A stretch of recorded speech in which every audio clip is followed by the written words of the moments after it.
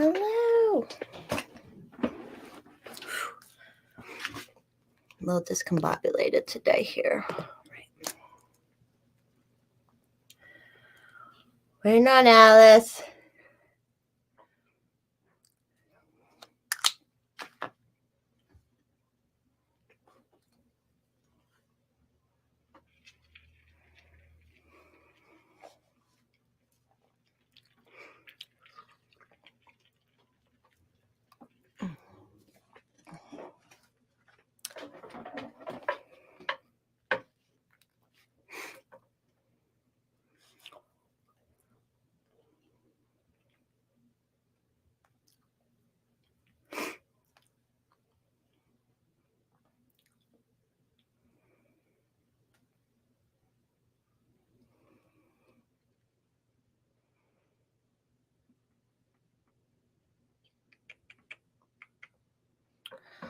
Hello. Hello, everyone. We're waiting on Alice. No guest tonight. We were supposed to have Yell. She wasn't feeling too good. I'll repeat that when Alice comes in, though.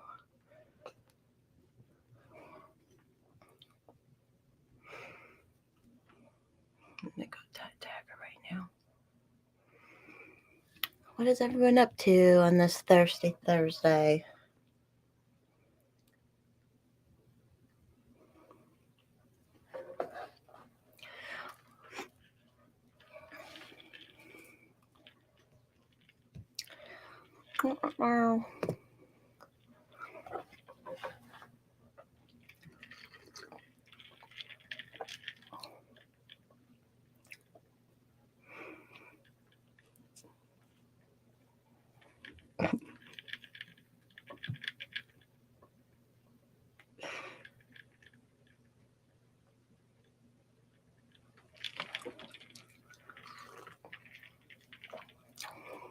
Shorts.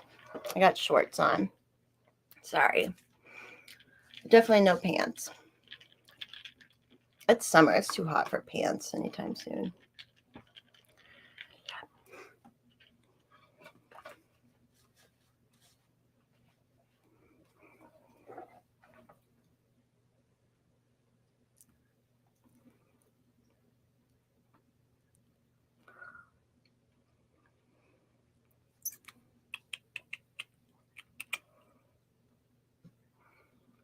Just some dead air time, y'all. Sorry.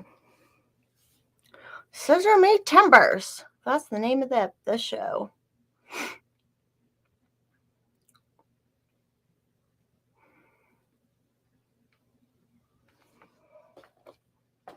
Hello, everyone. Get my numbers up too here. Where's First Shot? First Shot, are you here? Or was it just gonna be? Ah, here she is. Here she is. Did you see me? I tagged you on Twitter. No. Alice. Sorry. Kidding. Okay, no. Later, and What? Go ahead. we started later, and I'm still late. Hey, man. I basically just sat down right at the half hour, so it's all good. Yeah, we just finished eating our burgers. Oh, good. Were they delicious? They were frozen burgers, so Mine were too. That's like the easiest, you know. yeah, they weren't like the good frozen burgers that we get. They were I like, still ate it though, right? fuck yeah, I did. I'm not picky. I grew up poor. I'm like, whatever. I'll eat it all. It is better like when you mix your own and you can like mix flavors in. Hi, kitty. But then it's also like, fuck it. Yeah, Anna makes really good homemade hamburgers. Oh, good. I'm not good at that. I could throw a meatloaf together though. That's easy. Are you not good at like making the patties the right shape and stuff, or what?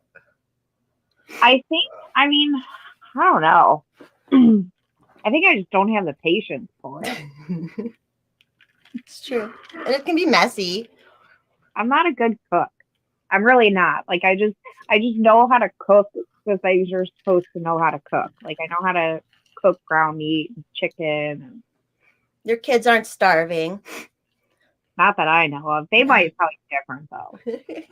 It's like, I need a snack. I need a snack. Right. Are you teaching stuff right now, or are you still on like a little break with them? No, we're teaching stuff. I actually was doing flashcards with Grayson today, and I was so proud of him. He went and got a paper and a pen and was like trying his best to write the word down. He like just started to learn to write. I was like, oh my god, my baby. But yeah, we try and do it all year long so that like it's Why not not?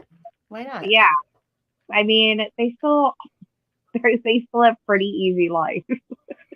Well, and like sometimes when you are home all the time and don't have the schedule of normal school, like you just can make your own schedule like that because you're just Right. doing your own things, and it's like, oh, you know what's best and what's most productive for them and when you need to do stuff. So it's like, what is? And then too, you don't like with your vacations, you can just plan them when you want to fucking plan them. Yeah. And it's cheaper too to Hell go in yeah. like the off time. I know, I love that. Like that would be just with the way I work and stuff. Like we can just do. It's up to him if we can't go somewhere. I'm like, oh man, it would suck if I went back to work full time and have to be like, ugh, gotta ask for days off and. Yeah, This works out good because I can help my family all the time. I'm always picking people over in the airport. You know, I do that kind of stuff. So good. Adam's the airport picker upper. Yeah, he's gonna have to pick me up in September. I'll be with him though. Well, hopefully I'll be with him unless I'm here like I have to get all this stuff. Right. Yeah, I need to. I'm gonna wait a little bit to buy just in case prices go down a little bit. And then I'll figure it all out. So Gas has gone down. So yeah, exactly. So I'm like, it might. And yeah, I asked Hex, I'm like, if Forest Mommy like comes on a Friday, I'm like, do you just want to spend the weekend here too? We can just all just be here for the weekend. Sleepover! Yay! But Friday night, I'm gonna have to go to bed early. That's true. We have to be good on that Friday night if we come over that night. We'll be responsible. We'll be responsible. Yeah, as long as I don't get like drunk, I'll be fine. As long as I'm not falling in fire pits, we'll be all good. There was gonna be another girl on tonight, but she wasn't feeling good. Yael, she's not on Twitter anymore. And then there's another girl, but I haven't really heard from her either. Sarah Rozzi. I don't know if you follow her on Twitter, but she's college age and she's been fighting the vaccine stuff at Rutgers University the whole time. You know, the whole time, and now they're not letting her register even for like an online class. Oh, okay. I know who you're. I know I don't follow her, but I know who you're talking about because I've seen. You saw the stories, yeah. Because she's been on like she was on a news channel last night and stuff too. It's like, it's so fucking stupid. Like, come on. It's just, I don't get it. Dude, you're gonna have to go in the house because you're kind of. I love you, but you're kind of annoying me. No, why? Is it too hot? No, it's like when he gets really, really lovable and he doesn't have my full attention, he'll start like rubbing his mouth on my hand. He's like drooling and biting. It's like he's a dog. It really is. It's like he goes into dog mode. But he's like, I just love to be loved and be a bad boy. Guess what my cat did this week? We think we figured it out, but so she has used a litter box literally since the moment they found her as a teeny tiny baby. She's been flawless about litter boxes. Now she's almost 2.5, or she's 2.5, almost 3. Always use our litter box, which we have like a little kitty door that goes out to the garage, and that's a little thing for her. Never a problem ever. And then a couple days ago, all of a sudden, while we were here, she pooped in the house. Never one, and there was like a ton of poop, like she'd been holding it or something. So we're like, but nothing's changed. No food changed. We haven't done anything stressful, you know, because then we're like, it's when they do stuff like that and you made a change, it's kind of understandable, right? Like, no changes, nothing, like absolutely nothing changed. And then, and she seems okay. I mean, she's drinking, eating, running around like crazy. She seems fine. So what we think is maybe her tail got stuck in the cat door or something when she was coming back in or something. Maybe it scared her. Yeah. So we redid the whole thing out there, and then like we have it taped up for right now. And so this morning I put her out there. I mean, she literally learned how to use it within like a minute when she was a baby kitty. I was like, I threw something out. She like went out. She knew how to use it. You know, I'm like, what is going on? Because it's like, how do you go? Like, you don't. We have to worry about the dog with accidents sometimes because he's old. And I'm like, well, I got to worry about her. And she's been so. That's why you get cats because they use it. And it's so easy. And we're like, I didn't want to bring the litter box in the house, but I'm like, that would. But Mr. Forrest mom is like, we'll just have to kill her if she does it. I'm like, great. Hey Kenny, hey Joe Morgan, hey Soder. But so she did poop as soon as I put her out there today, and then she did go out and use it for pee one day on her own. So I'm like, okay, we'll just keep. He's so cute. Colonel. That's on my timeline today. Happy National Nude Day to everybody, by the way. Yeah, if he would just poop and pee where he's supposed to, I wouldn't get so mad at him. Oh, does he do stuff outside the box sometimes too? Yeah, he and our another cat we had are the reasons that my husband's like, we are not adopting any more adult cats because they're the only ones that we've had constant issues with them going outside of the litter box. You know, I wish I had a cat. The other cat I had was sweet like that, and I miss that kind of sweetness. When you come here, yeah, I'm ready. I'm gonna love you. It's ridiculous. Ugh. He's like a doll almost. Yeah, he's like whatever. My cat's like, I think I don't know if I've brought her on here, but she's like, if I pick her up, she's like, push as hard as she can. Like she puts up with it. I set her down. She's not like she runs away, but she just does not like it. I'm like, you little feral bitch. But whatever. Will she let you kiss her? Sometimes, yeah, she backs up, but sometimes I could still get her. And she does like come up in the bed and snuggle once in a while, or on the couch. She'll snuggle every now and then, but she's just her own thing. So freaking animal. Okay, I'm gonna put you in because I'm gonna smoke too. Yeah, look at him. He's just like a big fat baby. I love it. Oh, and I just saw the other day when I was on my weirdo cat page, this lady, well, two ladies actually, the cats they're fostering just had litters of kittens, and they're like gray and white and like tabby type mixes. They're just little tiny nuggets right now, so you can't really see their markings. But they're gonna be at when they're ready, they're going to the shelter by our house, and I was like, Adam, that's like perfect timing. We'll just go and he was like, yeah, because we're thinking after. Where are you? Is this weird or you about cats, getting cats? Well, no, it's we. Okay. Well, the timing, because we're going out of town for like 3 nights in the end of August, and I was like, I don't want to leave a kitten here by themselves, so we're gonna go. Yeah, we're gonna go when we get back. So I'm like, that's like perfect timing. Well, now I'm covered in cat hair. Good night, Colonel. Thanks for popping in. Sweet night. Yeah, you might as well get time it out like that. That's fine. It's all good. Oof. Yeah, I'll just have to tell all the children when they're here for the vow renewal, they can't fucking see my kittens. Have kitties around. You don't want the kitties around, or you do with a bunch of kids? What I don't want is if they're, because I don't know how many kids are going to be here like earlier in the day. What I don't want is for 10 kids to walk up to me and be like, let us see the kitty. Right. Especially on your fun day. Yeah. I don't want to be sitting in my, well, actually, that's a lie. I was about to be like, I don't want to be sitting in my room playing with a kitten. Sure I do. Just a kitten, man. So fun. They're like, I've been around them so rare in my life. Just this one, and then a couple of my neighbors would have growing up. But they're so cute and so little, and the ones that are like active and like to play with you are so like. Remember that guy who found the like 18 kitties on the side of the road? right? And Like they were so friendly. They were so yeah, sweet. you were like, yay!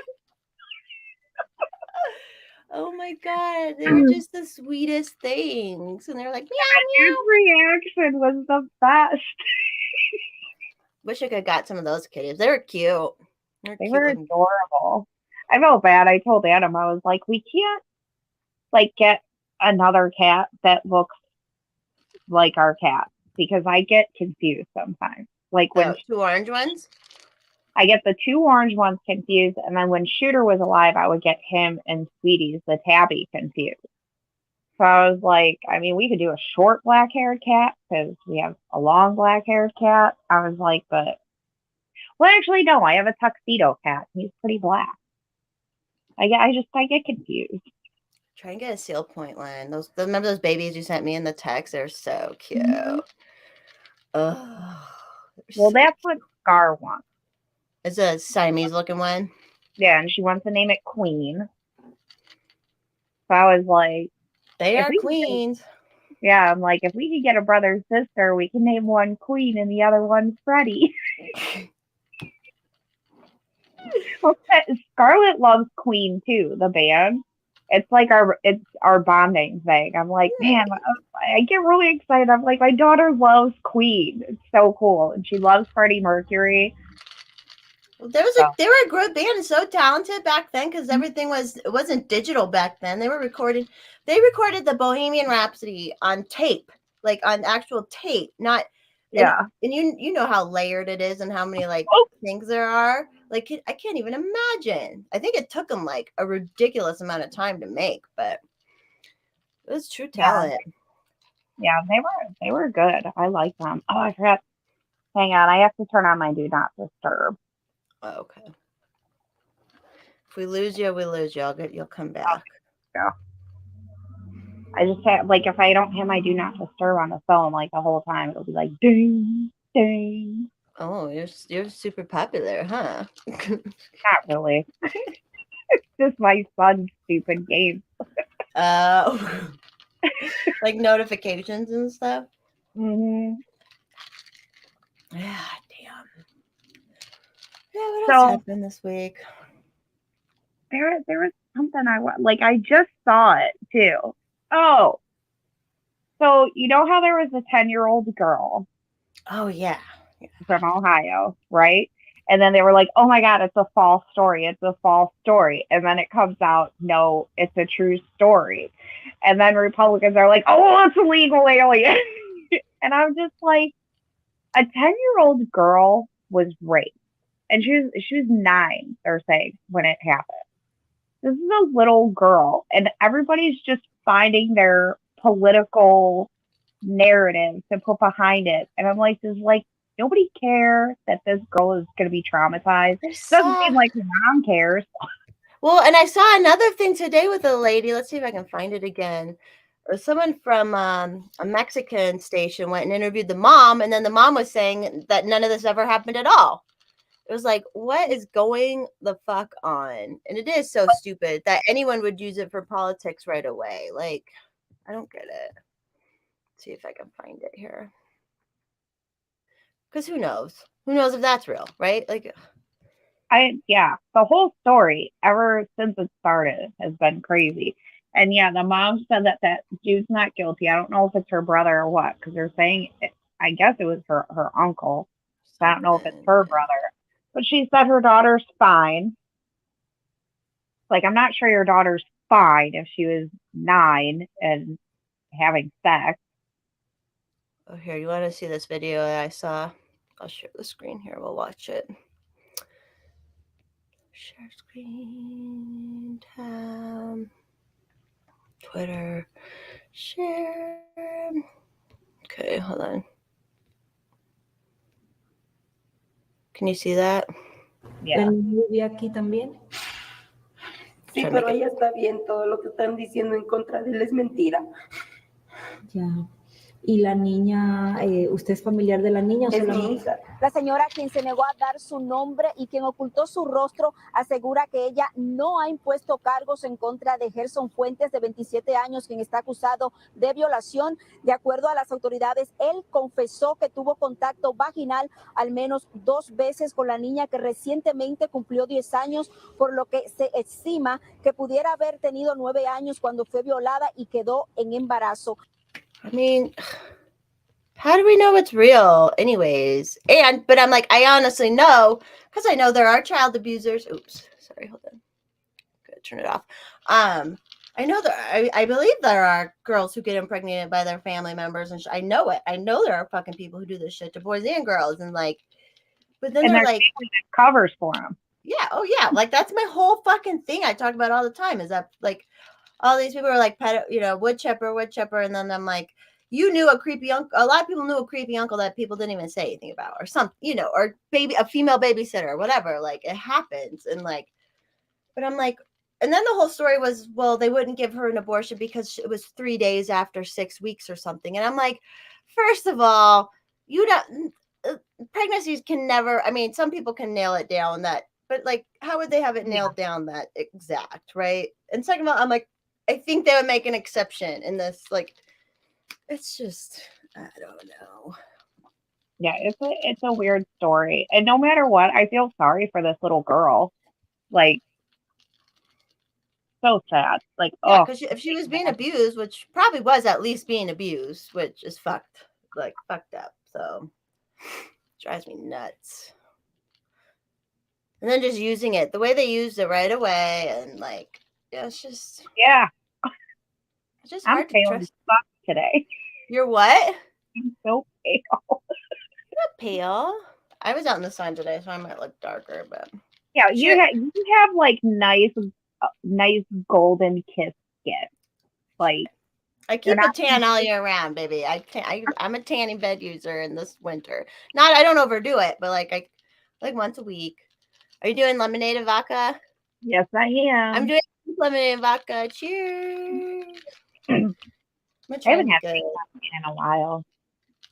I've been trying. I like that. Oh, go ahead. You're trying to get what?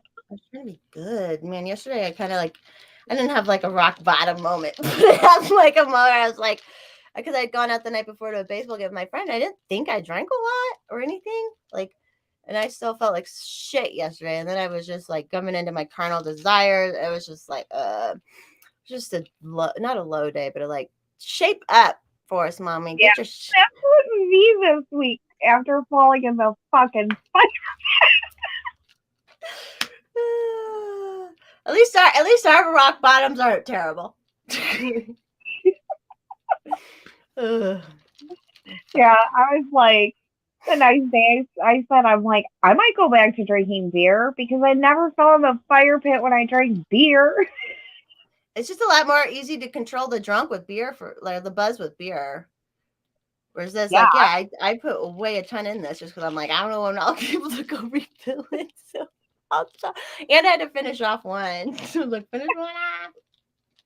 I think that didn't help me because I had 2 bottles of vodka and I got to the end and I was just like, well, dumped it in there.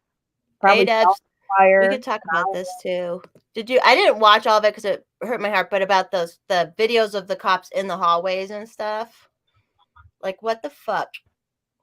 It's something's up. Something's up. There's no way there's something not up with all that bullshit. I'm sorry. Like, there's screenshots and they're like laughing. Like, how in that moment do you even laugh? And I definitely have dark humor, but my humor is not that dark. Right.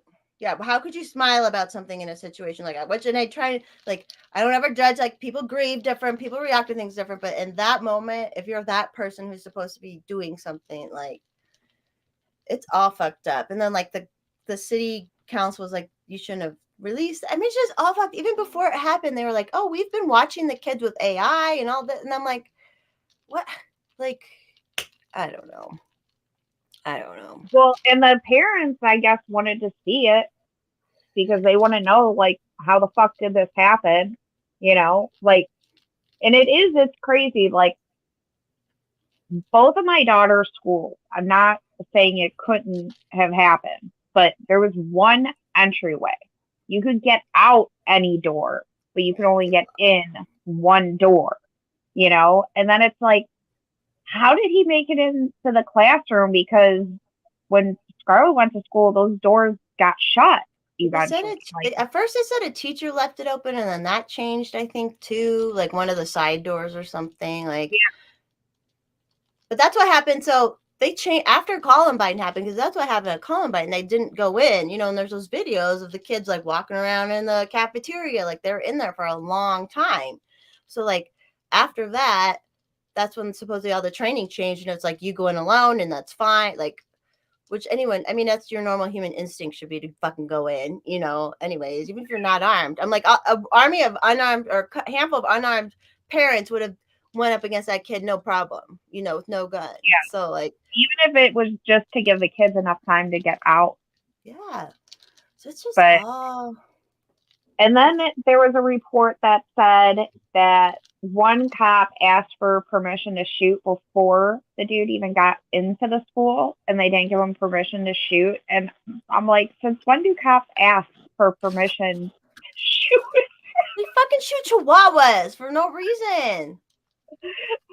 And that's why it's like, it makes it see. And then remember how Beto O'Rourke acted all crazy right afterwards? And I'm like, this is just a conspiracy theory, everybody. But I'm like, there is no doubt in my mind somebody like him could pay off, because he was connected with people in this either in the town or the chief or something. He was connected to them. Like, what's to stop these politicians from making these, or like, you know, causing this to happen? The Discord, with them talking to them in the Discord, and like, and then right away he came out and was acting all like, you know, he like interrupted that meeting and then like went to the NRA thing, and it's like, that's sus to me. Like, that looks like you were like up and ready to like, and you were like going after the wrong, like, why not go after the parents, or why not go after, like, it's just weird to me. It's all weird. It's fuck that. And then the Matt McConaughey right after too. Like, what the fuck? Like, what the fuck was, I know he like lived there or whatever, but like, and the wife and the shoe, like, what the fuck? It's the shoes, like, oh, that, like, yeah, I was so disappointed with Matthew McConaughey with that. Like, I don't like look at celebrities like for any kind of political whatever, but some celebrities you look at, like, they seem to just not give a shit about that kind of shit, and he kind of just had that attitude, you know, like, kind of just looked at both sides like they were crazy, and then he's speaking at the White House and doing his thing. It's like these people are literally paid to do advertisements. He's paid to advertise for Lincoln. Why can't they be paid to advertise for all this political shit that they do? Like, it is. They are. I bet you, like, when Biden was running, I bet you The Rock was paid for his endorsement. All of them, or paid, or extorted, because like the people from Bohemian Grove and Epstein Island have pictures on them, so they could make them say things. Probably. Right, that's true too. That could definitely be it too. Yeah, it sucks, man. Like, I wish just celebrities would just shut up. They drive me so nuts. Like, the way they try to act like they're so in touch with the common man, but most of them have never really had to work hard, you know. Like, there are some, you know, like Adam and I were talking, like, there's a country artist that we listen to, and he didn't get bigger till he was older, so he worked a lot of odd jobs, and he was the grunt dude, so he just like knows that blue collar shit life, you know. Right. But like somebody like LeBron James, when people were like, he struggled, I'm like, he didn't struggle. His mom might have struggled, but he didn't fucking struggle. He was the star of his school. Everybody fucking loved him. He was 18 years old, signed $1 million contracts with Nike, with all this. He never had to worry about paying an electric bill or a mortgage or any of that. He's never had to worry. It's completely different. And he's doing something he loves. He's doing something he fucking loves. Like, more power to you, bro, but you don't know my life. And they drive me nuts too, like especially like the Black Lives Matter ones, and they'll talk about single black mothers, and I'm like, then go fucking buy a single black mother a house. I mean, you can say in a like around here, you could still buy a single mother a nice house for like $250, paid off. What's that to you? But no, you want me to be taxed more so that I can give my money to somebody who's struggling a little bit less than me. And it Like, doesn't even make it to them. It goes to the politicians anyways. it's so fucked up. What is that? It says McConaughey is a Hollywood meth head. Alex Jones. Okay. McConaughey is a Hollywood meth head. McConaughey is a Hollywood meth head. Yeah, like he always just seemed like he always kind of seemed like his character in Dazed and Confused, you know, like just all right.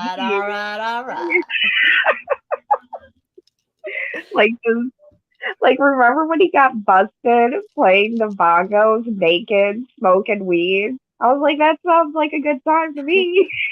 That's how the parties end up at your house too. Like, it's all good. No, it's just so dumb. Like how people don't get it. I'm like, they're like, oh, celebrities, and it's like, you see that they're paid to sell you fucking cars or whatever. So why would you believe? It's like they're paid for everything they do, and it's no secret that, I mean, how can you not see that Hollywood is all liberal Democrats? How can you not see that? It's so obvious. It says, don't NBA players already pay a bunch of single black mothers throughout the country? Technically, yes. Not all black, probably. There's probably a lot of diversity in their single mothering. Yeah, like, sorry, honey. I'm sorry. I was throwing stuff away. So, aren't you proud of me? I'm throwing stuff away. Is he going to beat you? Is he going to beat you right now? Are you in trouble? Are you going to beat me? He's ignoring me. Well, I started throwing stuff away. I feel good.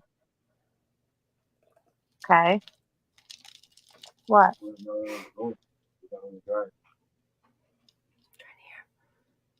What's not in the dryer? You just showed me the text that I sent to you. Go ahead. They're fighting.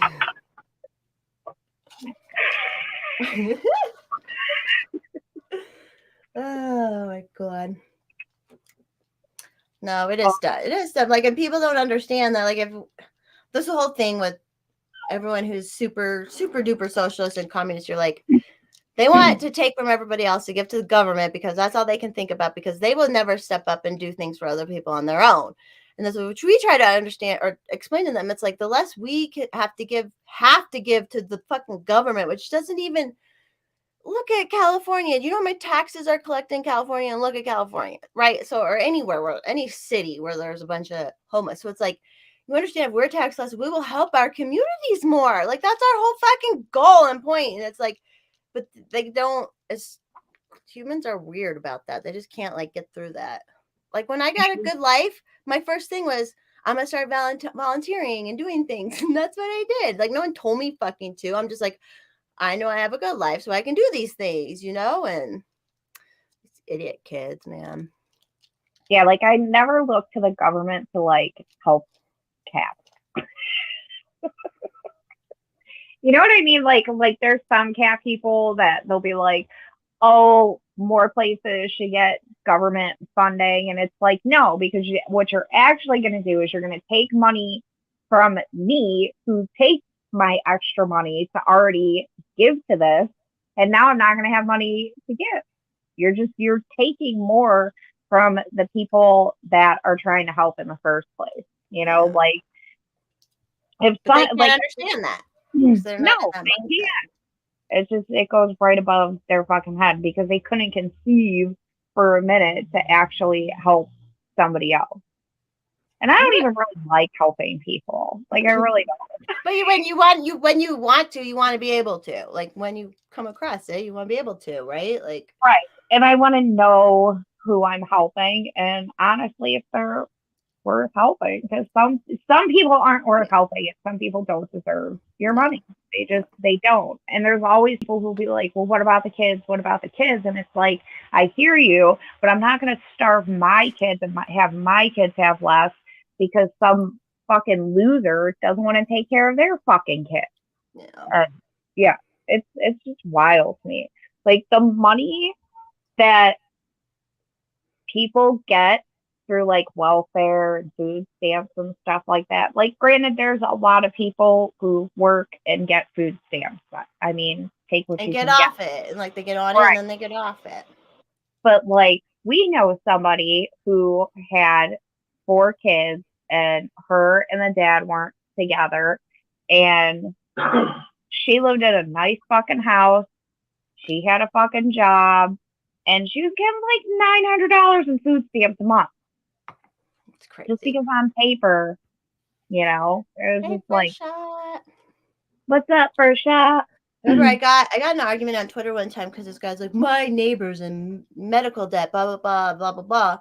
And I'm like, did you offer to go over to like help him do some household chores or pick up groceries for him or do anything like that? And they're like, that's not my job. But then he's saying he wants like all this money. Like, and I'm like, it's just like, it's so, it's so, you can't change people like that because it's the servant's heart thing is like, it's there or not, or like, I don't know. It's just, it is what it is. It is what it is. Yeah. Like my parents had medical debt with my dad.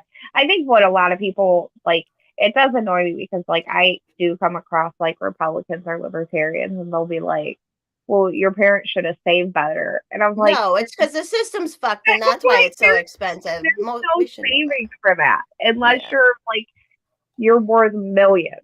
Like, I don't think people understand, like, even with my dad, so he had Medicare, but they did have private insurance. But a lot of stuff isn't covered under that. Like his special shoes weren't covered under that. His wheelchair, my mom had to pay $15,000 for that fucking thing. They only like helped like a little bit on it. And all that shit adds up. Like I even realized it with Scarlett because she still does have skin issues. And they were like, oh, go buy her this. So we'd go and buy her this and we try this and it's in it. So we're like spending like $100 a month just trying to buy this shit. And then they gave her eventually this like topical shit. And I looked up how much it was to get it without a prescription. It was like $50 for this tiny little fucking thing. So imagine if for whatever reason that wasn't covered, because it's not going to be covered for everybody. No, like, it's stupid how expensive the debt and like isn't medical debt can get passed down sometimes too. Like it doesn't get erased sometimes, right? Or did it get erased? Yeah, I think sometimes it depends on the state that you're in, but I'm not sure. Like my dad, he eventually didn't have any medical debt because my mom got money from my grandma when she died, and my mom just paid a bunch of shit off. And my sister was still pissed at her.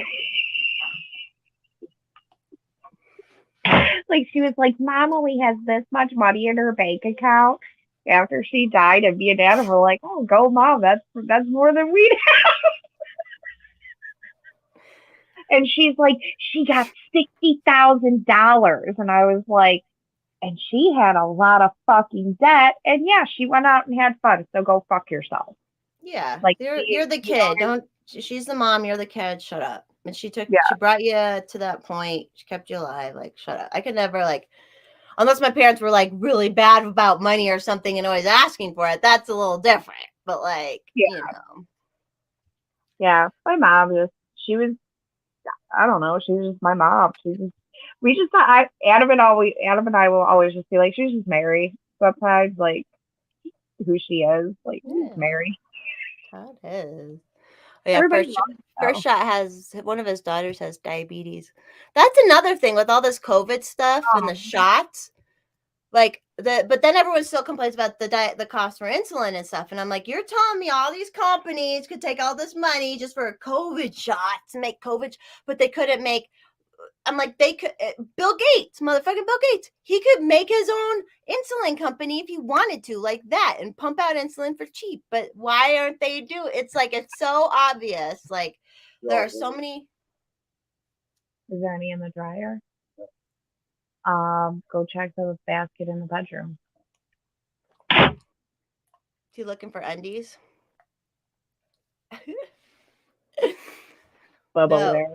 it's like it's just so stupid. It's so obvious to people like what they focused on with health stuff, but then they complain about other stuff, and then they want the government to take care of everything. It's just like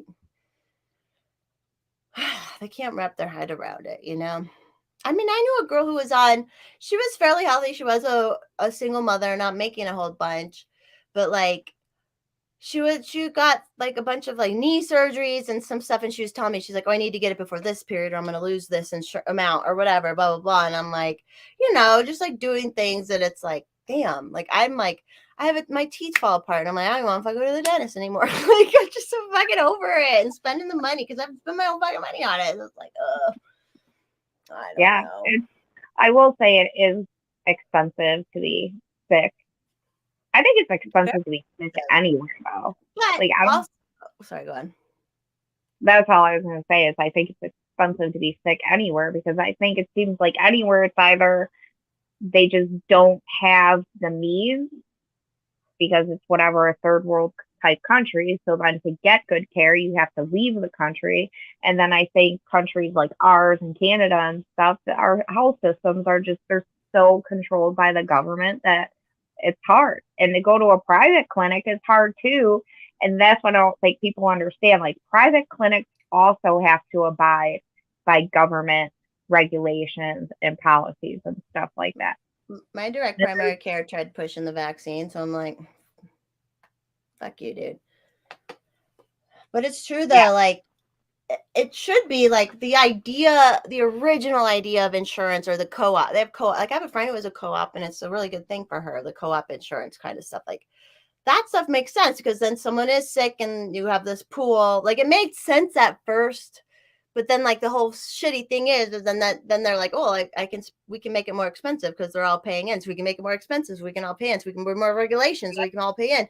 Like that's it's the whole thing with like fucking credit cards at Home Depot or whatever. Like then they made everything more expensive, like all the like stupid shit that you would put on a credit card, like patio for it. Like it's just the same, or cars or whatever. Like it's just stupid. And then like the whole thing, they regulate, okay, so we have to have health insurance, but then they say, well, you can't shop the one over in that state. You have to do it, you know, you only have these choices. And I'm like, well, like there's no free market to it at all. It's just so annoying.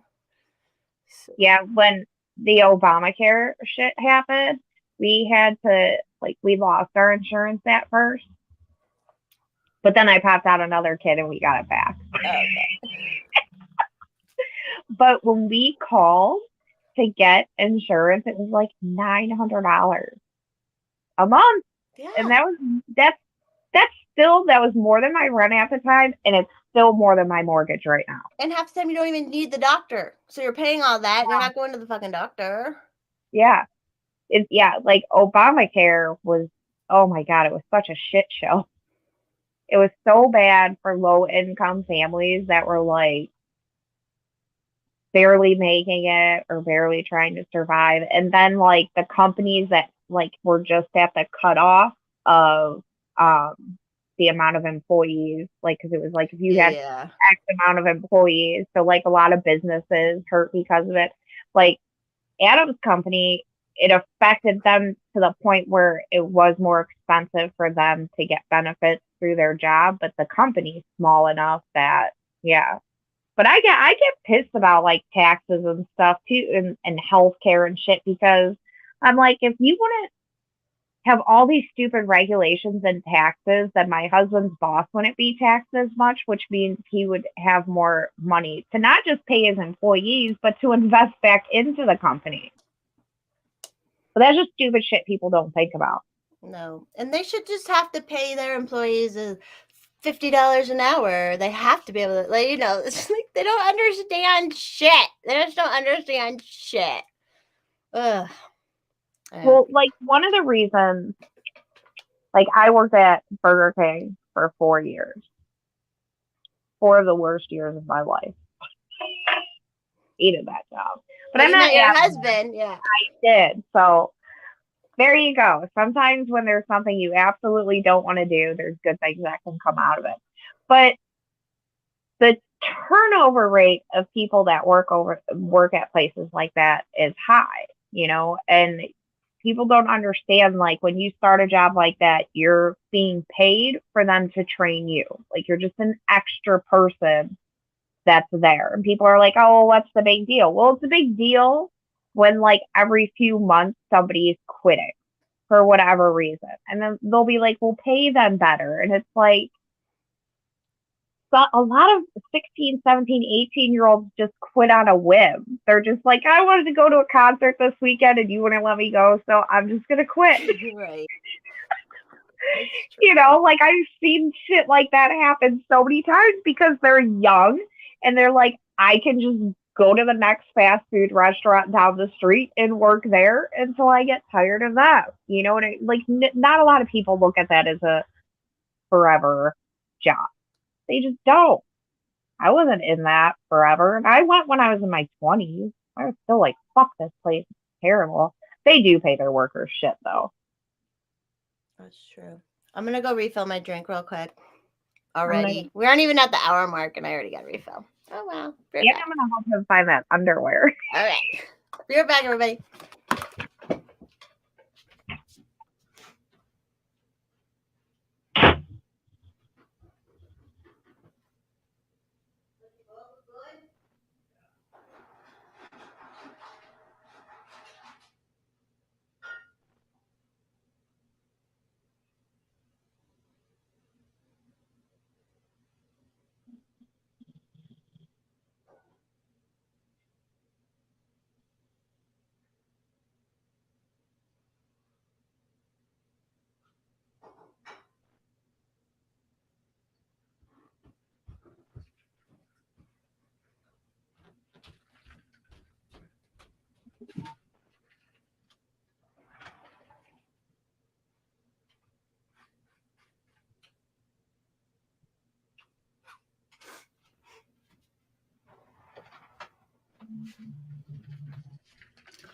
First shot. Have you looked into co-ops and stuff yet? Or direct primary care? Or I guess health savings account? Probably the best bets. Just pump a HSA full of money for those 10 years. But I have direct primary care, but it's simple for me. It's just me. And I'm healthy. I basically pay $1,000 a year to go to the doctor once a year, but I can go if I am sick, I can go. I know my friend's in a co-op, and she broke her ankle right at the beginning of COVID, and the co-op worked out pretty good. I think she ended up spending eventually like $5,000 out of pocket, but it was like over time to the co-op, and the co-op, like, I don't know. But I know the direct primary cares are starting to get bigger, and they're trying to do like surgery centers and all this, but they still are. It's all about the American Medical Association, all this bullshit. There's just so much fucking regulation, and the malpractice insurance and all that shit. It's like, and like I said, my direct primary care doctor, who I loved, because to become a direct primary care doctor, you have to kind of fight your way out of the system a little bit. So you have to be a little bit independent, right? And then the first thing he was like, I went in June 2020. He thought it was all kind of dumb. The mask was dumb. And then I go back December 2021, and he was like, well, why didn't you get the vaccine? And I'm like, motherfucker, I'm like, why are you even asking me? So I'm excited to go for my next appointment and be like, so how many of your, because it's like a club doctor, a concierge doctor, so I'm going to be like, how many of your clients are sick from the vaccine now? I can't wait to ask him about that. So. But he's so hot. That's what sucks. He's hot. And then the last one, when I was doing I'm such a pervert. Like, Like I love doctor porn. So they're like, I'm always just like, God damn, you're like filling me up, and I'm like, I'm so bad. I'm the worst person in the world, but you know what? I can admit it. I was saying that my friend was like part of a co-op, so it's like kind of insurance, but small, kind of a lot of farmer Christian families in it. And she broke her ankle the very beginning of COVID, and like she had to get ortho surgery and all that. And it didn't come out too expensive, but she does have like she does okay. So it's like, but it seemed like a pretty good program. Because First Shot wants to retire early, but his daughter have diabetes. I moved out when I was 18, 19. And at that time, if you moved out and you didn't go to college, you were off your parents' plan. You were done. So I was off my parents' plan at the age of 18, 19. I was paying my own at fucking night. And then I was trying to be responsible because, hey, if you get hurt, you need health insurance, blah, blah. And I'm like, broke as fuck.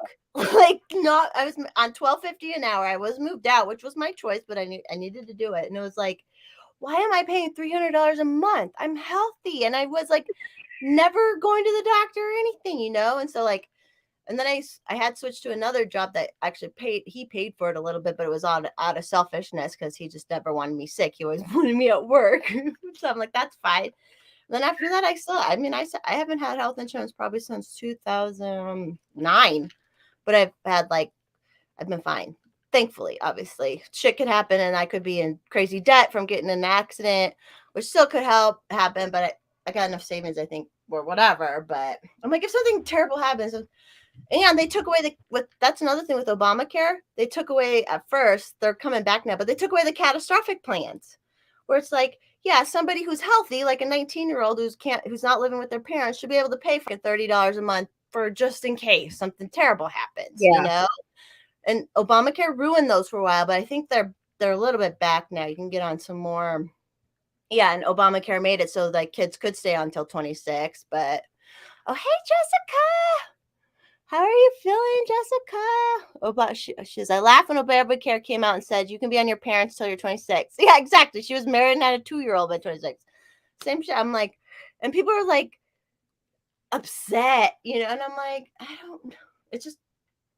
It's so obvious what they did with this as a fucking, and then the government thuggery made it. Oh, sorry, honey.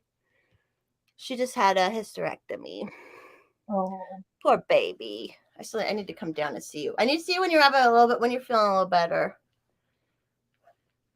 My cousin had one of those, and she was so much nicer afterwards.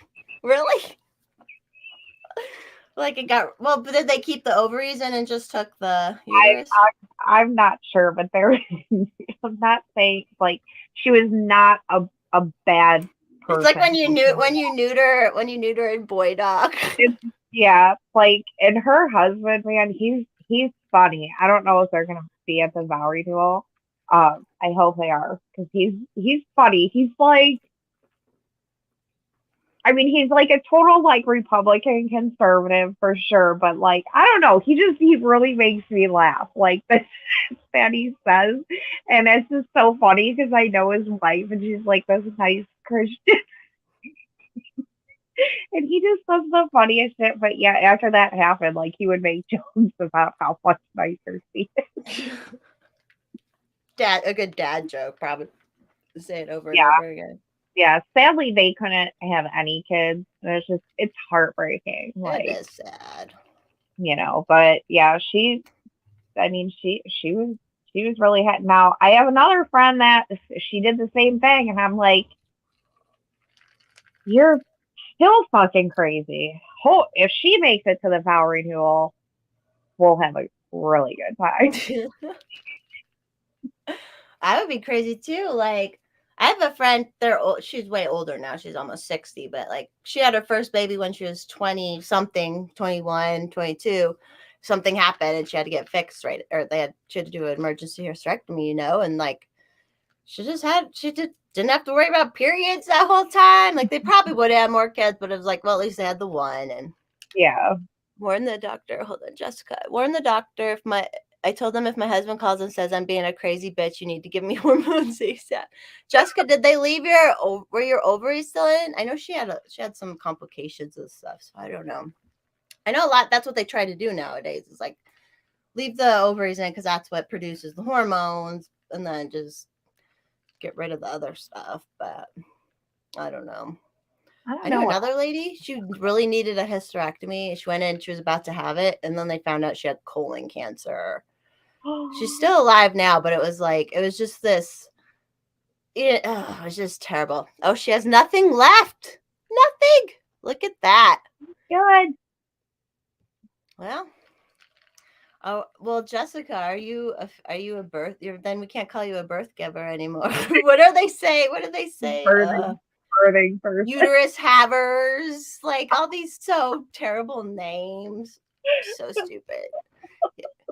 Because the cats are. Yeah, I agree, Jessica. Get it out. Might as well. Yeah. Birthing person. Well, she still is a birthing person. She had a child, so it still counts, I suppose. But I'm not a birth. I haven't birthed anybody, so am I a birthing person? I don't know. Like, it's just funny. What these stupid? And then they're the ones who say the whole Handmaid's Tale shit, but then they also are the ones dehumanizing everybody, and I'm like, right. I won't even watch that fucking show. It's rough. Yeah, I've watched a little bit, but because people are just so obsessed with it that I can't watch it. I'm like that though. I can be like that a lot. Like, oh, everybody's watching it. I don't want to watch it. The roughest part about it was that it's set in modern day, and then they go to then the shit happens. So it's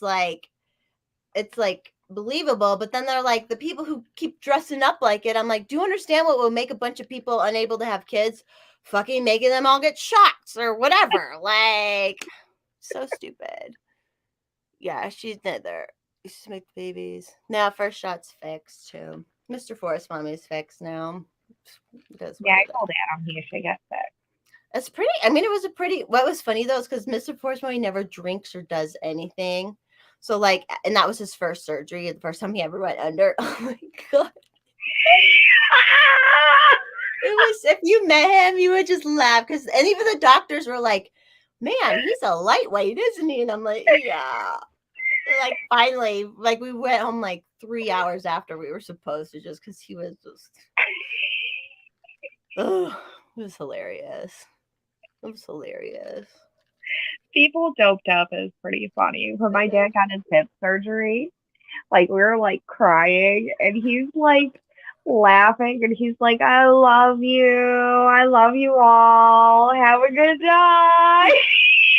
My mom too. She had hips and knees. She's had some surgeries, and I remember because she never drank or anything out growing up. So then seeing her then when she's on the fucking morphine drip, and she was just saying the crazy, I'm like, oh, I remember saying, I was like, just enjoy it, that you're allowed to be on the strongest drugs ever right now. It's fine. Yeah. First shot didn't go under for his vasectomy. What? Hey, Jake. So they just numb him. Mr. Forrest Mommy had to because he also had a cyst in his testicle. So they're like, well, let's just do it all at the same time. So it was a major surgery for him. It's all good. Luckily it happened, and that happened, I think that was February 2020. I think it was right before all the COVID bullshit. Oh, got that done in time. Thank God. He never technically went to go test them. And I'm like, I think it's fine. I think we're fine. I think we're all good. We're good. Yes. I think the younger you get it, though, the more likely it doesn't work. Or you can end up impregnating someone a little bit further on. We're good. I think we're past that point here in this household. So. My mom had a friend whose husband got a vasectomy, and then she ended up pregnant quite a few years down the road. And they thought about suing the doctor, and then they decided not to because they felt like if they did, it was like a slap in their daughter's face. Oh, that's We didn't want thoughtful. you. And I'm like, oh, that Thoughtful. sucks. But like, that's so sweet because they're like, dude, like, we wouldn't give her back for anything, you know? Like, That's sweet. Look, there's someone in the chat, Jake. He said he didn't go under for his and it didn't work. Yeah. Sometimes they don't even work. oh shit. Maybe you need to go under. I don't know. Maybe they Or like you just got to go check before you got to at least check if you're, Yeah, especially if you're younger. Oh, look at Jake. He got his at 25, and then we had his youngest 5 years later. Life finds a way. It finds a way. And then they're all like, with those abortion stuff, they're like, well, we're all gonna go get vasectomies, and I'm like, okay, like, or you could just not come in them. There's a lot of different things you can do if you're worried. Like, I don't get this horse as out of the barn fix. Like, why don't we keep the horse in the barn? Like, it's just so bizarre to me. And I want to talk, like, I will say, hey, I get, obviously abstinence is technically the best bet, right? But like, we're human, and I know like shit's gonna fucking happen if people are gonna do shit. So it's like, maybe there should be some people. Okay, that's a good technique for some people, and then there's other people who are like, maybe let's talk about some of the other stuff. Like, it's just like, so like, yeah, Jessica, no one has to have the beta bitches. I know. And then those women, I'm like, I've said this before. I'm like, how much are they getting laid? They're ugly as fuck. It's like making me jealous, for Christ's sake. I'm like, but I'm like, I think it is like this weird, it's almost like a religious thing where like, Christians have original sin. You're a sinner until you ask Jesus into your heart, that kind of thing. Like, I'm like, I feel like there's these women, they go through this college shit, and then they're like, yeah, I don't have to be a slave to my body. I can control it, or whatever with the abortion. I'm like, you could control it by not getting pregnant in the first place. Yeah, like there's control that can happen before that. And that goes for men too. Yeah. Oh yeah. I told my nephew, I was like, when he started having sex, and it was me and my mom. So imagine being like 16 and your aunt and your grandma start talking to you about sex. And my mom is like, I think you should wait, but I know that you haven't, and so my mom's like, you need to always use protection. And I'm like, yeah, like even if the girl tells you she's on the BC, you need to wrap that up. I was like, actually double wrap it. And I'm like, and try not to do your stuff in there. So he's just sitting there like, oh my God. And then my brother walks in from work and he's like, Dad, Mom and Grandma and Aunt Alice are talking, giving me the talk, and it's really weird. I was like, but it's informative, is it not? Well, how many girls do you, I swear, that's what I say. I say, hey, I technically don't like the hormonal birth control because what we've been finding out about it after the fact, right? It's not great, but I'm also like, get on it, whatever, if you're going to be fucking taking. But then I'm also like, if I've asked on Twitter many times, like a huge percentage of women get pregnant while they're on the birth control, and whether it's a mistake or whether it's they were having an oops baby on purpose to trap someone, which women who do that need to admit when they do that, because I know there are women who do that. My cousin was there are, and I'm like, just admit it in those times, because you're like, you have to set the record straight for all the silence, right? Like, but I swear, like every other woman's like, yeah, I got Mr. Forrest's mommy's sister was supposedly on birth control, and she only had one ovary, and she still got pregnant. Jessica, you got pregnant on birth control? Is that what you say? See? I'm like, just like, like we should tell people who are like these crazy people who are like, it's one thing if you're in a married relationship and shit happens, whatever. Like, it's just you're in a different mindset. But you have all these like crazy people who are apparently like getting pregnant all the time, and like, I don't know. The pill is the least reliable. You have to take it every day at a certain time. At a certain time. and you have to, and it's one of the, like, a lot of women that left Planned Parenthood because they were like, yeah, this place is like fucked up, said that they pushed the pill the most because it's the least reliable one. So they're getting money for the birth control, and then if they get pregnant, more money for the abortion. So it's like, yeah, I'm gonna get rid of mine. Your IUD, you have an IUD in there? Yeah, the only thing I'm worried about is it did help my hormones a lot, and it helped like with the depression I would get really bad around my period. So you have the Mirena? Is that the hormonal one? Yeah, so like, but I don't think it releases as much hormones. It's different when it's right there. That's the same with that ring, because that's all I did was 6 months of that ring thing. And it didn't make me feel crazy or anything, because they're like, yeah, it's because it's right there. But the dude I was having sex with at the time would get a rash from it, so I had to take it out anyways. I feel so much more balanced, and I still get periods, but they're not as brutal as they were. So it's like, but I don't know, man. I think there's really something to that birth control, the pill, because I know so many women that ended up on it young, and they're like fucking crazy. So I'm not saying it happens with every woman, but I wonder, like, let's say if you have been traumatized as a kid, or you do suffer from some kind of mental illness. If you're a female, what does taking the birth control pill do to you at a young age? Like messing with your hormones like that. And I think some of it's just the doctors too. Like I had a friend, and I mean, she's fucking nuts. I don't know how else to put it, but she's fucking nuts. And I just look at her, and sometimes I'm like, who the fuck is your doctor? Because I want to call her, because she just keeps writing you scripts for the latest new fucking drug or whatever. And then, like, you never deal with your shit. Like, you're still upset about what these two boys in high school did to you. And not to be like a dick, but it's not like what I went through with a guy. And I'm over it. I don't know how, like, I dealt with it. You know, I got help and I dealt with it. It's a horrible thing that happened to me.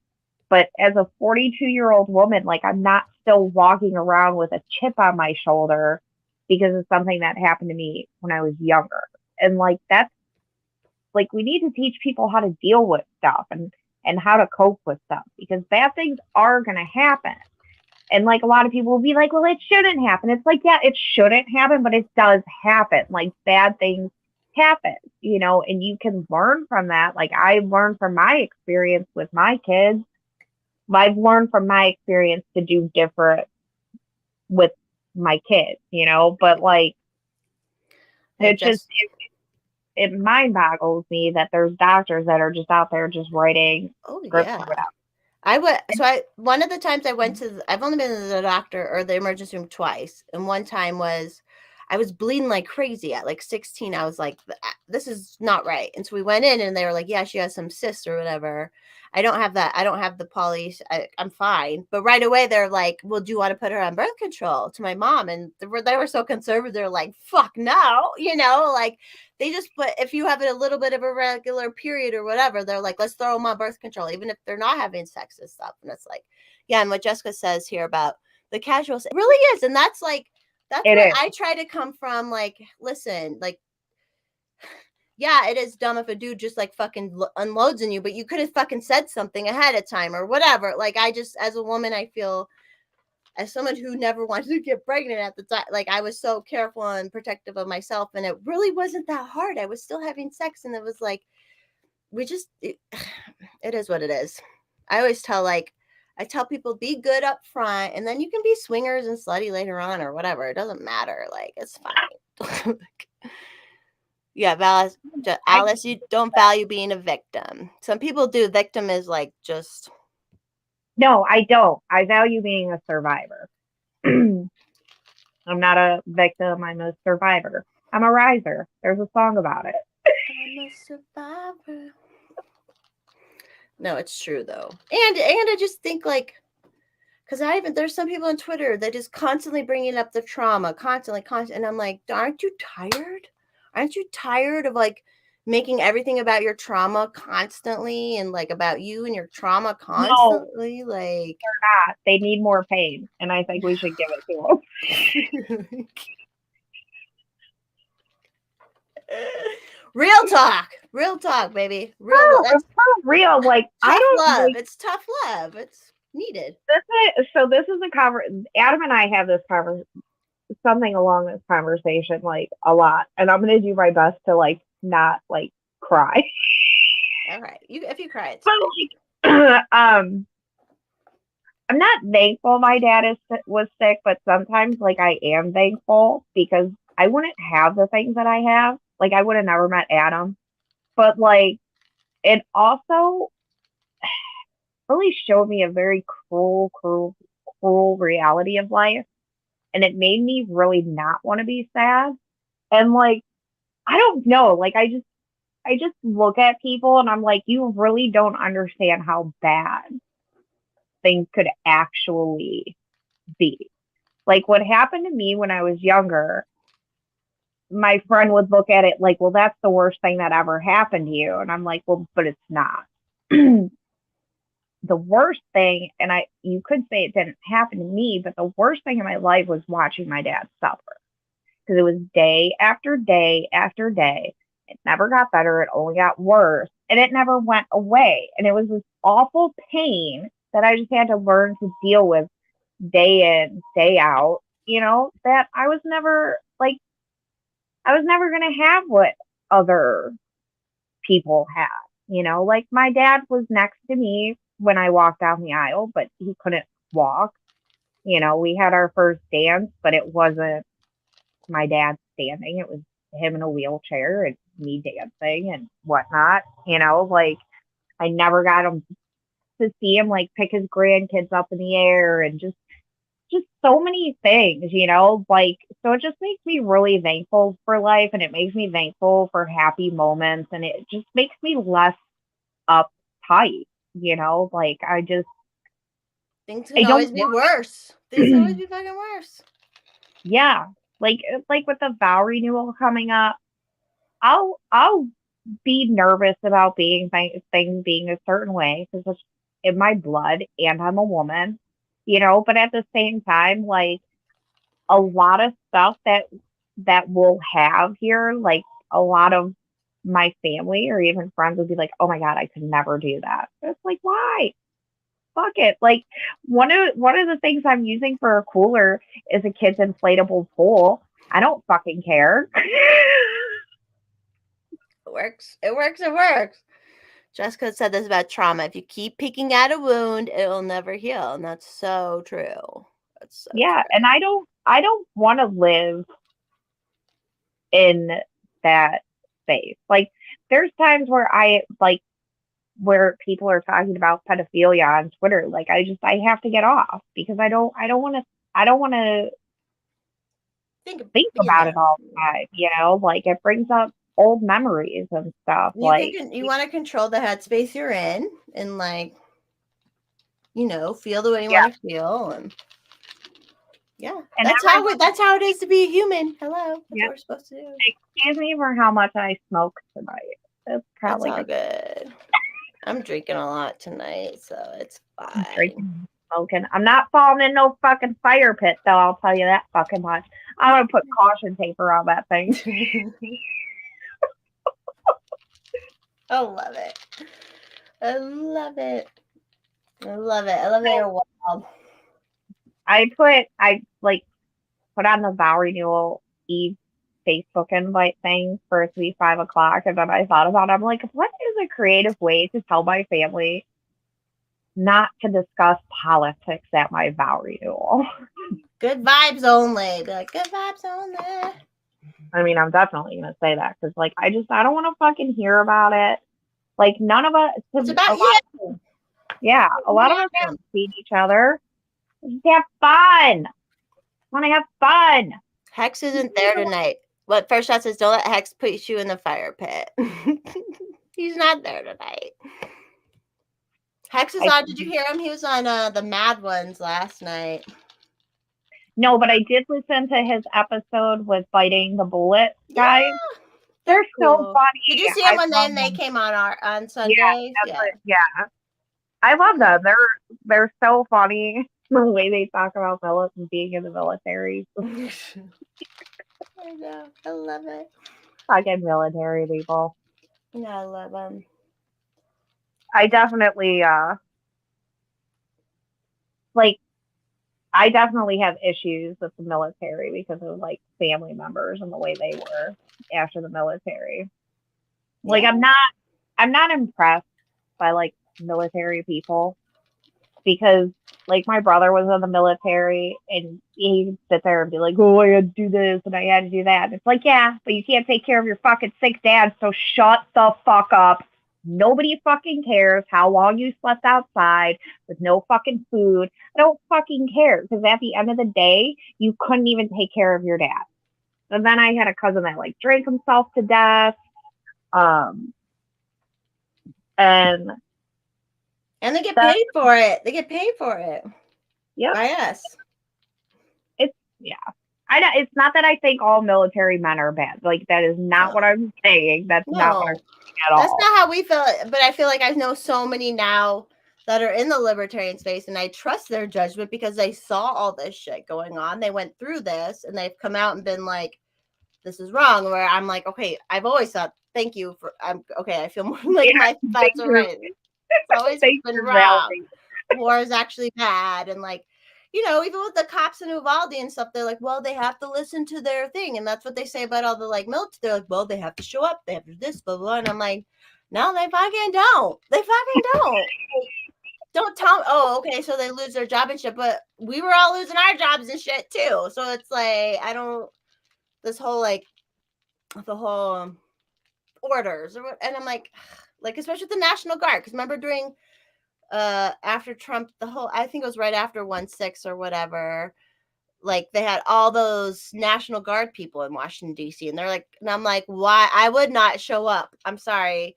I understand they get paid for it, but I'd be like, fuck you. Like, and I have my best friend's sister was in the Air Force and she did for the whole vaccine thing. She's done a religious exemption and tried all this stuff, and they like haven't really gotten back to her in the time frame they're supposed to. She's like, I don't fucking know what to do. And I'm like, good for her though, that she's like, no, this is wrong.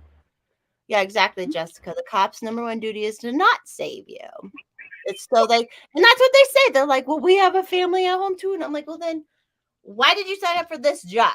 Like, what if you like be a fire? Like, that's what I'm like, because Mr. Forrest Mommy was a cop for a minute. But then he was a firefighter forever, and I'm like, yeah, that's hot. I like firefighters.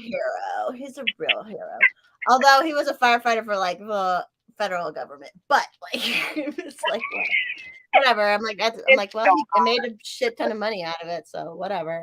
It's fine. They're a different breed, though. The firefighters are definitely a different breed. My nephew just became one in Atlanta. It's like. There are people that like take food to the police station up the street, and I was like, we should take food to the firefighters and the EMS. Yeah, the firefighters are different. It's a different thing because it's a jump into action, because a lot of the firefighters are EMTs or they're trained paramedics as well. Like they are just like you jump into action right away, and it's about saving people. Or cops, it's all about like, and they really have been trained. Because he says he's like the training he had way back in the day was like so different from, because now it's like you have to be so scared for yourself and protect yourself, and it's like no, like that's it's not how this works. But it is like that's what they do. It's like I don't know. I would become a cop, but I'm not gonna stop doing drugs. So you look good in the uniform. I would be like a hot cop. Like my neighbor's daughter became a cop, and I was like, she's old enough now, but I'm like, oh, she looks pretty good. Like she looks good in that uniform. Like I don't have a good enough history, but they need cops so bad because everyone's quitting. All the good ones are quitting now and stuff. So yeah, he was a Mr. First. Well, he worked at a federal facility, but he was a firefighter. So I So, already have to pee again. do you? Did you pee this lap when we left the last time? Oh, I didn't pee that How time, but I'm you, like, my son broke my fucking bladder. Like yeah, he I was get it. the worst, man. Like I showered all the time with him because I was always like peeing my pants a little bit. I Love hated it. going to the gyno because I'm just like, oh my god. You're like when I worked with old people and they were on the like bags where they pee on the bed. Sometimes the bag would break and they just smell like pee. It just smelled like pee all the time at the old folks home. That's What how are I you felt when I took care of my dad. Like I would take a shower and it was like without fail, he would need to be changed. And it's like, oh my every god. time? Jay, Oh, I'll arrest you. I'll be me. I'm like not good at being dominant unless I like want to, and then I can't be dominant. I'll arrest you. Be a hot cop. I'm only dominant when it comes to like household stuff. I'm dominant That's like when I go out with friends and stuff. I'm like, let me pay, let me do all. I'm like, I'm like walk or like the first time I went with Quincy, the first time I met him, I'm sorry I'm being so like I'm like dominant in that way, but then like as far as like in the bedroom, I just can't be I'm like, no, take me down. All I want all the time. And like I had a friend who he was a kind of a femboy crossdresser. It's not my current ones, but like, and he wanted me to like while he was dressed as a woman do things. And I'm like, I can't. I fucking can't. Like I'm sorry. Fucking can't. First shot. It's so I loved my job at the old folks home, but my job was fun. I did activities, so that was like the funnest job ever. Like you would be the activity. it was the best job ever. Like I first started in they had like a memory care facility, which was like legit. And it was so much fun, but they were like, a lot of them were kind of vegetabled out and like very sundowny and all this. But like my favorite part was like I put on music. So a lot of from the era they were from, like big band music, all the like sing song, and then that would wake them up and they'd like sing and like, but it was sad. And then I went just like to the regular assisted facility and we actually got to play like bingo and poker and we did chair exercise. I was the best. I did the chair exercises all the time. Like it was so much fun. I love that job. Bye, Jessica. Heal up. I'll text you, Jessica, about coming down to see you. But I love that job. But it's again, so for that job, this was like 2013, 2014. It was like $10 an hour. But then like the actual people who like went in their rooms, who like helped give them meds, they weren't quite nurses, but they were like they were a little bit like whatever they didn't make shit either. And I'm like, and I know that facility, it's right by my house here. I'm like, I know they made a lot of fucking money. I know they charged a lot of rent, I'm expensive. and they don't pay the people much. So I'm like, it'd be fun. I would love to open a memory care center one day and like pay people really good, charge people really good too. But like I don't know. I loved it was just amazing to see what our brains can become, and then like shit, if that happens to me, like when I get to this point, please kill me. Did you see that movie About Alice? It's Alice. It's called About Alice, I think. Did you see it? I've never seen the About Alice movie, but people It's what's her name? What's that redhead? The redhead from Big Lebowski. Julianne Moore. Yeah. So she's like an adult in her like 40s or 50s, and she starts getting a dementia type thing, and it's just all about that, and it's just like fuck, like it can happen to any of us. Because I remember at the memory care facility, there was a younger lady who came in, and she was way younger than everybody else, and she was strong, and like they had to end up taking her to like an actual like mental facility because she was like too much. It was wild. These people were wild, man. This one lady, she was old. She would sundown after lunch every time. She'd be fine in the morning. We'd be doing our activities, like fine as far as like playing along, right? But then as soon as she had like her dessert after lunch, she would be like, where am I? What is going on? Like what? this isn't right. I don't know who you are. Like then it's like her brain was still kind of fighting, like she was still partially in reality. Then she would go outside in our little yard and she would like pull the bench. She was strong enough to like pull the benches up to the fence and try to climb over and stuff. And like, wow, like wow. The human experience is so fucked. Like it was sad because people would come to see their family and they wouldn't know who they are. And like, but what can you do? Yeah, my dad always knew who I was, but he did have like moments towards the end where like we were in the living room and we were trying to get him to go to bed, and he pulled up next to me and I was sitting on the couch and he looked at me and he got really mad and he's like, well, move. And I'm like looking and I was like, where do you need me to go? Because I didn't understand like what was happening. And he was like, I'm going to bed, move. And I was like, Daddy, I was like, we're not in your bedroom. And he just looked at me and he had like complete confusion on his face. And he was like, I don't know how to get to my bedroom. Yeah. And it was so horrible to see him like that because through all of the MS, his brain was always there. Went after the muscles and stuff first. His brain was very much there. So it's very hard to see him not be able to speak clearly. But yeah, towards the end, there was a few times where like he didn't know where he was. And, it's rough. Yeah.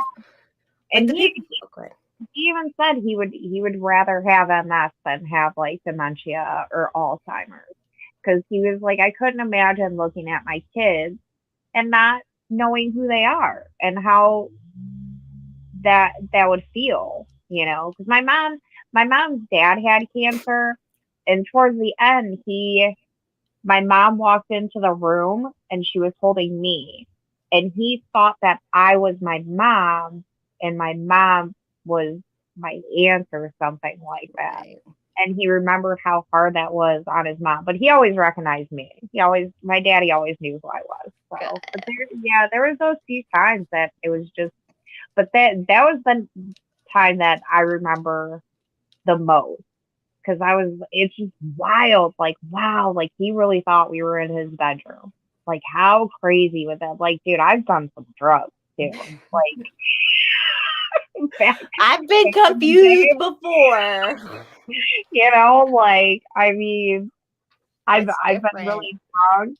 I remember getting really drunk and walking into Giant Eagle and being like, oh my God, turn off the fucking lights. What is wrong with this place? It's something. I was in there. I'm like, this is like a hospital. Why are the lights so fucking bright? And I still remember being in that Giant Eagle and how white it looked to me. It just looks so bright and so white. So I can't imagine like not being fucked up on drugs and like feeling like you're in a different room, you just are completely, the reality is severed. Like it's completely severed. Even people who don't have terrible dementia and stuff, when they're just getting older, because I went through all this trainings and stuff when I worked there, and it's like, sometimes when you have stuff you haven't dealt with in life, which we know a lot of people who don't deal with their bullshit in life, right? And then by the time they're older, now you're out of time. So in your mind, you're like fucked, right? And so like a lot of times people will say, oh, they're stealing from me, like, or they think people are stealing from them, or like all this just stuff comes up, and they just like, it's just like, everybody in the world, like out there, deal with your bullshit before you get old, because when you're old, you get stuck, and then it's not necessarily like dementia, but you're stuck in this like trying to fix this, trying to go over things you did to people that wasn't nice, or like, and you're just stuck in these like repetitive things, and it's like, oh my God, I don't want to get old. I take a lot of supplements that supposedly are like good for Alzheimer's and stuff. I'm like, I hope I hope me talking to Adam as much as I do about all the shit that like I dealt with in my life and in my family, like You I see, hope you're like you can tell when someone is where they have, like I said, these are people who like bring up their trauma all the time in an inappropriate way. That's one way, or like people who just like I can tell my mother is going to be it's gonna be not, but like it just like people who don't say, they don't have like whatever you want, ego death or whatever, where they don't like say, they just don't deal with like the reality of how that I'm not perfect. These things that didn't happen, they happened, weren't perfect, but I need to be the best person I can be. There's just all this work we've done as humans, even though like even at our young age that we've worked through and shit and the things we've gone through. And it's like, there's a lot of people who haven't, even with all this fucking therapy going on. Like, there's people are just popping pills. They're not going through shit. Well, I think a lot of therapists make it worse. I think a lot of therapists like teach people to like just live in their bullshit, and sometimes they validate it. They validate it. And sometimes you just need somebody to look at you and be like, and I'm not like, nobody had to say this to me. I guess I kind of had, I've said it to myself. But sometimes you need somebody to say to you, like, you're a wife and a mother, and you need to just deal with your fucking shit and get over it, because you brought people into this world that rely on you. And you chose to bring your spouse into it. You chose to bring your children into it. You can't sit there and throw your hands up like, oh, well, it's me, my childhood, this, that, the other thing. Like, I don't give a flying fuck. I don't want to fucking hear about it. Cry me a fucking river. I don't fucking care. See, this is what I was saying. You probably wouldn't have liked me a couple years ago because I was. No, I'm with you though. Like too, where people, if some people need to face their, people need to. This is what's wrong with society. Okay, this is what's wrong with society right now. Is tell me, Jordan. They refuse to look at their shadow side. They refuse to say, these things happen. I may act terrible because of it, or whatever. Or I'm acting terrible right now because of, and they don't even like. They won't even like. It's a surface level thing, right? We're like, when you deal with yourself and you confront yourself, it's shitty. It is fucking shitty. It feels shitty. You're admitting, you have to admit, hey, I'm a bad person when I do that, or I'm shitty when I do. Like, it's a very hard place to be for a little bit, but then you work your way through it and then you faced it. But people refuse to do that now. And that's why, like, I'm not religious, but like the whole idea of how people have lost religion, I'm like, at least religious people have like, they feel they have to be accountable to God. And like, there are so many people out there who won't even be accountable. If you can't be accountable to yourself, at least be accountable to God, right? But then there's people who won't be accountable to themselves or God or anything, and they won't be fucking accountable at all. And they're just out here like being as shitty as they fucking can. Like, how did all these, like the riots of 2020, like, no, that's not a good, not a good person did any of that shit. I'm sorry. There was no good people that was out doing some of the peaceful protests, whatever, but not the non shit was like, a good person doesn't do that. I'm sorry. Like, you don't. No matter, I mean, I get anger. Like, I totally, I get anger. Turn the light on so you can see my profile. Yeah. And I get people's anger towards the police. I get their anger towards the government. Everything. But that has nothing to do with a dad who just bought a fucking house and his house got burned down. That has nothing to do with the 60-year-old woman just trying to run a fucking deli shop that you just fucking burned down.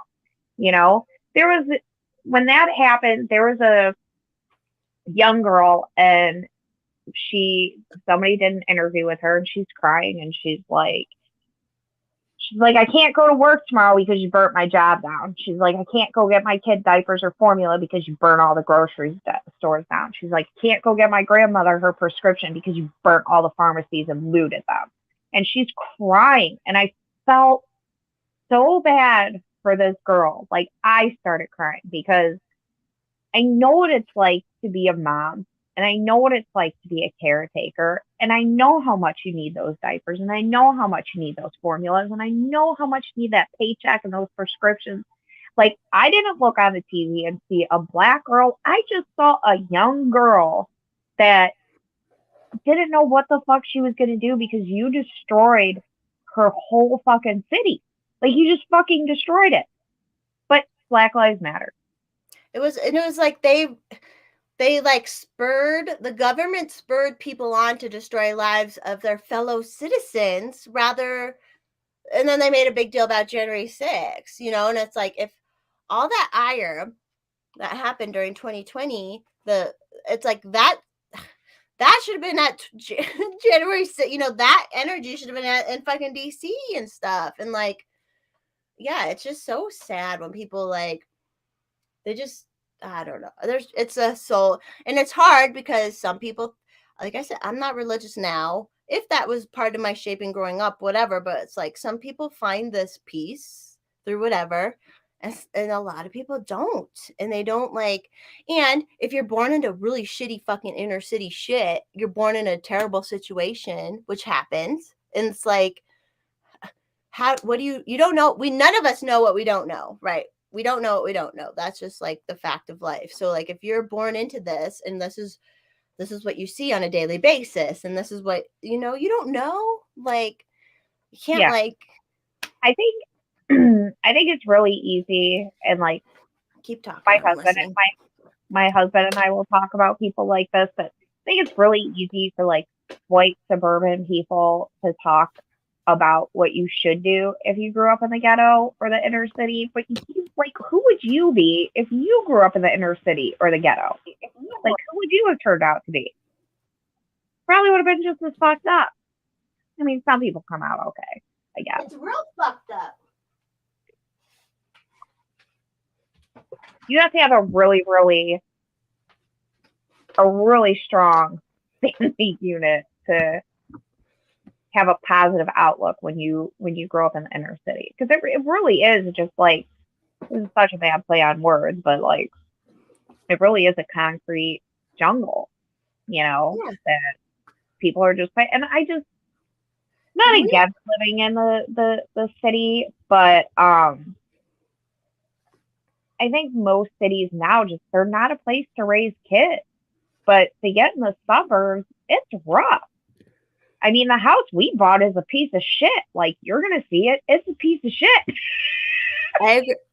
What First Shot says, even if you're born in there, and this is the thing, like, I'm like, even when they sell, if you're in the inner city and you sell drugs, you're a capitalist, baby. And you know, like, you want to cooperate with people and like get, you know, like, but it's just, how do we fix this shit? Like, I mean, I will never say black on black crime, but we all know in the inner city, whatever you are, it's just. Yeah, I mean more like,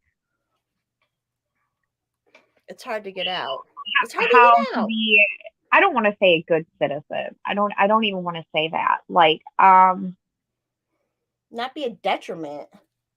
Right. Like, when you grow up in a world where, you know, your mom and dad go to work, however, you know, like, I stay home, but like, my kids still see me work. Like, Scarlett will joke that I'm like Danny Tanner from Full House, and I'm like, then why does my house look that way? R.I.P. Bob Saget, by the way. R.I.P. Yeah, R.I.P. Bob. He said some weird shit. I don't know what really happened on Full House, but R.I.P. Did you? I loved Full House growing up. Oh my god. Oh, I love it, and I love that me and Scar can like watch it together. You know, the old ones. The old ones. Yeah. She'll watch the old ones, and then we watch the new ones together, which actually weren't bad. They were actually. It was all family oriented. All those shows were bad, even if it was like divorced families or shit. Like, it was all family. It was all still about the family, you know. And if you think about it, growing up in the 80s and 90s, we had very diverse families on TV. And I don't just mean by color. So, like, take Growing Pains. You had Maggie, who stayed home at first, and then she went back to work. And then you had Mike. No, what was the dad's name? It was Mike, wasn't it? I thought Well, whatever. Tony? Or no. Mike wasn't growing. That's not growing pains. It was the Seaver family. Yeah. So he was the psychiatrist or whatever and had his place in the home. You know what I mean? And then you had Family Ties who were like more the hippie type parents. You know what I mean? Like, and Step by Step, the divorce combined family. You had the blended family. You had Fresh Prince of Bel-Air. They took in Will Smith, and Uncle Carl was like the best dad, you know. And then Family Matters. You know, you had the grandma living there with them. Yeah, it was like a multi-generational household. Yeah. There was a lot of aunts and uncles. Or what was the other? Mr. Cooper. Mr. Cooper. I love that show. I thought Holly Robinson was so cool. And that Mr. Cooper was the one with the twin girls, right? Wasn't it? Or was that no, that was Sister. That was Sister. That was a good one too. Yeah, like it was yeah, it was at least family. We live in this like suburb life, like how, you know, or like whatever. It was more about like family stuff, like being tight with family, even if it's not the traditional whatever. Oh, and Boy Meets World. Oh, I love Boy Meets World. I love that show. I'm out of drink. You can go get some more if you need to go get some more. I totally drank that all. I totally drank that all. Some are so right. I've had 2. I'm on my second. That's all fine. Holly Robinson. Yeah, she was so hot. Let's pull up a picture of her nowadays. Let me look it on the internet here. Share screen. Holly. I think she's kind of base too, or like she's like not super Hollywoody. I don't know if she was on 21 Jump Street. Here, let me share a picture and then. Hold on. Sister.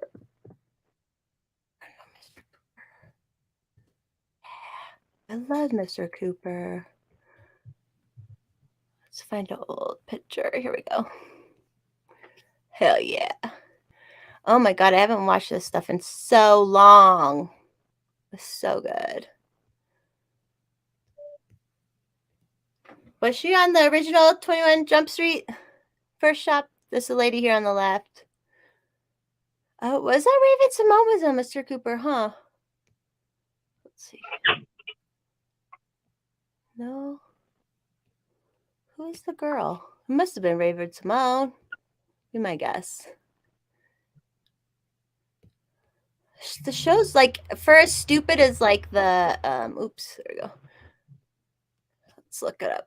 First, like, was dumb to watch TV and shit, like, but I love TGI Fridays and stuff. Holly, yeah, it's pulling up, so she must have been on it. Let's see images. Yeah, she's cool. Well, Johnny Depp was cool too, but actually he's still pretty cool. I understand the whole Amber Heard thing. I understand older men with younger women. Sometimes they're just like, whatever, bitch. So true. What other shows were good? It was like Full House, Boy Meets World, Step by Step, Family Matters. I love those ones. Richard Greco. Who's Richard Greco? I didn't watch a ton of TV growing up because I lived out in the. Oh, Greg. Is he a model? Who is he from? Was he on 21 Jump Street too? Is that why you brought him up? I don't know. I didn't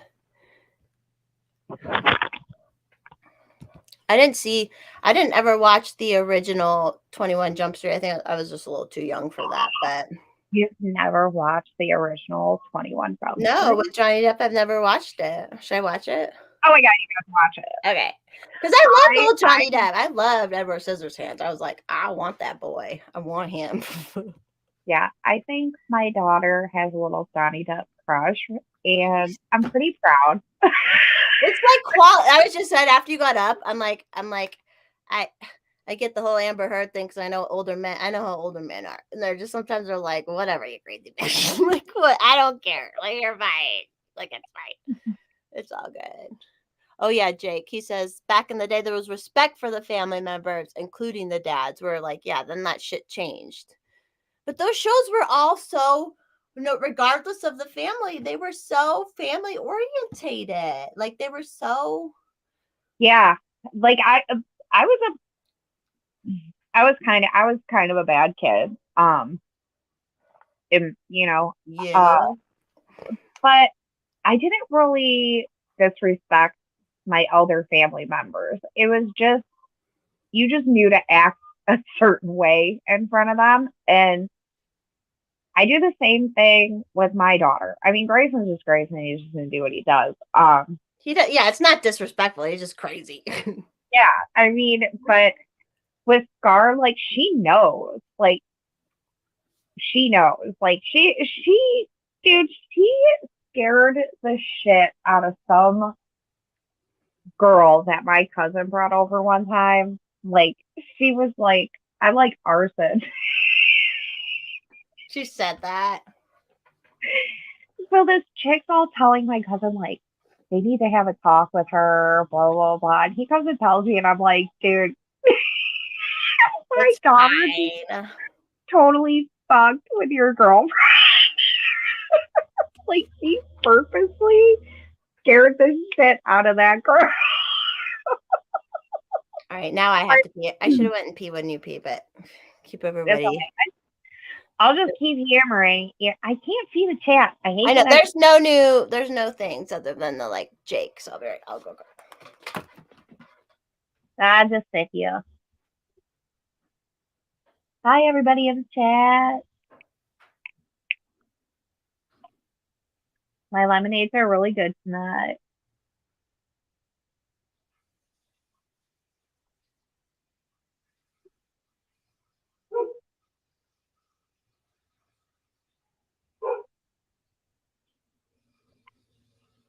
My dog's barking at the neighbors again.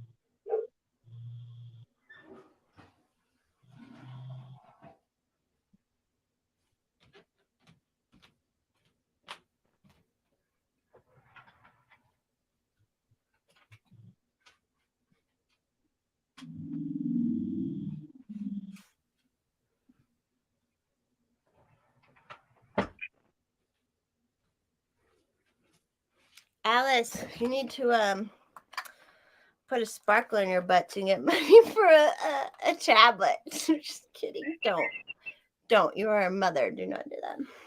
Yeah, I won't be doing that. That's what I laugh at, like, because everyone's like, I got people that started saying like, oh, I'm alt-right and stuff this last year, and I'm like, well, I'm not technically. Alt-right people get 6 sparklers in their butt.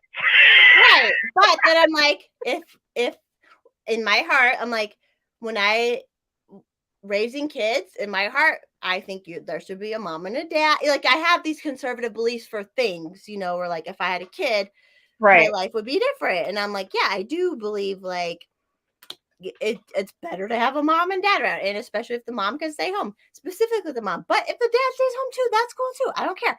But like, there's just these innate things, especially when you grew up, different too. And it's like, you're like, all the observation of all the people around you, like that's the thing, like people say, if you don't have kids, you can't say anything. And I'm like, yeah, that's true. Cause I'll never understand that. I will never fucking get that.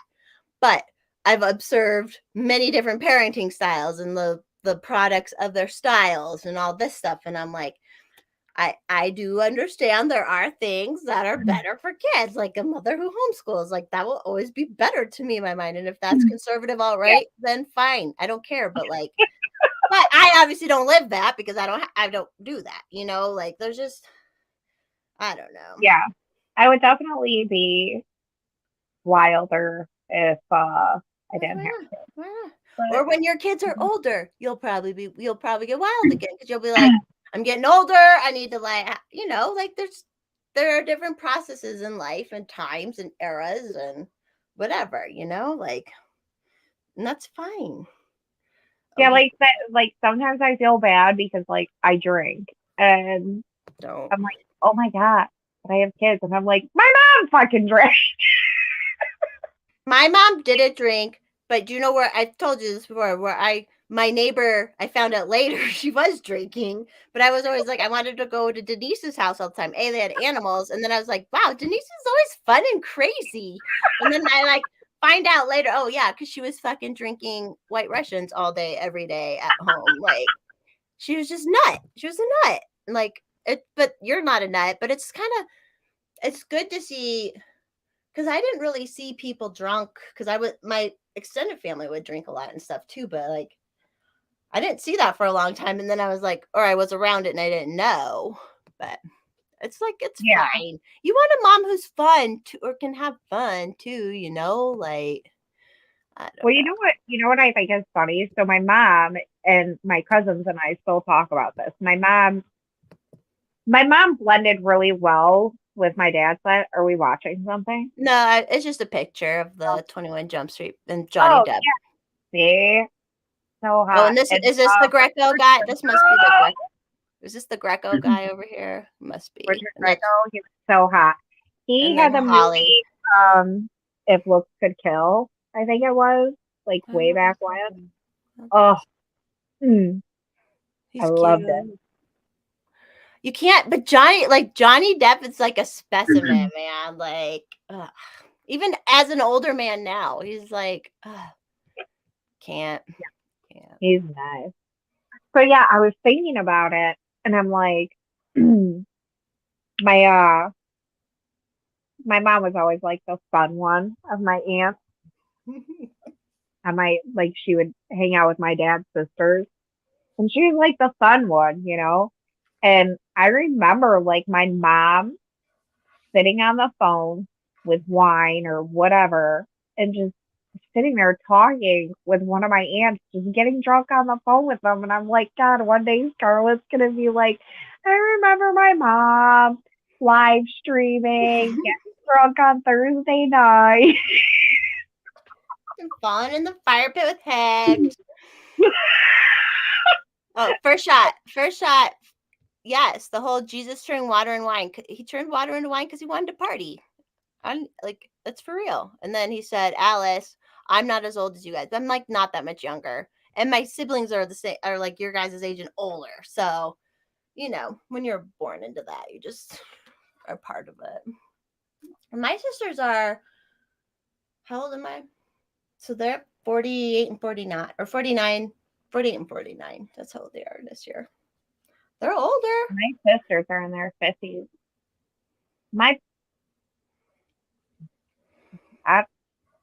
You're the youngest, you said, right? You're youngest. Yeah. We're youngest buddies. Thank God my fucking family's coming to the vow renewal. Otherwise, I'd be like the oldest fucking one. Who cares? I'm so old at heart because my siblings were so older.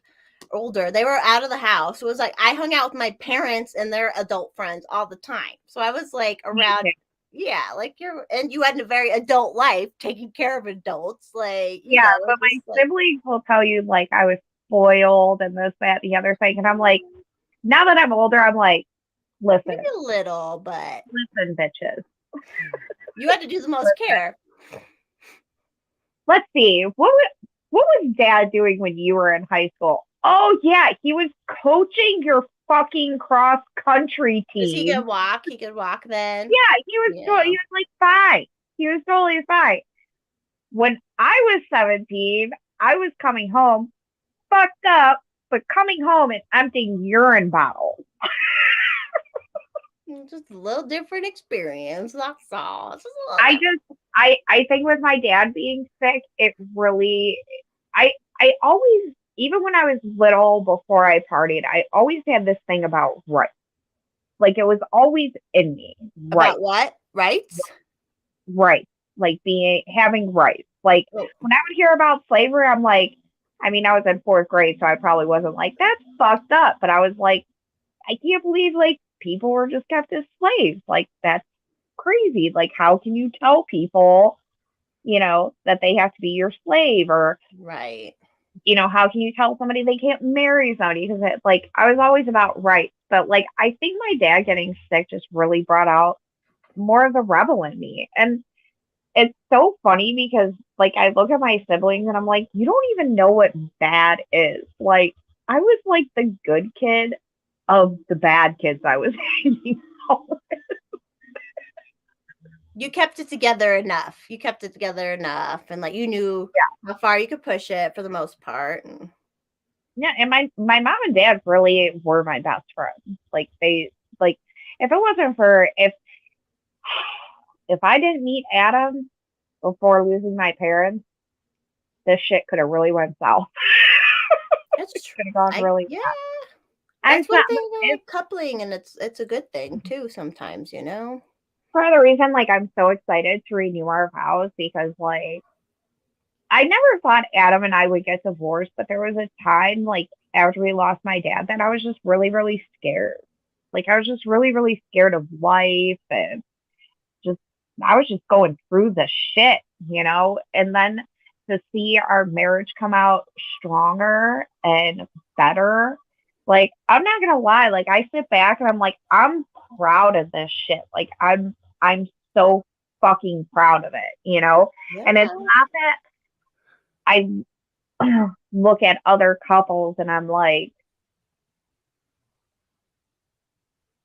well, I guess I do kind of look at some other couples and I'm like, you know, we'll see when shit hits the fan how well stuff works out. But there's some couples that I look at and I'm just like, I know they're going to be like me and Adam.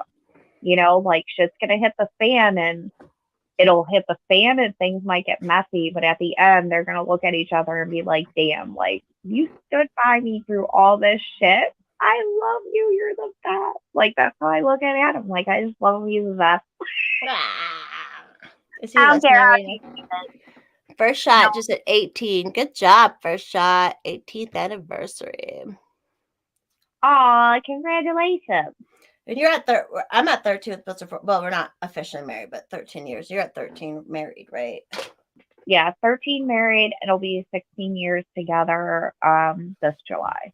Very nice. Yeah. Just easier. It's just easier. I think it was our 9th anniversary for like our first date, not our wedding anniversary. It was our 9th anniversary for our first date, and we had to go to the funeral home for my mom's funeral planning. And like somebody said something, and Adam was like, "Well, we were supposed to be going out for our anniversary," and somebody's like, "What?" And Adam like made a joke. He was like, "I mean, you know, leave it to this family. This is how we're gonna spend this shit." Yeah, he knew what was up. He was along for the ride. You know what he told me the other day? What? So I used to think nobody was ever gonna want to marry me because of my dad. And it's kind of true. Like there's a lot of like guys that would meet my dad. Because you can't, how can you take care of a man if you're taking care of your dad? That kind of thing. So Adam told me, and I never knew this. He was like, I always knew that I would be the second man in your life. He was like, I walked into our marriage knowing that. And I was just like, that is like mean to put you second. No, but he knew like he saw the quality of that though. The love and the like, and he knows like if he makes a family with you, family will always come first to you, because if you're going to take care of your father like that, you're going to take care of your family to that end, you know? So I get it. And I think a lot of people were surprised that I became a stay-at-home mom, you know, and now I homeschool. And I think a lot of people were surprised about that, but my parents never were. Because I think my parents just knew that I was the type of person that if I love you, like I'm going to be there for you and I'm going to have your back and you're just going to be my numero uno. Like that's how it's going to be, you know, like, and those are my kids and that's my husband. I just love them. I can't wait to meet him at the house. It's so gay. No, it's sweet. Like I said, my parents did it at 25 years. They're like, they're like 50 or 60. I don't even know now, but like, it's a sweet thing to do because it's like, it's sweet. And especially because it's not necessarily about the whole fucking government aspect at this point. It's like, hey, this is how I feel. Yeah, I think, you know what? Adam said that this is almost in a way going to mean more to him because there is no like government thing involved, and it's It's just just you us. guys. Yeah, It's and like a ceremony. I'm really excited too to have friends that we've made that weren't at our wedding that are going to be here. You know, like you and Hex and Marina. Like, it's gonna be fun. Can't wait I can't wait to either. not fall in a fire pit. Yeah, I will help. I will help. I'm pretty good at like helping. I'll be on the dance floor that night. Let's Yeah, see we're how- gonna be dancing. We'll dance the whole time. Yeah, I don't know how many people are in the chat that were in here last week when we were talking about it, but about the songs, I just want to thank everybody because I got some good songs, and I went back like a day or two later to look in the chat so I could see some because people were like naming off songs, and I wrote some of them down. I was like, yay! So thank you, everybody. We're gonna do butterfly kisses. No, we're not doing that fucking. Yeah, that's a dad song, I suppose. Your dad obviously won't be there. That was I told you that when both my sisters got married is right when that song came out. So it was like they both got married in the same summer, and it was just like that song the whole fucking summer. It's just like oh my god. It is a sweet song. It is sweet as a dad, like it's sweet, but yeah, my dad and I couldn't do a slow dance because of his wheelchair, and I didn't want to pick somebody else to take his place. My sisters did that, but my one sister just did without the parent dances. She just did without them, and then my other sister had my parents' best friend do it. But I'm just like, I cannot have anybody else represent my dad, so we ended up doing Celebration. Celebrate good times. Come on. And that's how we're going to start this wedding too. Well, yeah, Adam and I, we're going to like do a first, second, whatever. We're going to do a dance that, it's Riser by Dirk Bentley. And our first dance as husband and wife was Closer by Dirk Bentley. And it's cool because like he grew as a husband and a dad and wrote this newer song, and it goes with what Adam and I have been through. So we picked that to be like our first dance. And it was so funny when Hex was over. Adam like was asking for me to play this song, and I kept wanting to go to Hex. This song I'm gonna walk out to, and I was so excited because like Adam was like talking about that Into song. it. I'm like, oh my god, yes!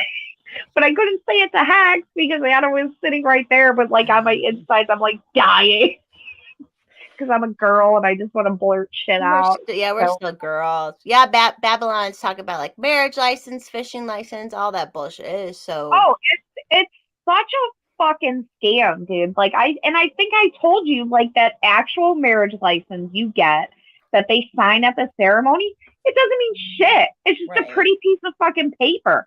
When you go to get a new ID or your social security, that is no good. You have to go back downtown. You have to pay for their fucking parking, going through all the fucking shittiness of being downtown. And you have to go and get a certified one that you have to pay for. And then your husband likes to stand in the middle of the place and make it known that he's annoyed. Like, there should be like in my Ancapistan in my head, when there's no government, there is like a civil. I understand, like when you have a family and kids, that's the only thing. I'm like, it's good to get married when you have kids because there's just that legal thing, right? And I'm like, in my Ancapistan, there's still like a thing, but it's not. It won't be anything fucking like the government. You could still have a marriage license without the government being involved. You will still have lawyers. You'll still have legal. You can make contracts for anything. And it would probably be cheaper. This is what I tell people. So in like an Ancapistan, it would be like Monday, come through 9 to 12, get your marriage license for $250. We'll sign off on it. Yeah, we certify for free. And it's true. And then it's like, because I know when Mr. Forsman got divorced, it was like a judge was deciding who gets the fucking couches. Like, it's just like, Isn't it wild? it's just like, maybe you should have, I don't know. It's just, I'm so different minded about it in general, just because I'm different. But like, it's just like, really? I don't know. Oh, shit. If Adam and I, like, we never would, but if we were to get divorced, it would be ugly. Because we're both such dicks. They all turn like a lot of them turn ugly. Anyway, I don't know. It is what it is. My mom and dad used to joke with each other that if you decide to leave the marriage, you have to take all the kids with you. And they had 5 kids. It's like nobody's leaving. But Adam and I, like, we'll like, you know, we like to watch like documentaries about just like crazy fucking crime shit. Like we watched like the Lorena Bobbitt one the other day and stuff like that. And we'll talk about it. And I'm like people look at cheating like it's not a big deal. And to me, it's a huge fucking deal. Like unless, well, to me, if you're in an open marriage, it's not cheating.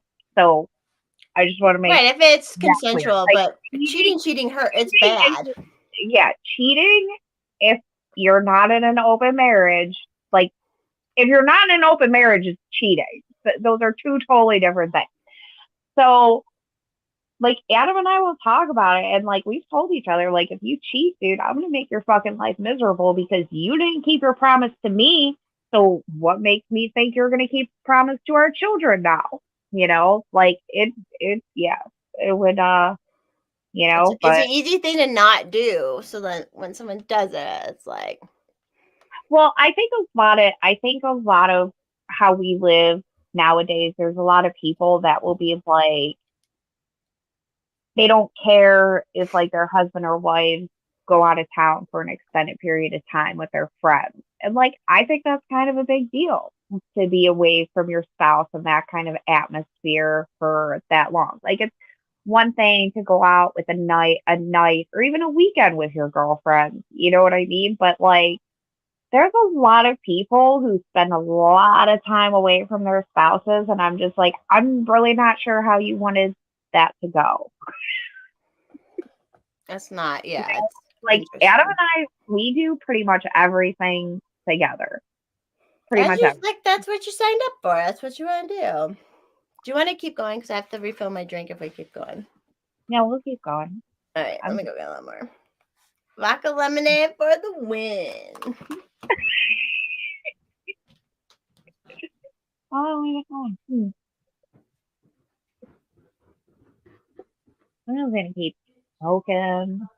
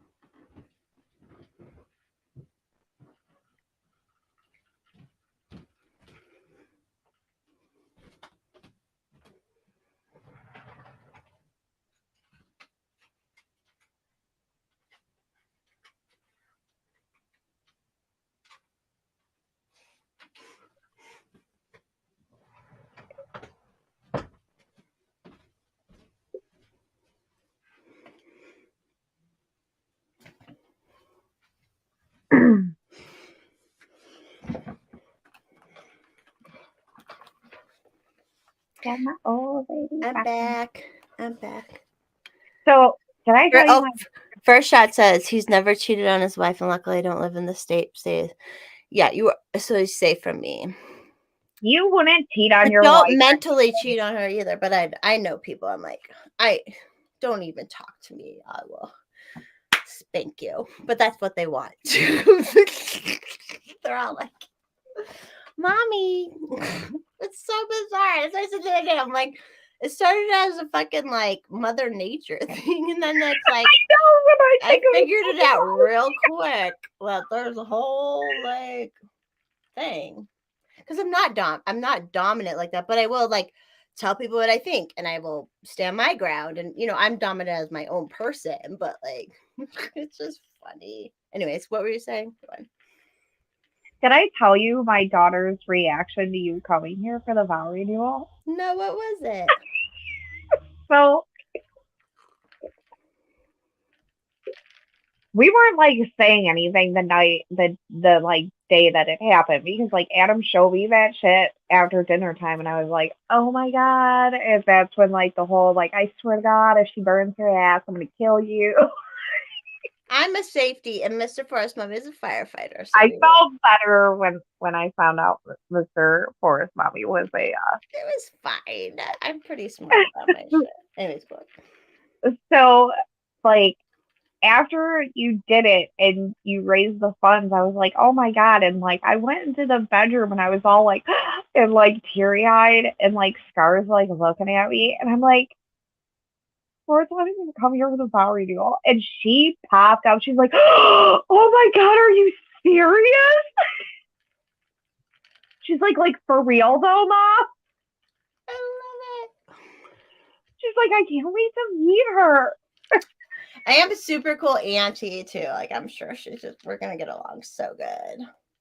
Yeah, like the one day you were streaming and she came in and like she like watched it for a couple of minutes and she looked at me, she's like, she's so pretty, right? Aww. Thanks, Scar. But I didn't get pretty until I was older. I didn't care about it till I was older. So don't care about it till you're older, Scar. Don't worry about it till then. That's what I try to tell people. I'm like, I was out with my high school friend for a baseball game the other night. And we were laughing because he was like, yeah, you were kind of like awkward and lanky in high school. And I'm like, yeah, I was pretty fucking ugly in high school. And then I'm like, but I'm also like, I tell all like my male friends with daughters, I'm like, don't let them fucking peak in high school. Like, don't let them dress cool. Don't let them put on tons of makeup. Like, don't let them peak in high school. Like, I know there's some things you can't help. There's some things you can't help. Your body develops, whatever. But it's also like, I was so mad at my parents because I had to wear hand-me-downs for a while, but then I was the youngest by a lot of years. So then I did get new clothes eventually, and that were like a little bit cool, but I was so made fun of in like middle school through 10th grade. And I'm like, in the end, I'm like, I think that was good. Like, I think that was good for me. Or like, I didn't like, all these people are like, oh, I'll let my daughter be a goth when they're fucking in 8th grade. And I'm like, well, hey, don't spend that fucking money. You don't need to spend all that money. They can wear like thrift store clothes and shit. Not, this is me. This is why I'm not a mom, because I'm like, No. So Adam and I went shopping and we found like this cute little resale shop. It's really nice. And we were at the dinner table tonight and I was like, honey, we should take Scar to that thrift store that we went to.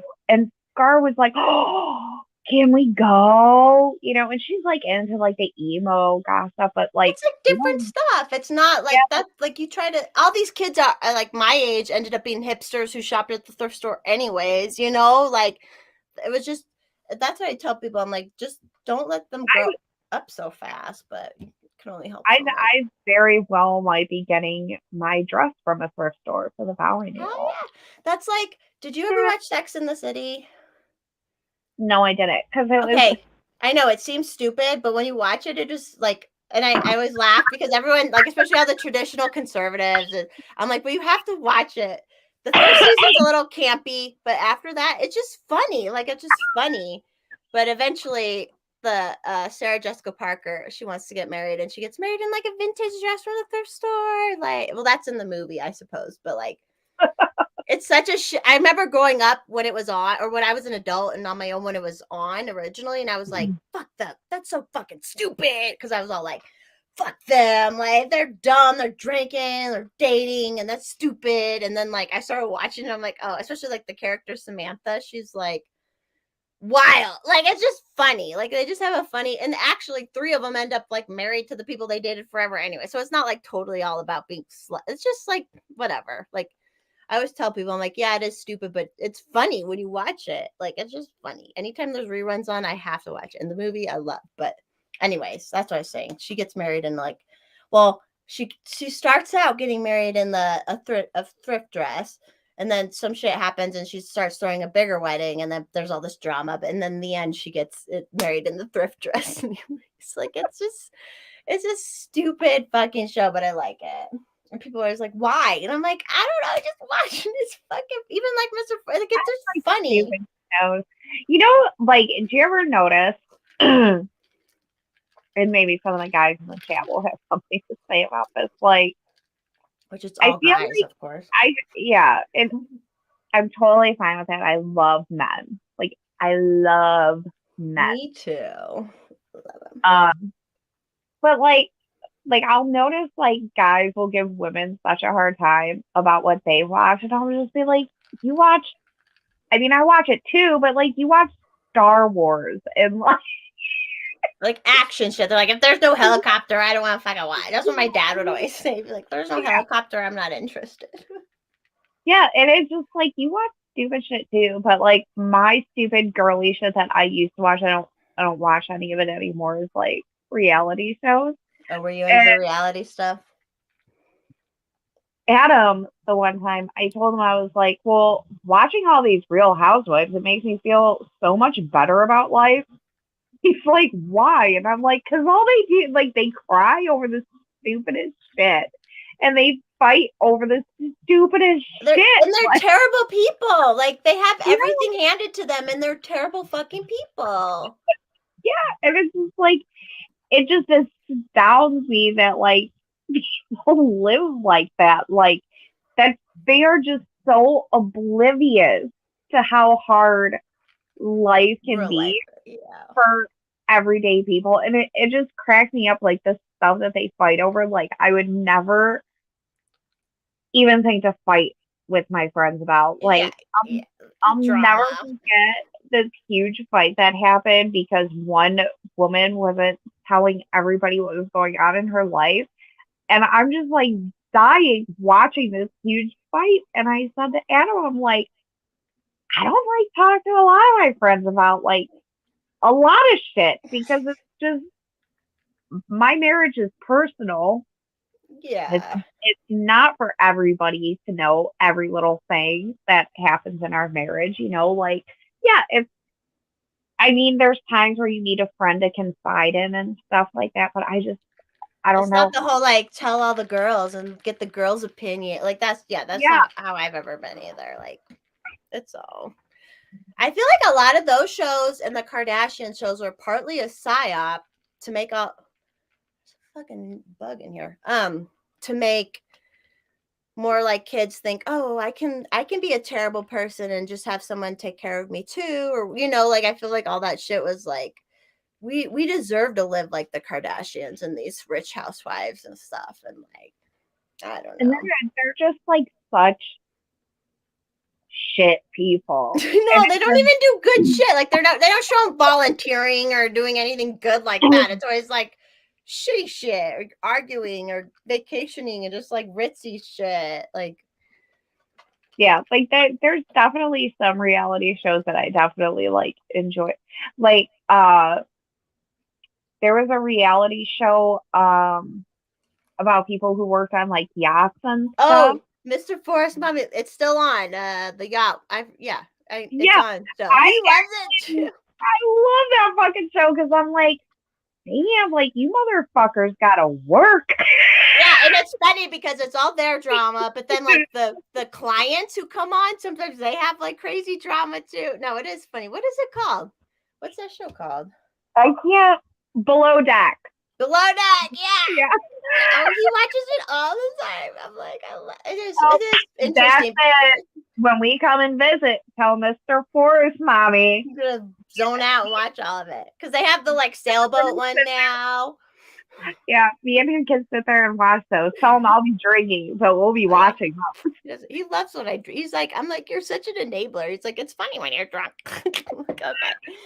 No, that show is fun. And I like that show as someone like, I like hospitality jobs and so like I would love to work in a hotel again or at a camp or like I love that shit. So it's interesting to see like Yeah. I could never work on a yacht because I get seasick, but I'm like, I like the whole thing. You know, they got to do the activities and like then the like fucking clients are getting drunk and being terrible. Like it is. And then they go out on their free night and they get fucking obliterated and like fight with each other and like it is funny. I like It's that one. wild. It's like, because I used to work in like restaurants and shit. So like, Yes, you get that. like, have you ever seen the movie Waiting? Yeah. Okay, like that's totally so much what like we go out and party with each other. We're all fucking each other. Like it's just It is. That's how restaurant work is. They all like it is like that. It's so funny. It's just a whole different vibe. But I would love to do that too. Like my brother just bought property. He's gonna do camps again or like have like retreats and stuff because our whole family's like that too. And I'm like, so fun to like do that and have like clients and like make the experience really fun and like all that. So it's like it is fun on the show. Like I love them. Yeah, it's that's the one. Like I'm like it's not that terrible. That's fine. And I make fun of him for watching it, but I'm like I'll sit down and watch it too. I don't care. It's funny. That's so funny. I love that. So I do have to pee again. I haven't stopped peeing so much. Well, we drink a lot. Do I keep going? We are having a good time tonight. Yeah, I can keep going. Okay, Adam and Grace and are just chilling. It's almost 10 there, right? Yeah. Yeah, Sarah Jessica Parker's from Ohio. That's what I said. From Ohio. And I remember she was in a movie where she was like a cop or something, and it was set in Pittsburgh. Mr. Forrest, Sarah Jessica Parker. This was years ago. I mean, this was a long time ago before Sex and the City and all that. She was in some movie where she's a cop, and Mr. Forrest Mummy's ex-wife at the time before them lived out there. She's from there, and she ended up like driving Sarah Jessica Parker around or something. Like it was funny. I was like, okay. Yeah, first shot. It's on the Florida Georgia line. There's alligators. They're like sending pictures. There's alligators and stuff. I'm like, whatever. It's all good. Okay, I'm gonna need to find something else to drink the night of the vow renewal besides these lemonade. Why? Could you get too obliterated? Well, because I keep having to pee. Well, once you pop this, it's about not popping the seal. That's the problem. You have to not pop the seal. No, not popping the seal at this point. I'm always popping the seal. Like I just always have to. I want to pee. Get it out. Maybe I'll wear some Depends under my dress. They have those like the like underwear sleek ones now. You know, I see the commercials for it all the time. I won't judge you. Fuck it. Feel like I'm on my period. Whatever. Oh, I hope I'm not on my period the day of. That would suck. That would be my luck. I shouldn't be when I'm out there. Not that matters, but I won't be. I should be just off of it. I'm like, yeah, Adam said he's going to go and talk to the neighbors before we have it. Yeah, be like, hey. I might get a little crazy. Well, like, if it really is too loud, just come and tell us. Don't call cops. Yeah. Yeah, like, just tell us to turn it down a notch. I don't think they will. But, well, like, periods, and then not calling the cops. That's where that conversation went. I have to do that too in August because Robbie, we're doing a porch tour at the forest property. I'm like, I'm gonna have to talk to the neighbors. Like, we are gonna be up and loud late. Sorry, but don't call the cops. Oh, because we're letting people pitch tents. Oh, that's right. Like, listen, like, we're not setting up a homeless camp. It's just one night. Yeah, like I'm gonna tell people these are, your options. You can sleep in a tent in the yard. You can crash somewhere in my house, but not in my bedroom. And not where I'm crashing. No, you will have your own room. It'll be the classroom. Me and Hex can crash together if we need to crash together. Yeah,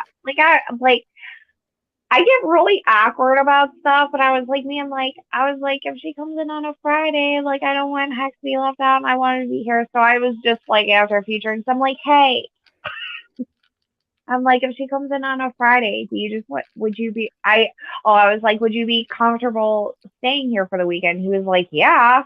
And I'm like, oh, Yeah. okay, cool. Hex is like my little brother. I feel like do you feel like he's your little brother too? Like, He's like really big to be my little brother, but well, yeah.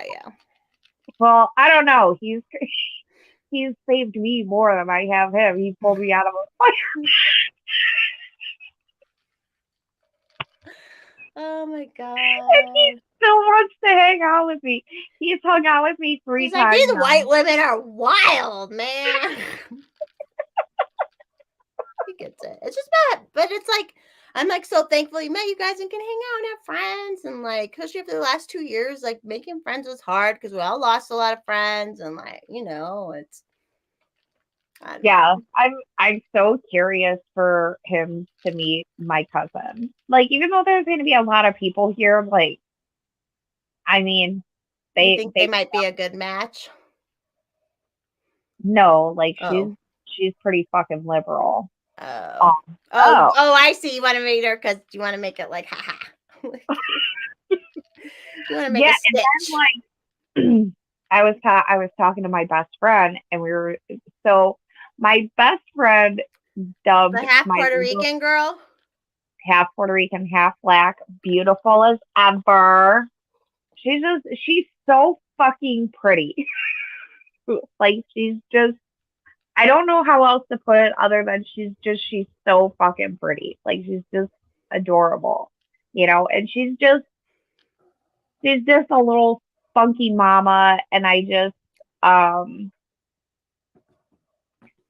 love how her thoughts are just her own, like, I love that about her. Like, she's not a political person, but her thoughts are just her own thoughts. And I just love that about her. But like, we were talking, and she dubbed my liberal cousin the doing too much cousin. Like, and that's her thing. She'll be like, they're doing too much. And she would always say about my cousin, when I would tell her the shit she was saying on Facebook, she would be like, she's doing too much. She's doing too much. So I was talking to her the other day, and I'm like, yeah, I'm like, how you'll just like know two people, and it'll either be like, wow, they'll get along really well, or wow, those two can never be in the same room together. I'm like, my cousin, your boyfriend, can never be in the same room together. But it might happen at the vow renewal.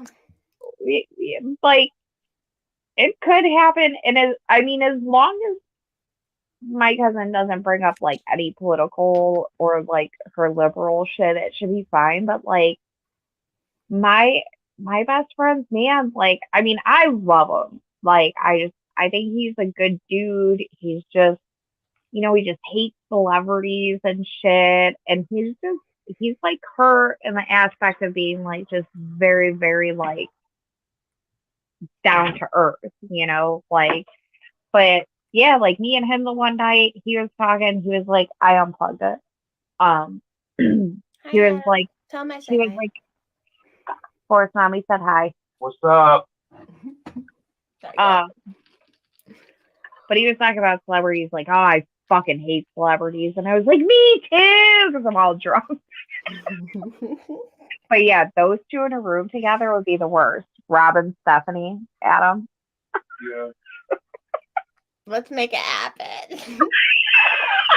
I'll be there. I'm such a good, like, I'm a really good, like,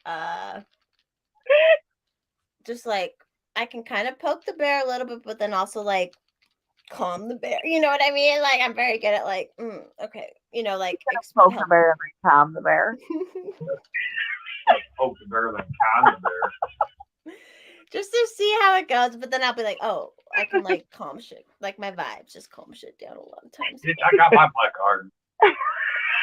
Yeah, I'm black, so He's like, yeah, I'm black. Deal with it. That was funny. The show Hex was on last night. They were just mostly asking about the Nation of Islam stuff more than anything, because they're they're very like Orthodox Christian or something like that, and they're sweet. I like them, and that's more power to them. I love it. Like I've listened to some of their shows too, but they were really interesting. He was like, Hex just doesn't like know a bunch. He was like, whatever. He's like, I don't know. I had to read up on that before I came on. Like, I love him, but I'm like, I can see how like the whole Nation of Islam sometimes would be like Christianity or whatever. Some kids just go to it, but they don't like, you don't take it in. You don't like care. Yeah. And I think that's how Hex's experience was too. And then he was like, oh, these people are racist. He wants a white girl and all that shit. So we need to get Hex to gain weight and build muscle. Don't you think? Does he need to gain some weight?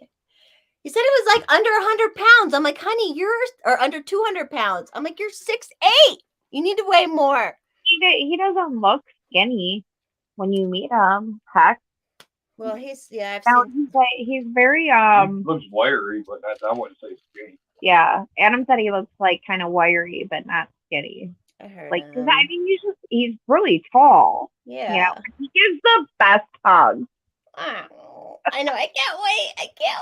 I like think about it sometimes. I'm like, oh my god, how do they like be hugging and like I know. Like, what's it gonna be like when we all meet? just vibing? Like, love it.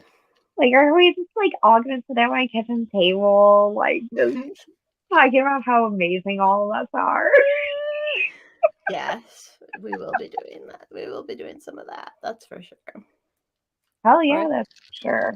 Sports mommy said you gotta pick her up at the airport.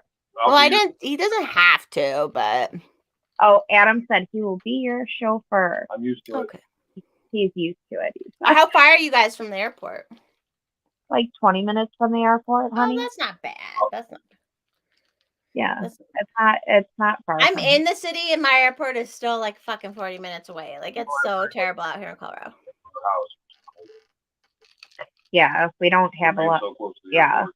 we don't have a lot of air traffic over our house. Is what he was saying. Even You though hear we're the turnpike, but that's about it. yeah, we can hear the turnpike, which is why we have to make sure the mic is working that day. It's all good. Gotta have that mic working, especially for Forest Mommy. I'm So not she gonna. can- I'm not gonna get on the mic unless we're gonna do some karaoke or something like that. But hey, Kenny. Kenny's in the chat. What up, Kenny? What's up, Kenny? What's up, Kenny? Love you, Kenny. We miss you, Kenny. I have to be again real quick. You're gonna what? Oh, she's gonna go do something. Kenny, how's life, Kenny? Are you in school right now?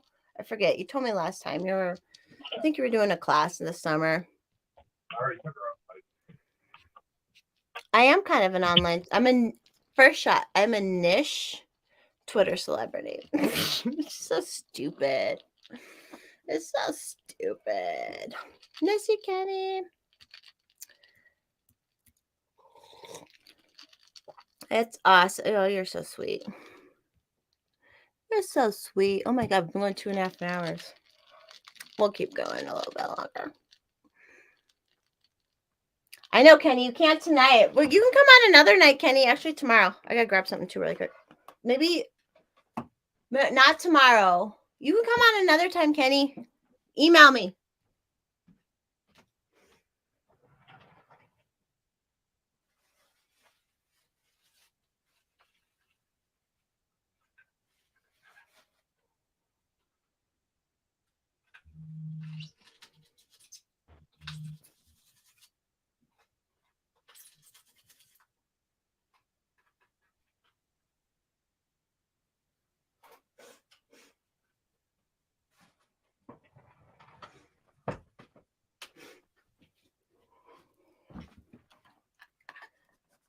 I can't rap. Although I can do, what is it? All right, stop. Collaborate and listen. I sit back with a brand new invention. Something. Grabs a hold of me tight. I can't rap. I can sing. I can sing verse shot. Yeah, Kenny, just email me. Well, you can come on like on a weeknight next week. Maybe like Wednesday next week. Hit me up. Catch up with the Kenny. Oh. First shot, you probably rap better than I rap.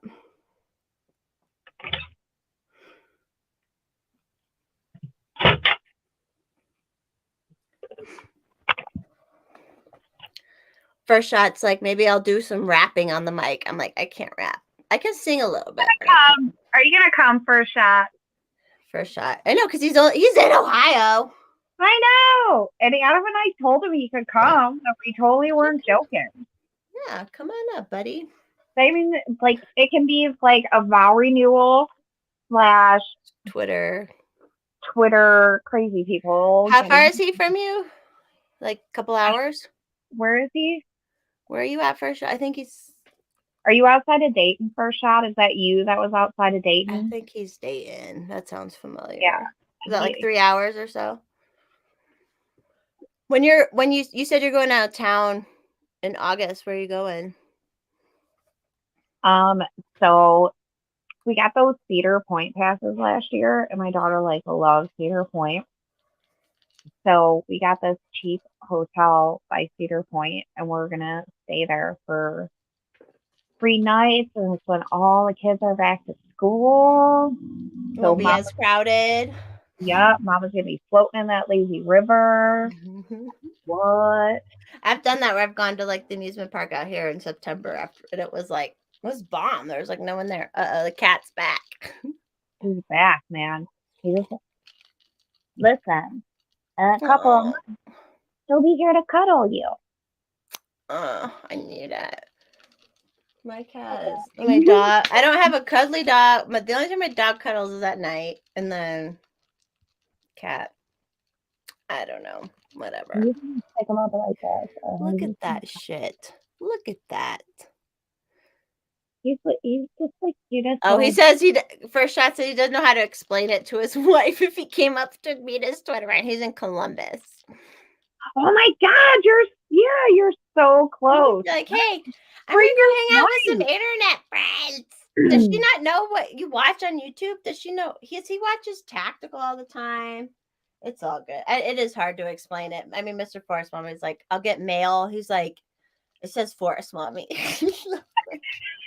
I'm like, yeah, I know. I'm a niche celebrity, buddy. Like, just get used to it. Oh my God, you know what you can't do at the vow renewal? What? Not tell my family that we live stream. That what? That we live stream. Okay, yeah. Well, you want to tell them? But listen, my one cousin will be referring to him as Skipper. You can rub it in his face. I can rub it in his face that we live stream? Yeah, you can rub that in his face all day long. Is he an internet person? Is that why? Or yeah, he gets like on Facebook and just bitches at people. And I tried to get him on Twitter, and I'm like, listen, dude, like the shit you're doing on Facebook, like nobody's listening to you. I was like I love you. I think you can be.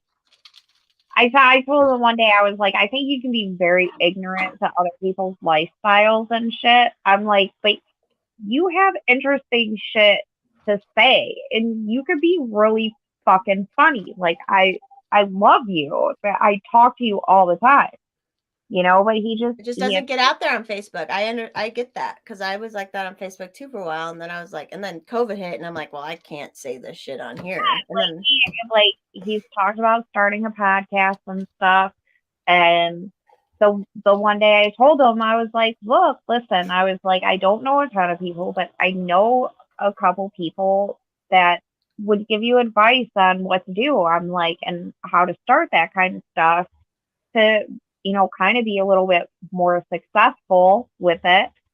And he just, I don't know, he just thinks I'm stupid. So whatever. It's like, what do you know? What yeah. do you know? Alice. When you meet Skipper, just keep telling Skipper how smart I am. I will. I'll tell him, like, she's my co-host. Hello. Like, but yeah, I wish we would have started doing this a lot sooner, but it is what it is. We're here now. It's all good. Well, I mean, we really kind of met. We bonded, and it happened. Like, when you asked me to do that, I was, like, almost in tears. Like, I called Adam. I'm like, oh my God, you'll never believe what just happened. He's like, oh my God, what? And I'm like, Laura's mommy asked me to be her co-host. But he was like really happy for me. It wasn't like a stupid thing. Like he was like, no, like I'm really happy for you that like because even before I met you, like I kind of talked to Adam, I was like, I think I'd be better at like a podcast or something because I'm really bad with the short tweets because I always want to explain myself. I don't know if that's a woman thing, but I kind of want to explain myself. It's hard on Twitter's different. It trains you different because you have to be short. Yeah, like there's times where like on Twitter I've talked about, well, you have to understand that like with the whole Republicans are racist, for a lot of people that wasn't far from what they grew up with. Like I grew up with Republicans in my family and some of them were extremely racist. And I don't mean the like get a job, pull up your pants type of racist. I mean just dropping hard R's and black people are less than us. Like legit. So when the news like broadcasts this shit, it's very easy for some people to believe. The difference with me is I had friends that are kind of Republican or Trump supporters or whatever, and they're not racist, they're not diehard Trump supporters, they're not like ultra mega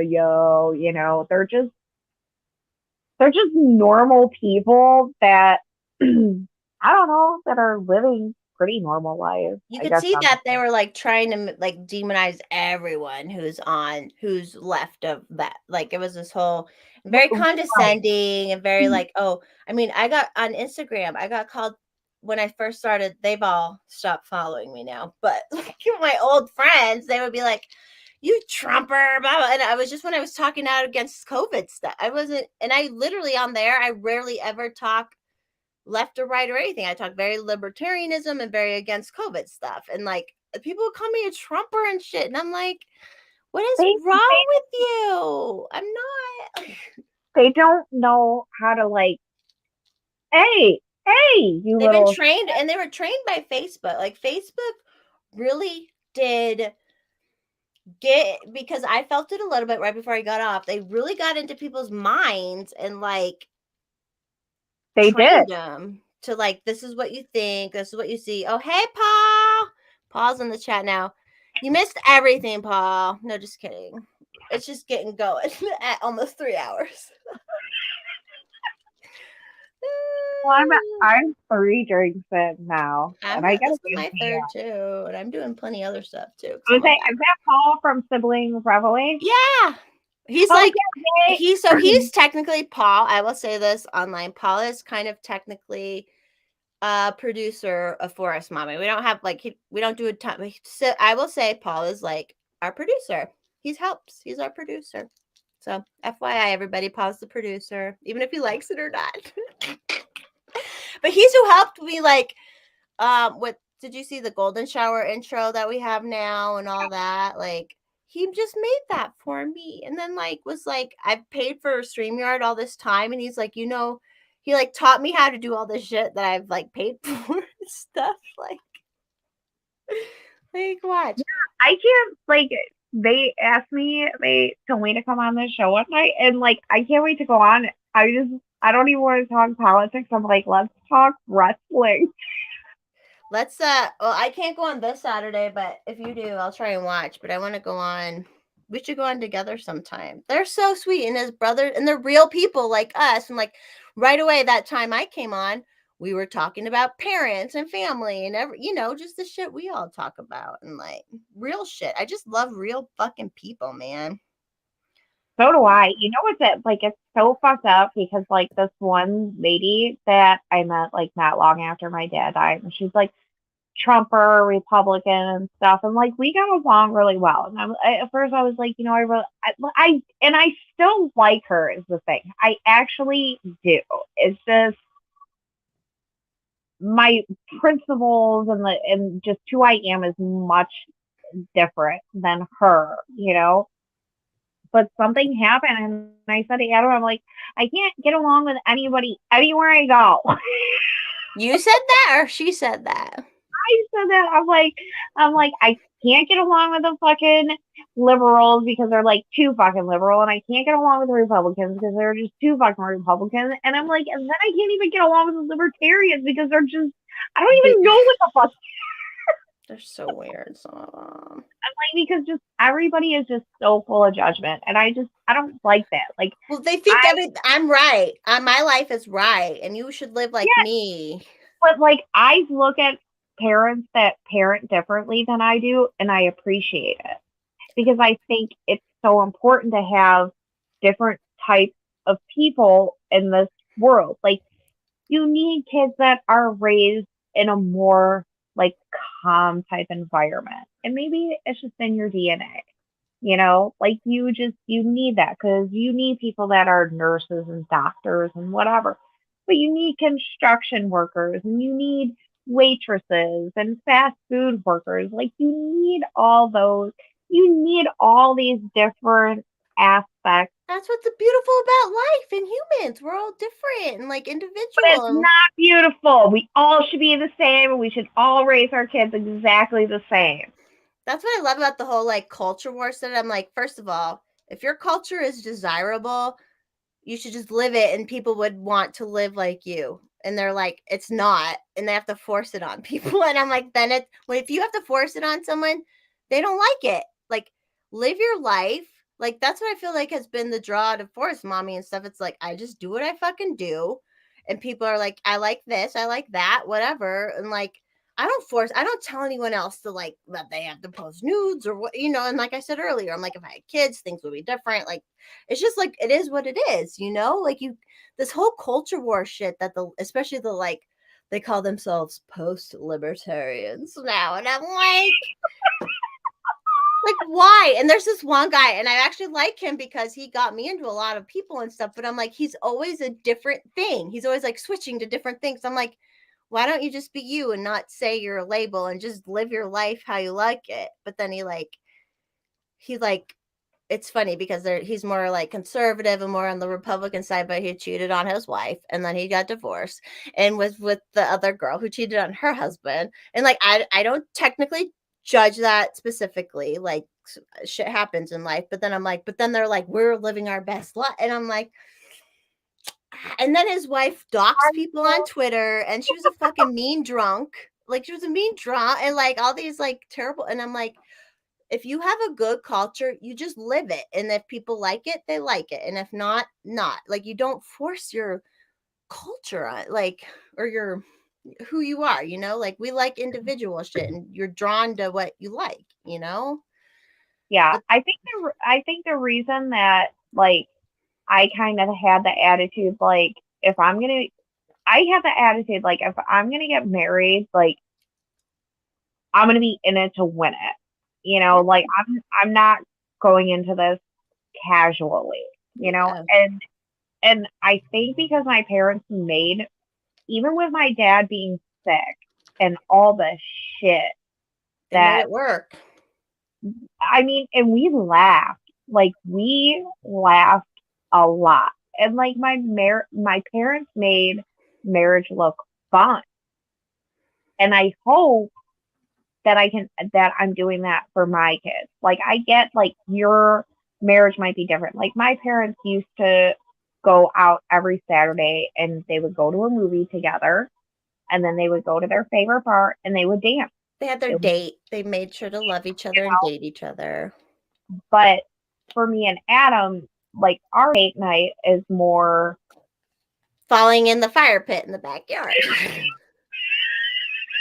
It's cheaper. Hey, it's cheaper to drink at home. Whatever, it's all good. It definitely is now. Well, my parents were best friends with a bartender too. And health issues is a huge thing in breaking people up. Health issues is a big thing. So for your parents to have stay together, it's actually very common for the spouses of MS to leave, because MS is it's hard. such a mentally and physically debilitating disease. And Because you yeah, have to take care of the other person, like physically. It's a drain. It's a the drain. way I started looking at my mom, like as I got older, like I'm so grateful. My mom was not a pack rat at all. Like she was not the person that like kept everything. So she kept something. It really, really meant something to her, you know? And I think it was like the first Mother's Day or the second Mother's Day after we had my daughter, I gave my mom a card and I apologized to her for like everything. You know, I was like, I'm sorry for every time I came home late. Sorry for every time I yelled at you. And she kept that card and I still have that card up in my classroom. It's one of the things that sits on my desk, you know, because I just looked at her so much differently because I'm like, damn, like, I knew you loved dad, but holy shit, like, you love dad and he really loves you. Like, you two really fucking love each other and you really enjoyed this. You know, they really, How long were that's they married when because your mom died first, right? yeah. How So long? they were about to celebrate their 50th anniversary. Like, we were going to be planning a big party and stuff. And yeah, like, so I hope that my kids see me and Adam, like, when at night when we just have a couple friends over and we're sitting by the fire and just having a good time, or just the times that Adam and I will just come outside and we'll sit outside and we'll just talk or whatever, and we're just laughing together, you know, like Yeah. I Not hope, yelling at each other, not just sitting there right, arguing or being mean. That's what a lot of kids see. Did you see those little kids that were like kicking the cop? It was a video this week. yeah, They're- and I am no cop lover, but Jesus fucking It Christ, was what more the about who are these kids? Where are the parents of these kids that are out on the street alone in their diapers? yeah, that's like Grayson just walking outside in his little dun-da-dun. And he was, and the boy was mean, and you're like, at that age, the only reason he's like that is because that's what he sees. You know, it's like, it's sad, and it's not just blacks. That happens in every fucking color, every fucking class, like where people, you know, and it's so. Oh, that was so sad to see those two kids just in their. And they were, yeah, And I don't want CPS to pick them up either because CPS is a terrible fucking thing too, and it's like. CPS is terrible. Oh, it's so like it's such a hard thing because it's like, and especially because so many people want to be parents so bad and they would be amazing parents, and then you have like these situations, and that's just humanity. There's no way you can get away from it. Like it just is. Well, if we had the less of the welfare state and shit like that, probably less would have. But I've also known like kids in like white suburbs that will like get out, you know, or like they're not that their parents are bad, but I remember I have two nephews. They're old now, obviously, but like when they were young, they like escaped through the window like as toddlers, and like we're running down the street, you know, just shit fucking happens, and it's like, but that kid was so mean. He was so mean, and he was little. He was in a diaper. Yeah, really little. And the little girl. They were like dropping F-bombs and He was stuff. like kicking, yeah, like you said, we're not no cop lovers, but that kid was like fucking kicking the cops, and like he was like, the cop was just like, holy shit, and he was a black cop too. He was black, and he was just like, holy shit, like, Yeah, and like, dude, my parents were never cop lovers, like at all. Like, so my parents grew up in the 40s and 50s, and my dad grew up in Cleveland in the 50s. So like they saw a lot of the dirty shit that cops would do, and then they own their own business and they would see some of the dirty shit that cops would do. One of the reasons that I don't like cops, and it's so funny because people will joke about cops shooting your dog. One of the reasons I don't like cops is because my mom's best friend's dog was shot by a fucking cop. for no reason, probably, right? Like For no reason. He thought it was a coyote, so he just shot it.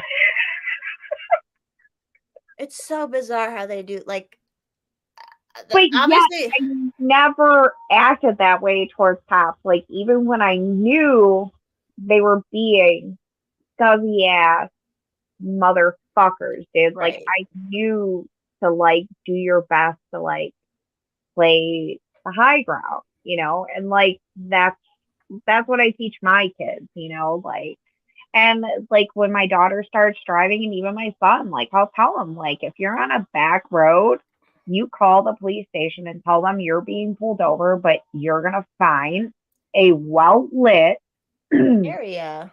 Yeah, that's public. what you do. You call, and half the time you can check too, because there are the fake cops who pull people who are like fake. Right. You can call and say, hey, is there actual cop in this area right now? Like, you can do that. Like, Yeah. and don't talk. Like, you just open the window a little bit and say nothing. Just say Yeah. nothing. Like, when they start asking you all this, like, where are you going? Where are you headed? Like, you just need to ask them, what am I being pulled over for? Am I arrested? Am I being detained? Yeah, like, you Right. just, yeah. Yeah, like, you don't need to be a dick about it. You don't need to cuss them out. But I've they been have a dick no. before. I remember one time I got pulled over. I was so mad. And like, it was out in this country. It was out in the country. And I pulled over. I mean, I know where it is. It was right by this fire district or whatever. And so I pulled over in their thing. And I was like, the cop came up, and then the school bus pulled up behind me, because the school bus like meets with people. And I actually knew the school bus driver. So I like got out and waved at him, first of all. But then right before that happened, I pulled over, and like someone was pulling out, was like honking at me, but the cop was walking up, and I'm like, what do I do? Like, what do I do when someone's like, and then the cop came up, and I was kind of like, what? Like, I was kind of it. I was like, can I see where you saw? Cause like, but they have the radars installed in the front now, like just installed in the cars. And I was like, I need to see that. And I was like, and then I saw it and all that, but I don't know. I'm kind of a B. I wanted to the last time I got a ticket, which he doesn't know about. But like, I wanted to ask the dude, be like, okay, because you can either pay it online or show up in court, right? And showing up in court, they got to show up in court, and it's a pain in their ass to like have to show up in court.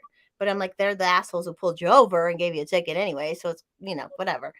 But I wanted to ask him, because it was right after the Libertarian Conference out here. I was literally almost home. And I wanted to be like, listen, let's see. I will pay this online, and you don't have to show up in court, but tell me the answer to this question. I didn't do this, but I wish I would have done. If the government tells you to take a peaceful person's guns, are you going to do it? Yeah, I wish I would have asked that, but like, I did it.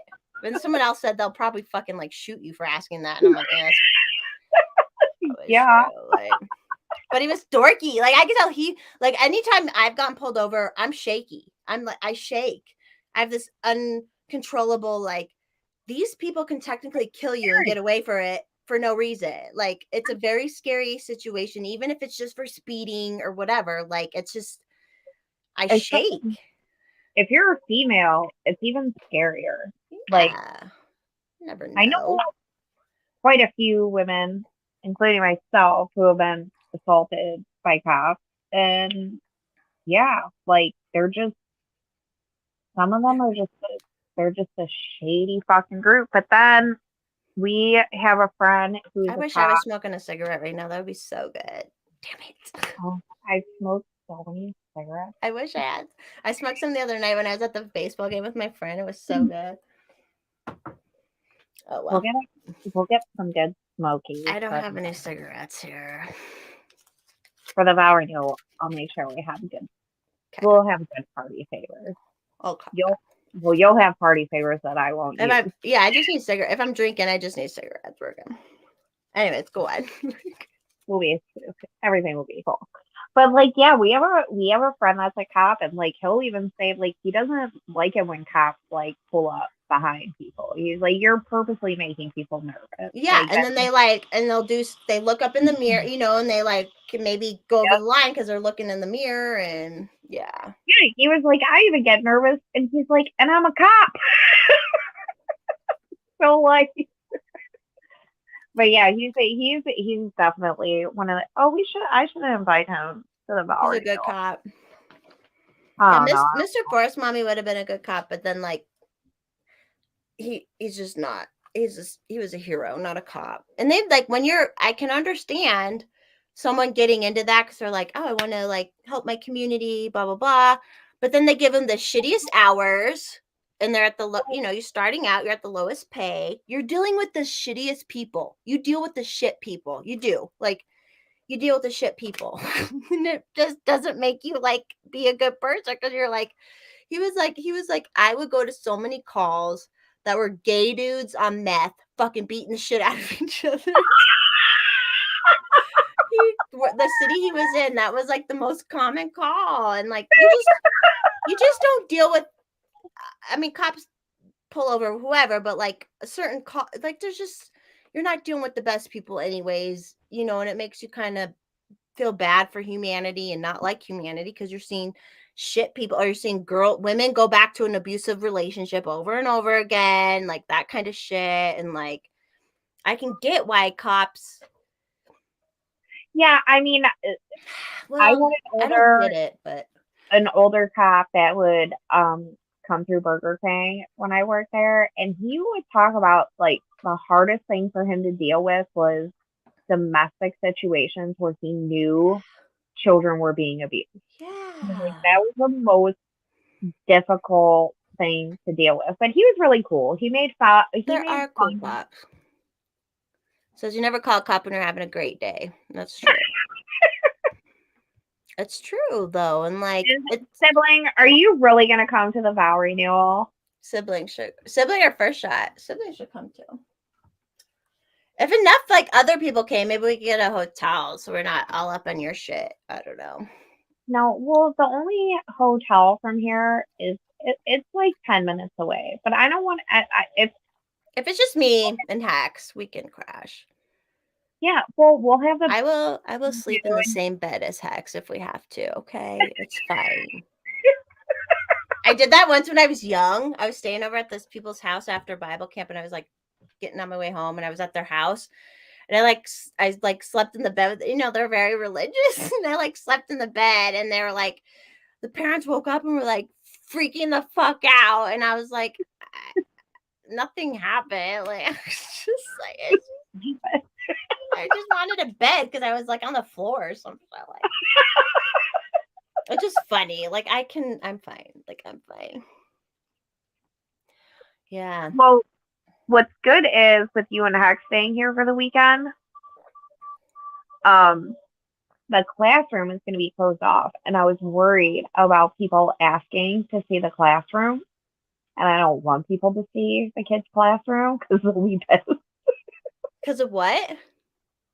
Well, because I have Malcolm X stuff in the classroom, and I have like Ron Paul and Harriet. Well, and if you're Malcolm X hated your liberal family, so that's anyway. I mean, so they wouldn't get it. One of the things I have hanging up, which I love, and I actually want to get the actual artwork of it. There's like wall art of it, but by our one window, there's a picture of Malcolm X by a window with a gun, like teaching my kids that shit. You say Hex. Just say it's Hex. I actually have a picture that somebody made of Hex of Malcolm X, but it's Hex. I was like, oh my God, I need that. I want to hang it up. But like my family would be like, oh my God, what are you teaching your kids? And then I have like, on my calendar, I have Ron Paul that saying, disregard government. I have Malcolm X saying only a fool would let their enemy teach their children. And then I hang up different memes every week. I just change out memes. But one of the ones that I put up was of Woody Harrelson from the zombie movies. And he's like, it's like a joke about Antifa. And he's like, you'll be the first to die, but I enjoy your enthusiasm or something.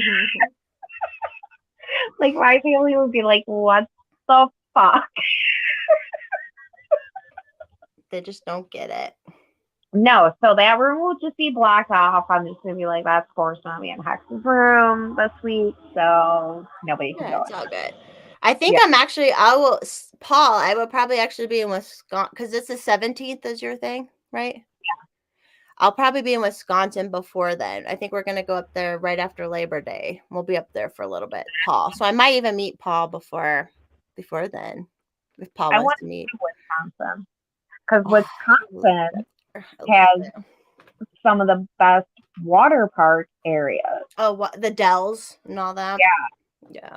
So I never been, but so my family, like, we love water parks and water and shit.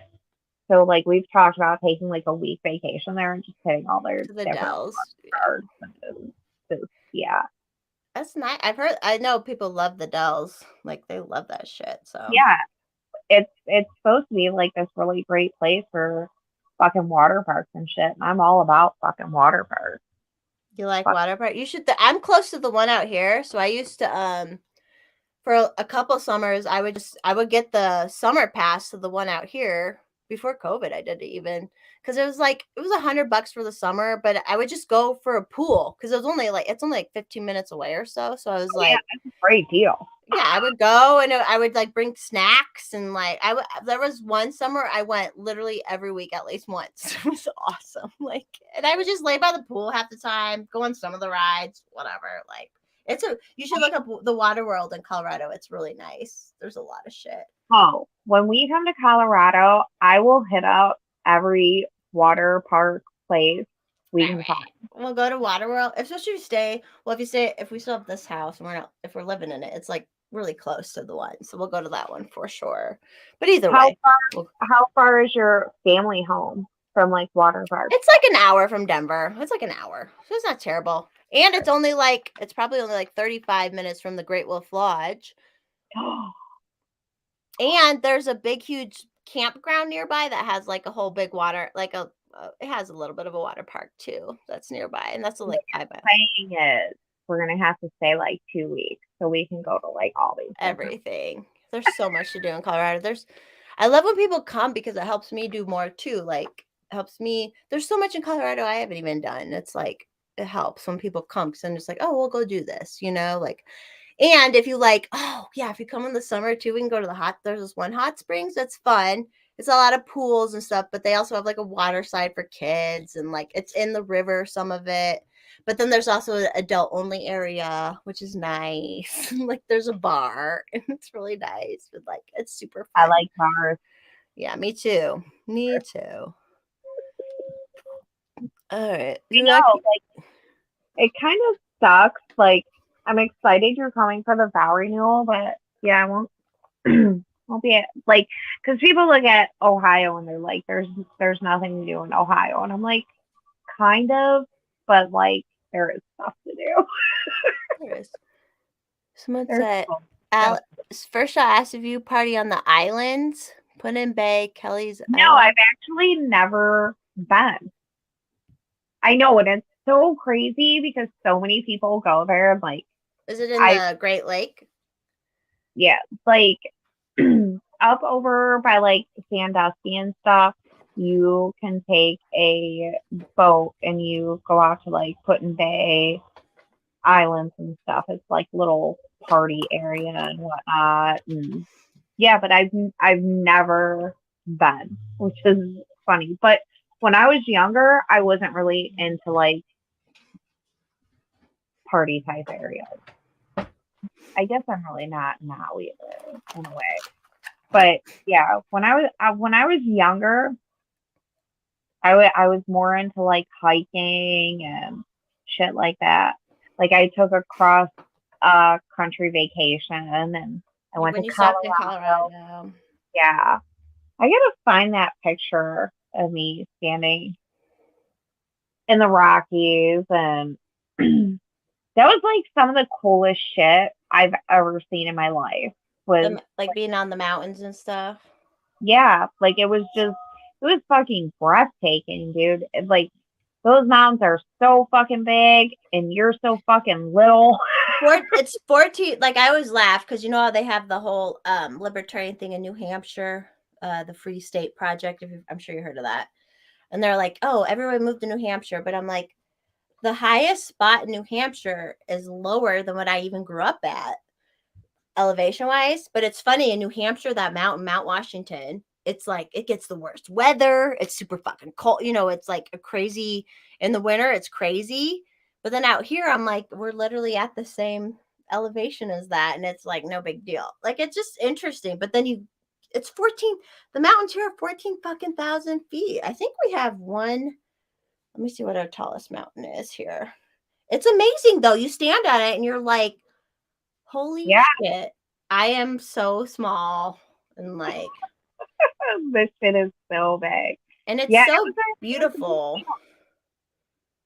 It was a big deal for me to do that kind of shit because it was like my first time being away from my family in that way. Yeah. How so, old were like, you when you did it?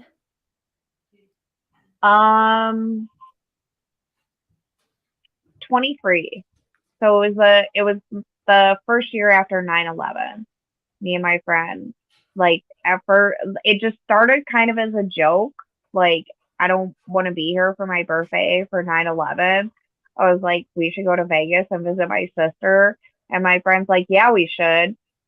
And I laughed, and he's like, no, seriously, we should. And it just turned into like we planned this 3-week cross country trip, and we went to all these different places. And yeah, like it was so cool. Like I would like wake up and not know like which state I was in.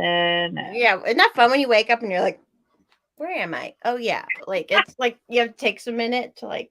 yeah, like what state did we stay in? But yeah, it was so cool to like see different lifestyles. And I mean, it pushed me towards more libertarianism for sure.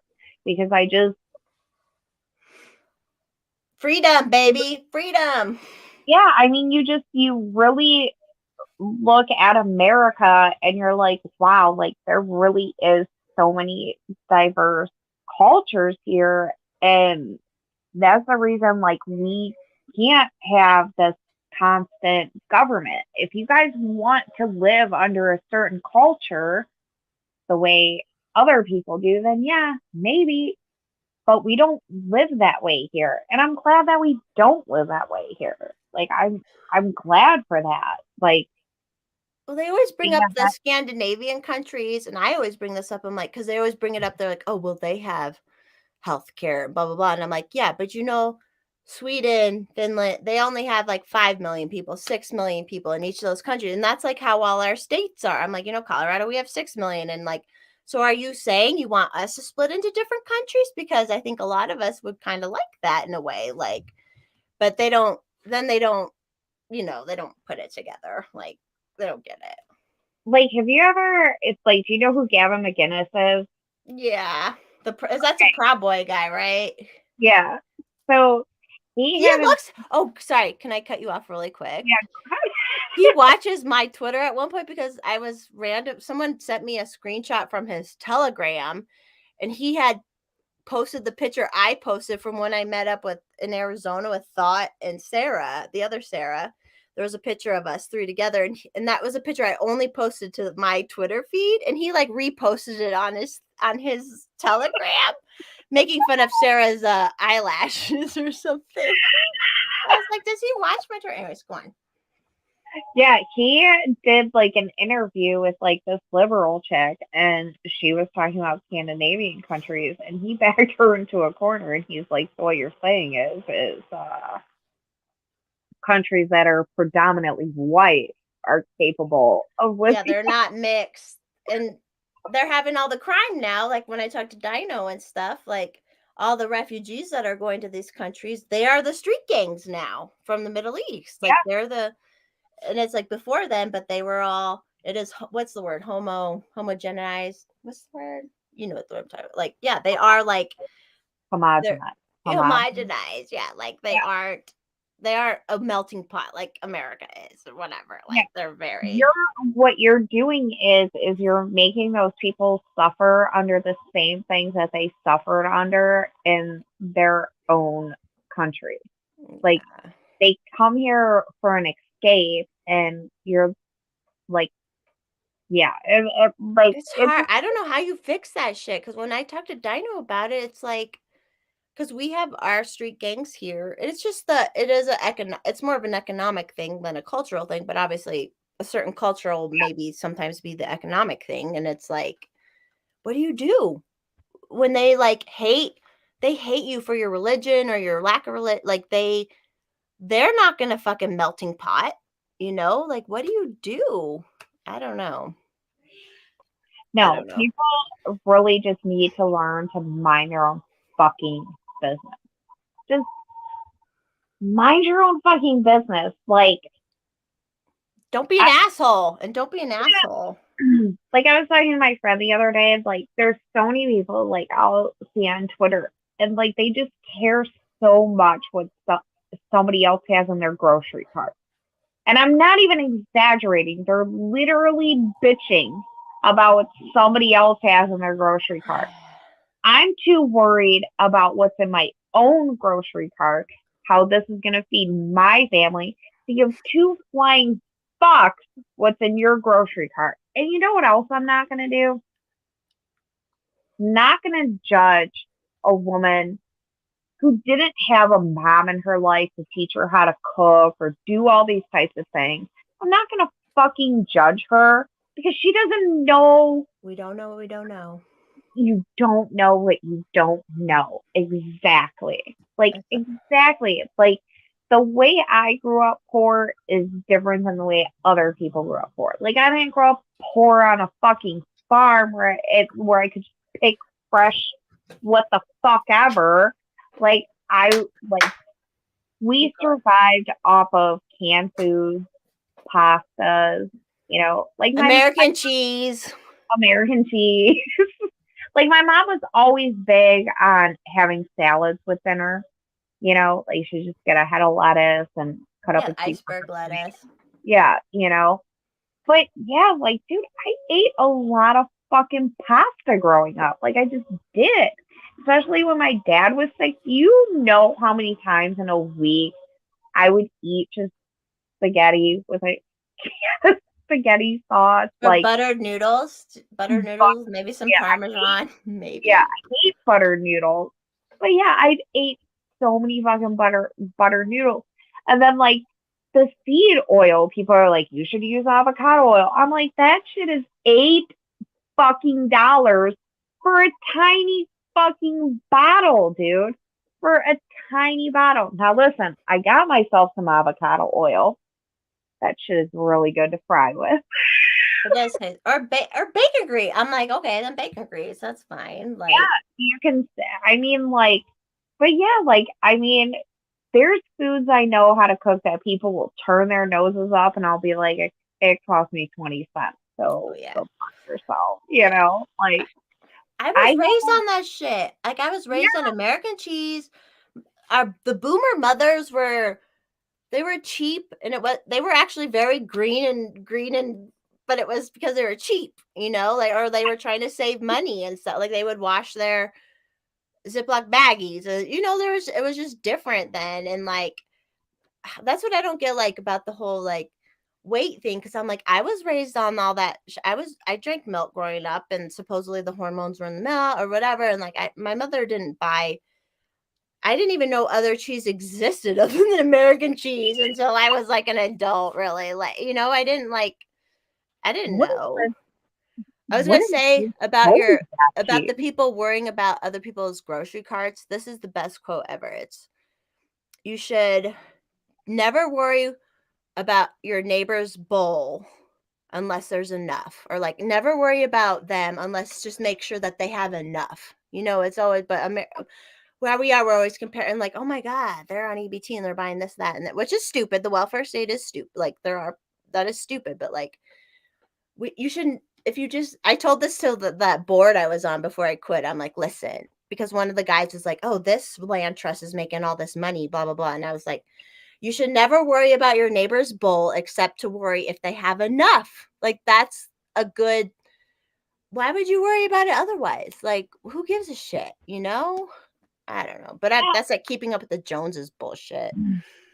Yeah, I mean, like, it's like I've seen people on Twitter who will be like, I can teach you how to feed your family off of $20. And I'm like, dude, I can teach you how to feed your family off of 5 today Yeah. under inflation. Yeah, Like, 10% inflation. Yeah.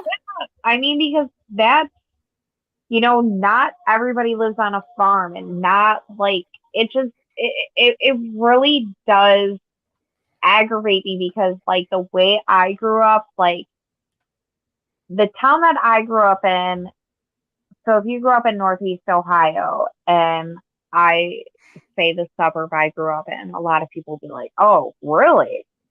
And they'll just automatically think you're rich. And it's like, yeah, no, I'm not rich. And a lot of the kids I grew up with weren't rich. But I did grow up with some kids who they grew up in an apartment or something like that. And like they always had this like really good fancy food and shit. And I'm just like, what Oh, yeah. the fuck? My parents, we never had snacks. We never had Lunchables or fruit roll-ups or any of that shit. No. Same shit. I just saw a coupon for Lunchables and I was like, let me tally this. I like adult Lunchables when you just buy like meat, crackers, and cheese. Like that's so much better. Anyways, no, it's true. And my parents are like wealthy now, but like when we were young, they weren't because it was my dad was the only one working and he was blue collar, and so and my mother. Women understood this back then. They weren't trying to be trophy wives back then, right? They were like, we're just raising our families and yeah. Well, both my parents worked, but they owned a business. So yeah. Right. Oh yeah, the store or something. Yeah, but we were not rich. And they were like, Oh.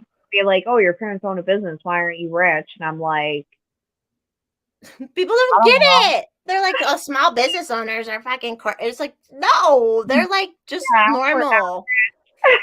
The profit margin is just the same as if you're working somewhere for half. Like it's. Yeah, and like, oh my god, dude! Like, so, like, there's this one pasta that I make. I have to flex her first. Sorry, go on. And it's just like tomato sauce, a stick of butter, and elbow noodles. And I've made it for parties before because Scarlett loves it. She's like, "Oh my god, this is so good." Okay. She'll ask for it for like her birthday parties and stuff, and I'll make it. And people are like, "Oh my god, what is this? It's so good!" And I just laugh because I'm like, the minute she goes out to fancy restaurants with a boy later on, she'll be like, "It's just." Yeah, it's just, but whatever. Like, it's so different. Me and my sister laughed about this because as adults, like, you would go out and have the like soybeans, the umami, like where you'd eat, like, there's just all these fancy things that are not that fancy, but like when you grew up, like in that kind of family where you didn't like spend on that kind of shit, we didn't start going out. We didn't go out to eat at all till I was the only one at home because my parents didn't have money to go out to eat, and then. Finally, so I don't know. Oh, he asked if you grew up in Shaker Heights. Oh, wait, he says don't say. He doesn't want you to get doxxed. No. Similar, maybe?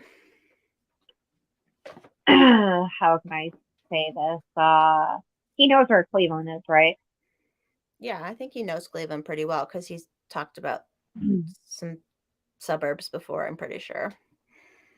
I live in one of the suburbs that is considered very rich outside of Cleveland is basically. All right. It's that's like, where I grew up. It was always on like it still is in the top 10 richest counties in America. But like when we moved out there, my parents they weren't rich, like it's. I hear it. And then like I would meet people in Cleveland, they're like, you grew up there. And I'm like, yeah, but like here's the thing. Like, I'm not one of those ones. Like when we moved to Cleveland, I was so nervous. I'm like, Adam, nobody's gonna like me here. They're all just gonna think I'm a stupid rich white girl, and I'm not a stupid rich white girl. That's the house you're in now, right? That's where you're at now. Yeah, and like, I mean, you'll see my house. Like, I mean, it's fucking run the fuck. all right though. You can fix it up. You got kids right now. Kids break shit and like fuck shit up No, anyway. So you know what I like love about my house? Like I love that it's kind of beat up. Like I it's do. Like character. I love the nicks. Like I'll show them to you when you come here. Like there are nicks in our wall from my dad's wheelchair, and I love them. Yeah. I love those nicks in the wall because they're my dad, and they're our past and our future and whatever. Like I love that my house is unique. I just do. Like I had a cousin that like he told me the one day like you need to do this to your house, you need to do that to your house. And I was like, I am not doing all that shit to my house. First of all, I don't have money just blowing out of my fucking ass.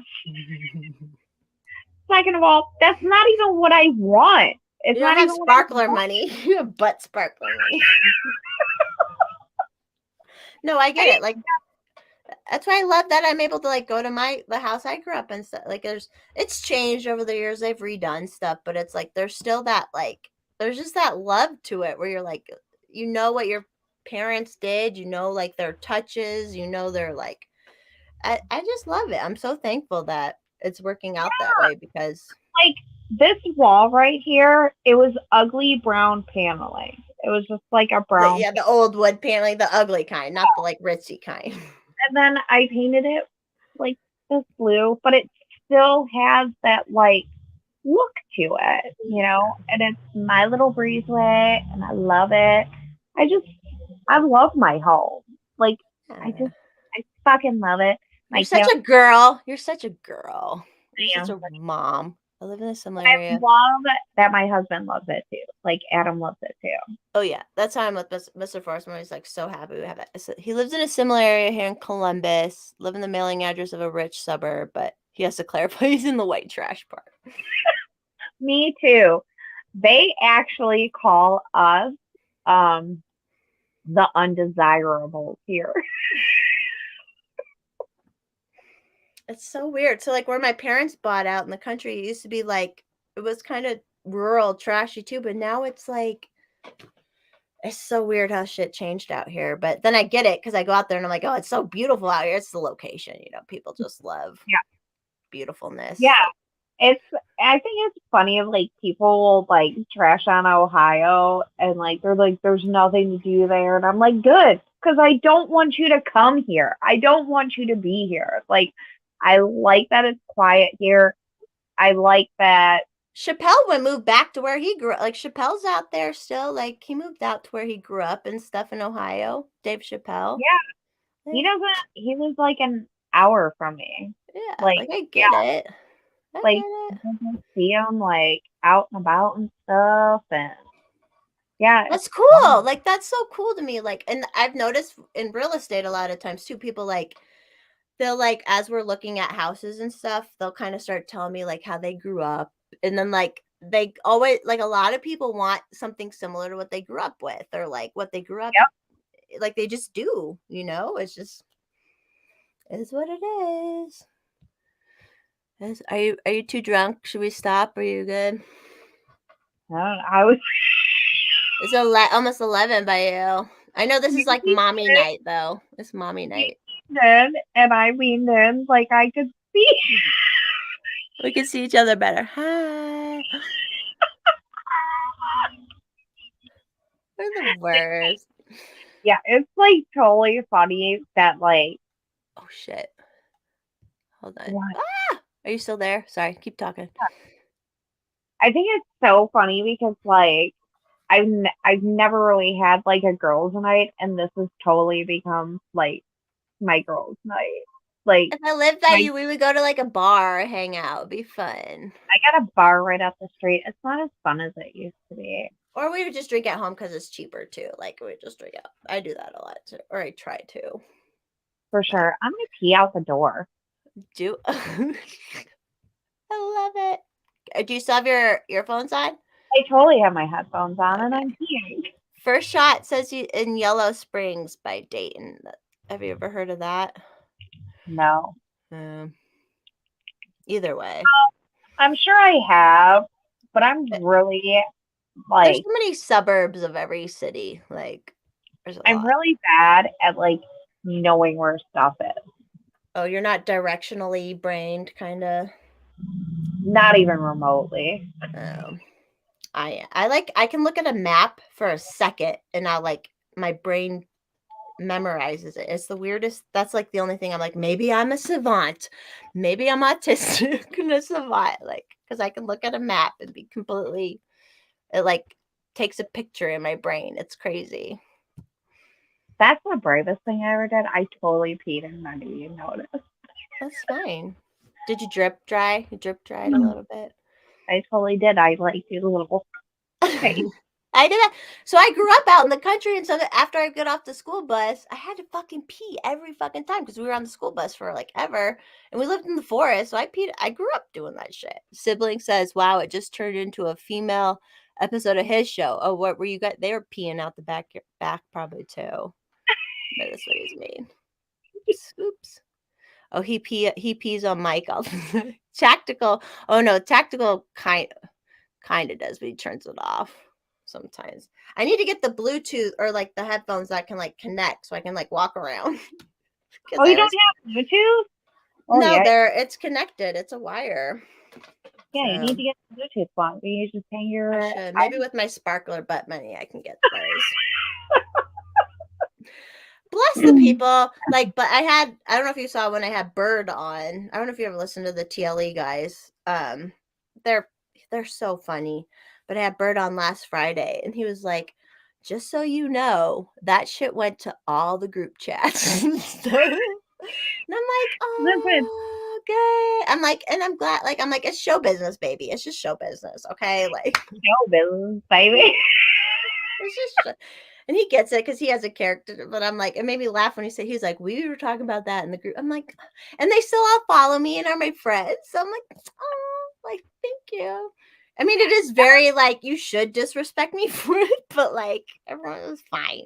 They're fine. Adam showed all the guys at work. Oh no, I'm sorry. I should have kept my bikini bottoms up. It looked a little ridiculous, but no, it was so funny. It's like, he showed the Mexicans, and I was like, oh my god, what did they say? And he sends me this meme of a bunch of foreigners going, USA. I'm here for it. That's how, I mean, like, it's all, Mr. Forrest, he's all Mexican subs and subcontract. I mean, we're a very Mexican friendly place around here. And they like to work. That's why I'm like, as a libertarian, I don't have an opinion on the borders and shit because I'm like, half those, they want to fucking work, and we need those people to do that kind of work because the fucking white kids ain't doing it. Okay, isn't it messed up, dude? Like, and I think Maj Stray doesn't talk about it so much with borders, but he talks about it with like the urban community. Like, conservatives and libertarians don't really reach out to that community, and they don't how really. Can you if you're white? I feel like you.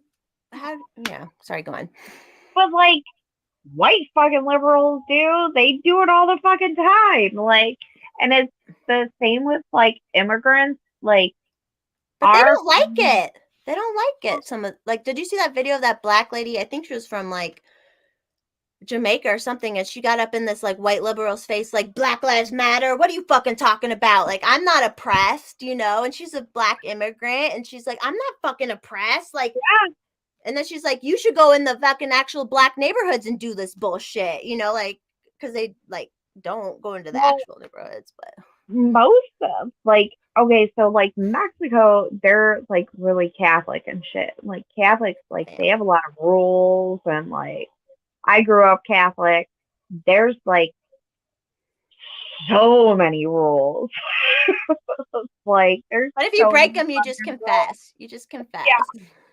But there's so many rules that like a lot of Mexicans, like, that's how they grow up and shit. And then like, you guys act like conservatives act like they don't have the same culture, but it's like their culture is closer to your culture than like liberal culture. Because listen, if one of our Mexican friends' kids came home and said, Daddy, I'm a boy, they would be like, no. They'll slap them. They probably slap them. It would just be like, it would just be a huge no. Like, you would not They're entertain about like all that. business. They're about working and business and like all that. That's why Yeah. like that happened with Trump, where like there was a lot of Hispanic, and I'm like, yeah, because they want to fucking run a business. They want to, yeah. They want to work and they want to be left alone. And yeah, and there's a lot of people like, so like I used to work with like a lot of Indians, and our Mr. Heroes is Dot Indians or feather Indians? Dot. I love India. That's what Kenny is. Is he still here? No, he's gone. Sorry, go on. So like they would hire their family but wouldn't put them on the actual payroll so that they didn't have to pay the taxes. And then like they would all just like live in houses together and shit, and people would get pissed at them for it. And I'm like, so you're pissed at them for figuring out what you did? Yeah, they're like multi-generational living, which is what everyone should do anyways, to take care of their parents. And like it's Yeah, which okay, like I lived with my dad, but like I would not have wanted to live with my mom and dad. Like I wouldn't have. It was something I don't know. Like I don't want to say it was something I did because I had to do it. I don't want to say that because as it a was younger, never, you were the youngest. I feel like the youngest child kind of has to like take care of the parents a little bit for some reason. That just seems something to me. yeah, but I was the only one who was like married, settled down, like type. Responsible. They would tell you I'm not responsible. But I had two brothers who were not tied down, who didn't do shit. And then a sister who lived in Vegas who would like come home once a year and be like, I'm going to redo daddy's bedroom and be like the bestest. And I'll be like, cool, I'll keep cleaning his shit and cleaning his urinals. And you can come home once a year and just be like, I bought them stuff. Feel good about it. First shot. No, I agree. This is why I like about the border. I'm like, I don't have an opinion about it because it's crazy. Like, and I don't think half of it is like, oh, sorry. I don't, like when they have all these big groups coming through, I'm like, I feel like that's the government making that happen. And like, obviously a lot of people do it legally. So like everyone should, but I don't know. I just know like we need workers. I actually agree with you. And I know that makes us not libertarian. No, but it kind of like it does, because libertarians are also believe in like voluntary association, and you know, like you're going to protect your own borders. I might be better with open borders if our country didn't, or government didn't like kill and bomb the fuck out of people that makes them want to come here and kill us. I also don't think it should take, like our friends, I don't think it should take them thousands of dollars and years to become illegal or a citizen. Because if you go to get a gun, they'll do like this quick background check on you, you know? And to me, it's like if you're trying to come here, like our friends have a place to live and they have a job. So what's the issue? Do a background check. They're all clean. Just do a background check. And they have the it's like a TNI number or whatever, where it's like I get it. Like, and we need them. We need people to work, and they're really good at like the trades. Like they're really good at the trades. Like, fuck you think took down the prison fence at my fucking house? Or who redid? Who took down the popcorn in my house? The popcorn's like it's all. And you know why they do that shit? So when the Mexicans first came here, Adam and I were getting ready to move in with my dad, who was sick, and I was pregnant. I was just about to have a baby, and Adam would drop everything to take them all the places they need to go, to set up bank accounts, to set up driver's license, to take them shopping. And I did, even while I was packing and getting ready to go home and watch my dad die after losing my mom, I was like, no, like you need to make sure that these guys have what they need and that people don't take advantage of them because they don't speak English. So Adam was always there for them, and they still remember that. So when I'm like, my pool looks like it has a prison fence around it, Get it out of here. like, and I felt so bad. And then another thing I feel bad when they come here and they work, I can't help but start staring at them. Because some of the shit that these guys do, it amazes me. Like, it really, really does. It amazes me watching them work the machine, and then to like put the fences in. They have this tool and they like pound it, and it's metal on Yeah, that metal. little like handle thing. Yeah. I know what you're talking about. And listen, that's just hot. Like, that's just sexy as fuck, because you know when you hit something, you feel it through your body, right? Like, you feel it, right? It's hard Like, work. yeah, and these guys are just pounding that shit. They're just pounding it into the ground, and I'm just like, damn. They're good at like drywall, like all his stuff. They're like legal, most of them, but like, and then it's like half the family comes, and like, I'm like, I love that shit, because that's how my family was with my dad's business. We all worked in his business too when I was washing windows and shit. Like, I get that, and that's their culture too, is like your whole family learns how to do the business, and they're all about small independent business. And I'm like, yeah, that's what I'm all about too. Like, it's, oh yeah, sibling rivalry said, yeah, the minimum wage and the welfare stuff, like, and they can get like free college. There are things that aren't good. Can you read that? Yeah, I agree, sibling. I totally agree.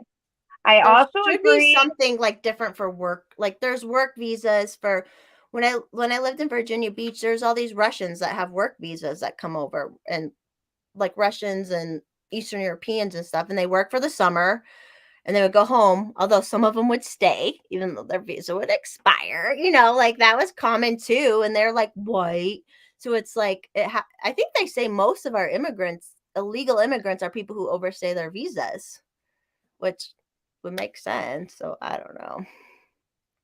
You know what would be cool is What? if we could convince my neighbors to rent out their house. Oh, to have, so you could like sleep there. Alice likes it when dudes pound shit.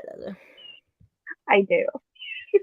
I mean, you know what? I'm not even gonna lie. I totally do.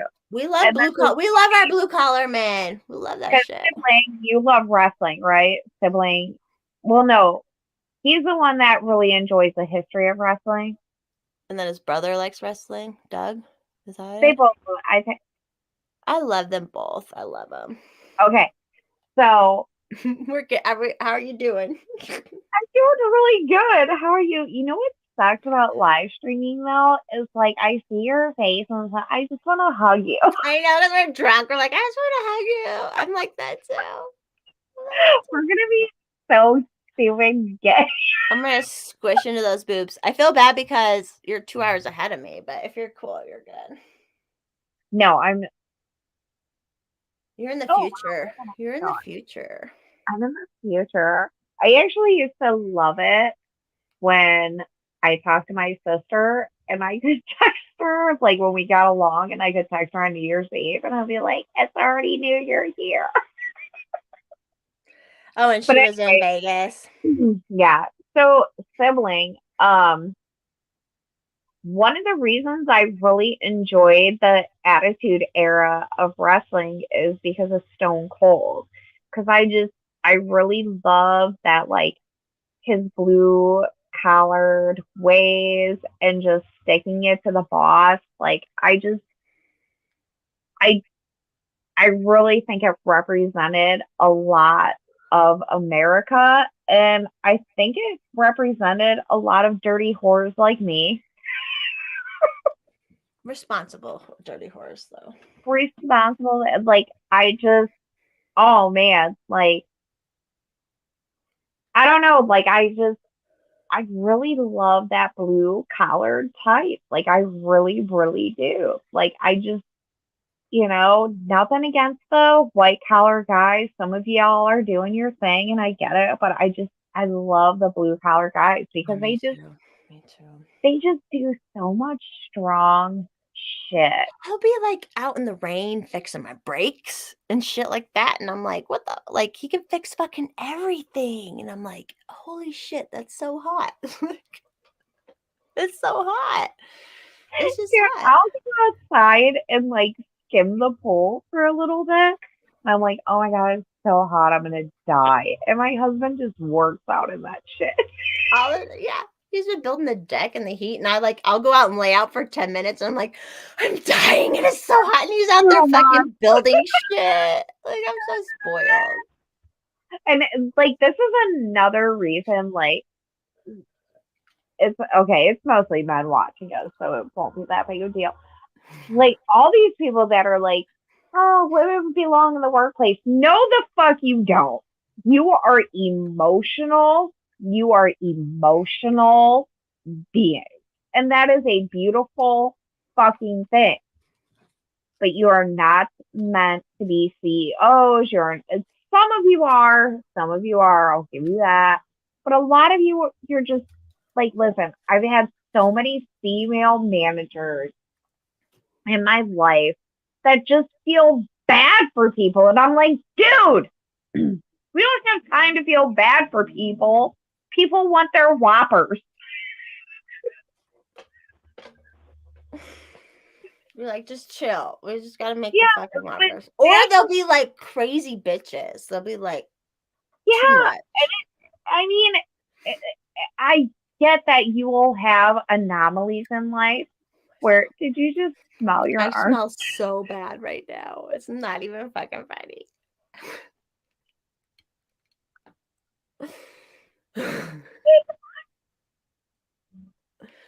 Just saying. But yeah, like, so many women, like, they just, and I do it too. Like, I get caught up in my emotions and shit. And like, there were times after my dad and my mom died, and I'm like, holy shit, if I had to work a normal fucking job right now, this would suck. Like, you should be thankful that men can put shit down and It's go a good to fucking motivator. It's a good Yeah. That's what's been sad about the generation like millennial Pat and the end of Gen X and Pat. Like, it is such a good motivation for men to be able to be like, I'm gonna go out, I'm gonna get a job, I'm gonna be a provider. Like, Yeah. and they couldn't. They like, because whether it's how they are raised, whether it's their own shit, the economy is a big thing too. But like right now, I think didn't we talk about like right now between 29 and 40, all these men are not working.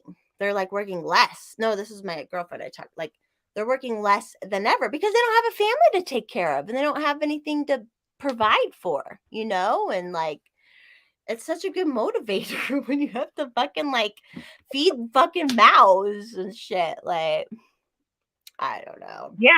But like a lot of people, they don't see that as too many people look at it like, oh, so you're telling me that I have to be a mother or I have to be a father, and it's like, no. But at some point, you're gonna have to decide what you want to be.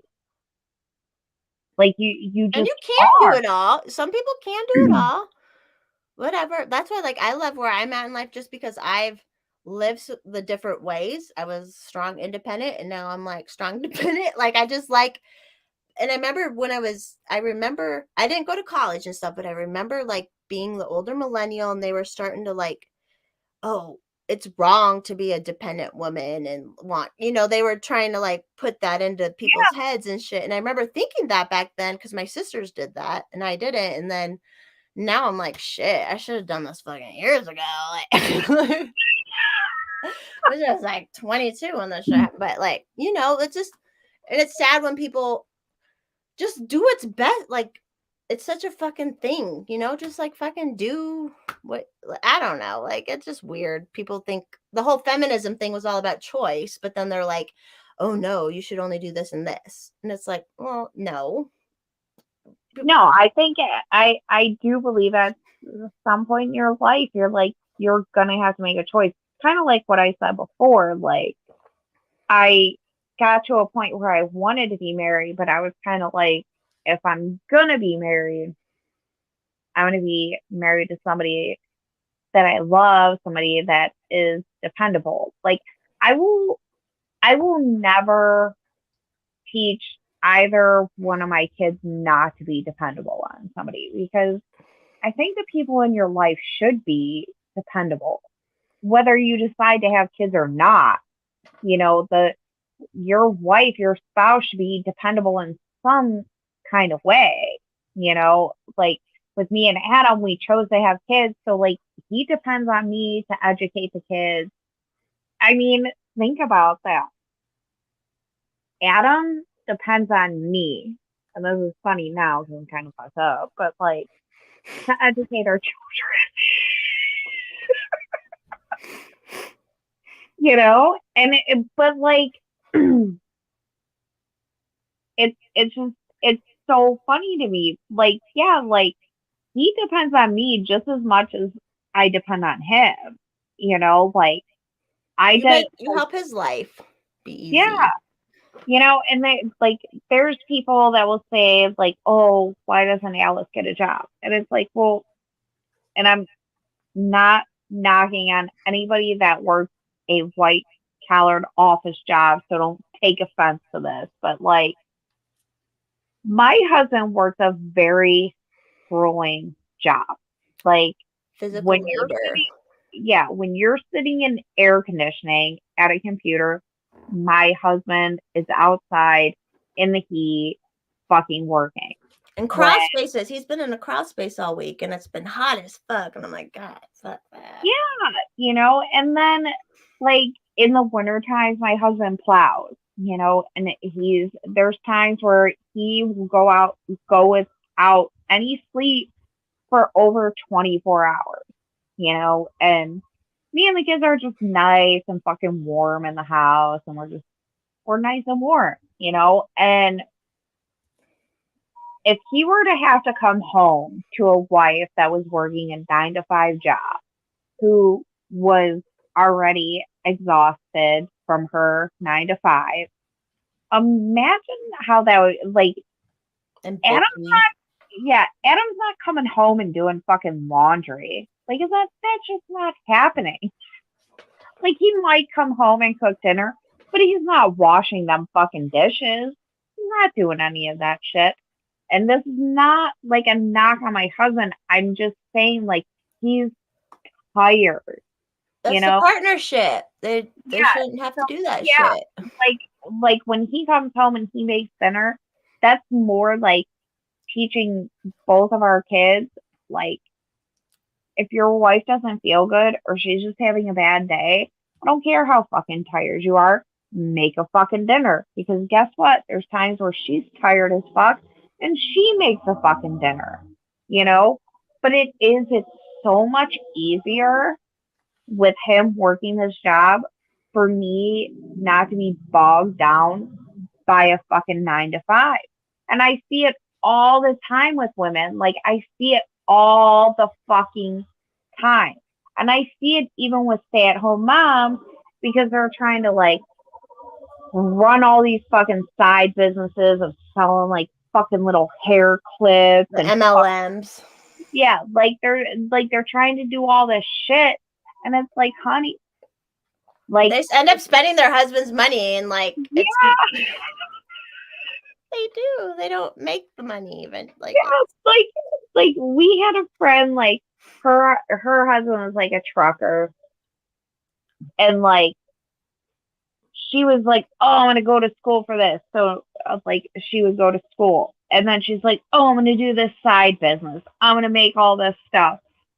But it's like all you're doing is spending his money, your money, whatever. It's not a good investment for his money if you're not making money with it. Exactly, because it takes so much to like get there.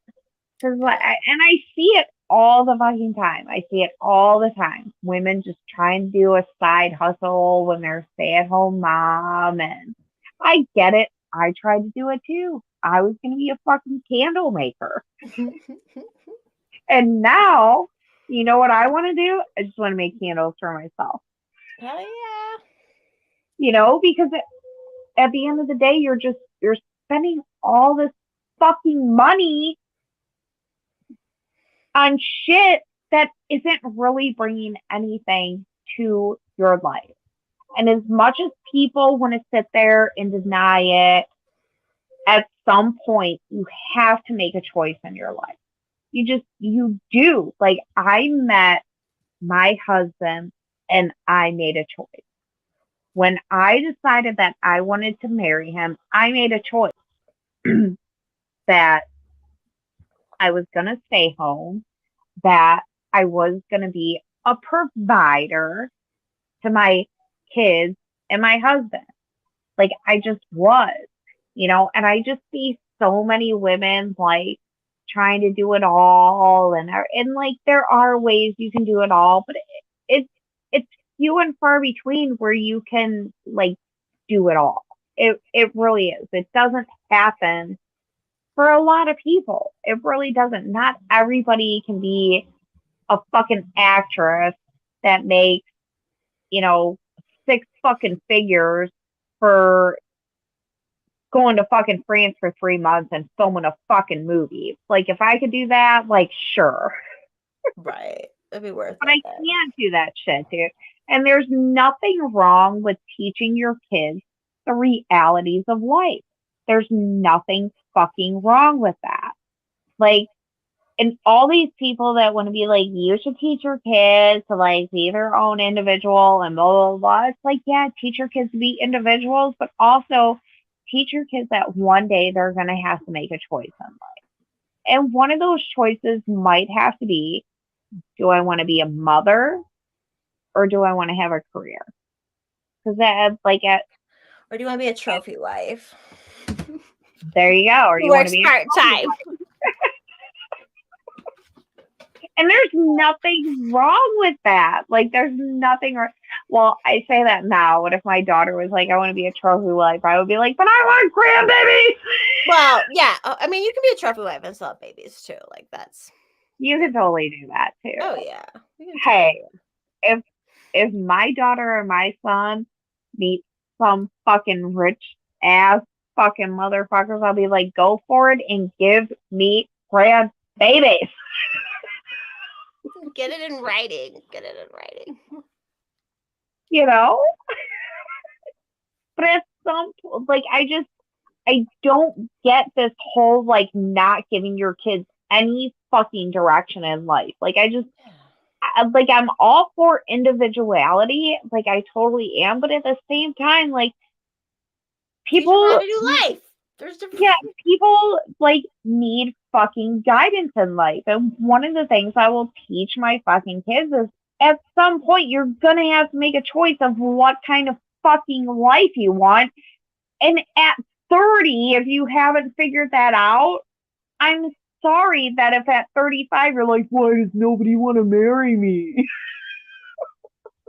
That's true. But I totally get that sometimes things just don't work out. Well, everyone does what they. I'm like, yeah, everyone's. If you can be comfortable in your choices, then it's fine. But like, hey, yeah, it's I weird. have a friend that decided he didn't want to get married, he didn't want to have kids, and I would joke with him all the time. I'm like, dude, you just need to find like a woman that's a little bit older, that kids are already grown, like, that you can settle down with, you know? And lo and behold, he ended up, He did. 2 of our friends got divorced, and he ended up with a wife. But they're like the perfect couple. They're so fucking cute together. You'll be able to meet them. He's like my best friend that I grew up with. He's very excited to meet you.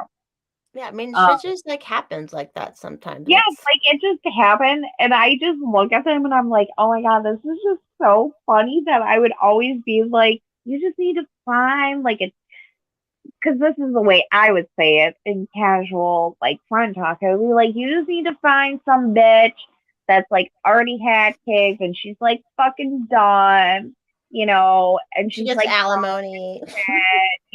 like I'm like, you just need to find that bitch, and he ends up hooking up with one of our friends' ex-wives, and I'm just like, damn, like I didn't expect that, but God, you two go together, like they're like the cutest fucking couple.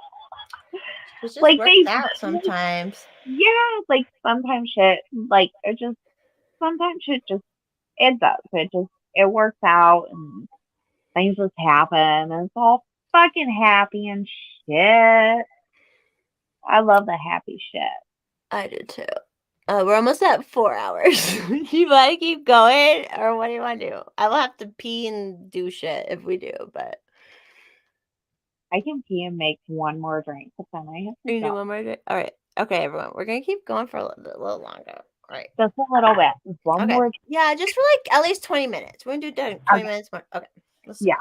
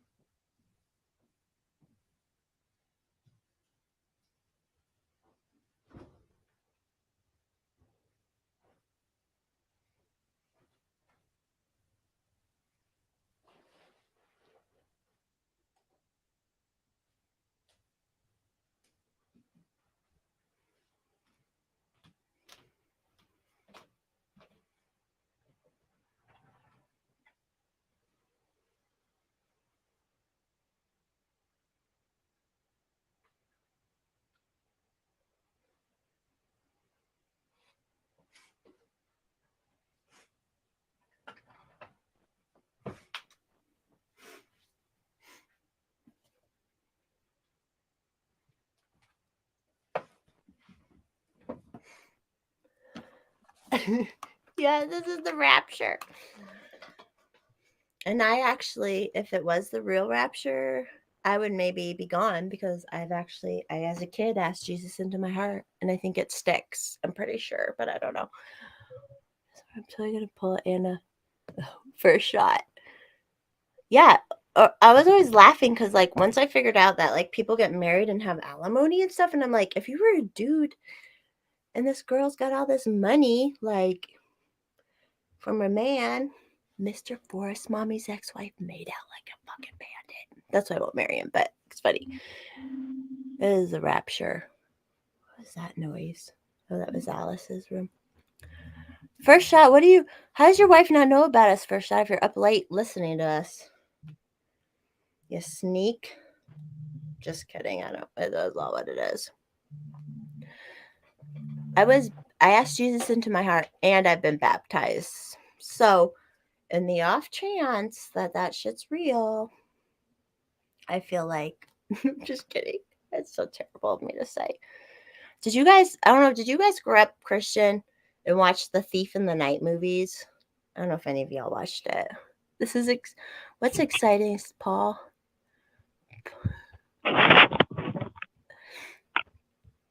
Look at, they're like, this is what it could be like if the rapture happens and we just like leave.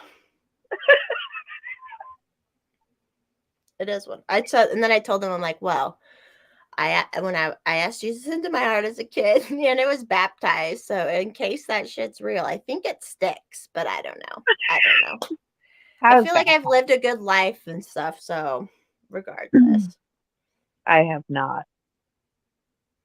No, well, like sure. you haven't like hurt people. That's what I have. like purposely. Like you went out of your way to do it, or was like you're. Uh-oh. Hmm.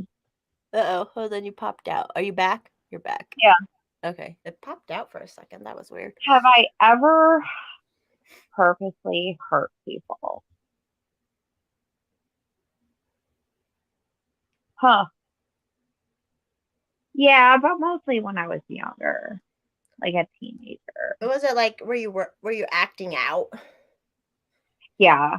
I get like like there's people that like okay, like me and you are like this, like we're like I don't judge people, and I think me and you are pretty honest about that. But Genuine and honest. I think some people take that to a different level, and it's like some people They're deserve malicious.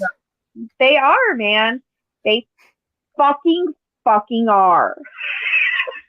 They are dirty. There are some people out there that, like I look at people who I've been abused both physically and sexually by And mentally too. and mentally by people that I love and said that they loved me, and I definitely believed it caused me to act out in a lot of ways, but like I don't know, man, there's just some people out there that they take that shit to a different level, and I think it's just who they are as humans. I like They're bad. They're bad people. yeah, I mean, dude, like I was sexually abused as a child, and By someone you knew, like was it familial? Yeah. Wait, what? Was it like someone in the family or someone the family knew?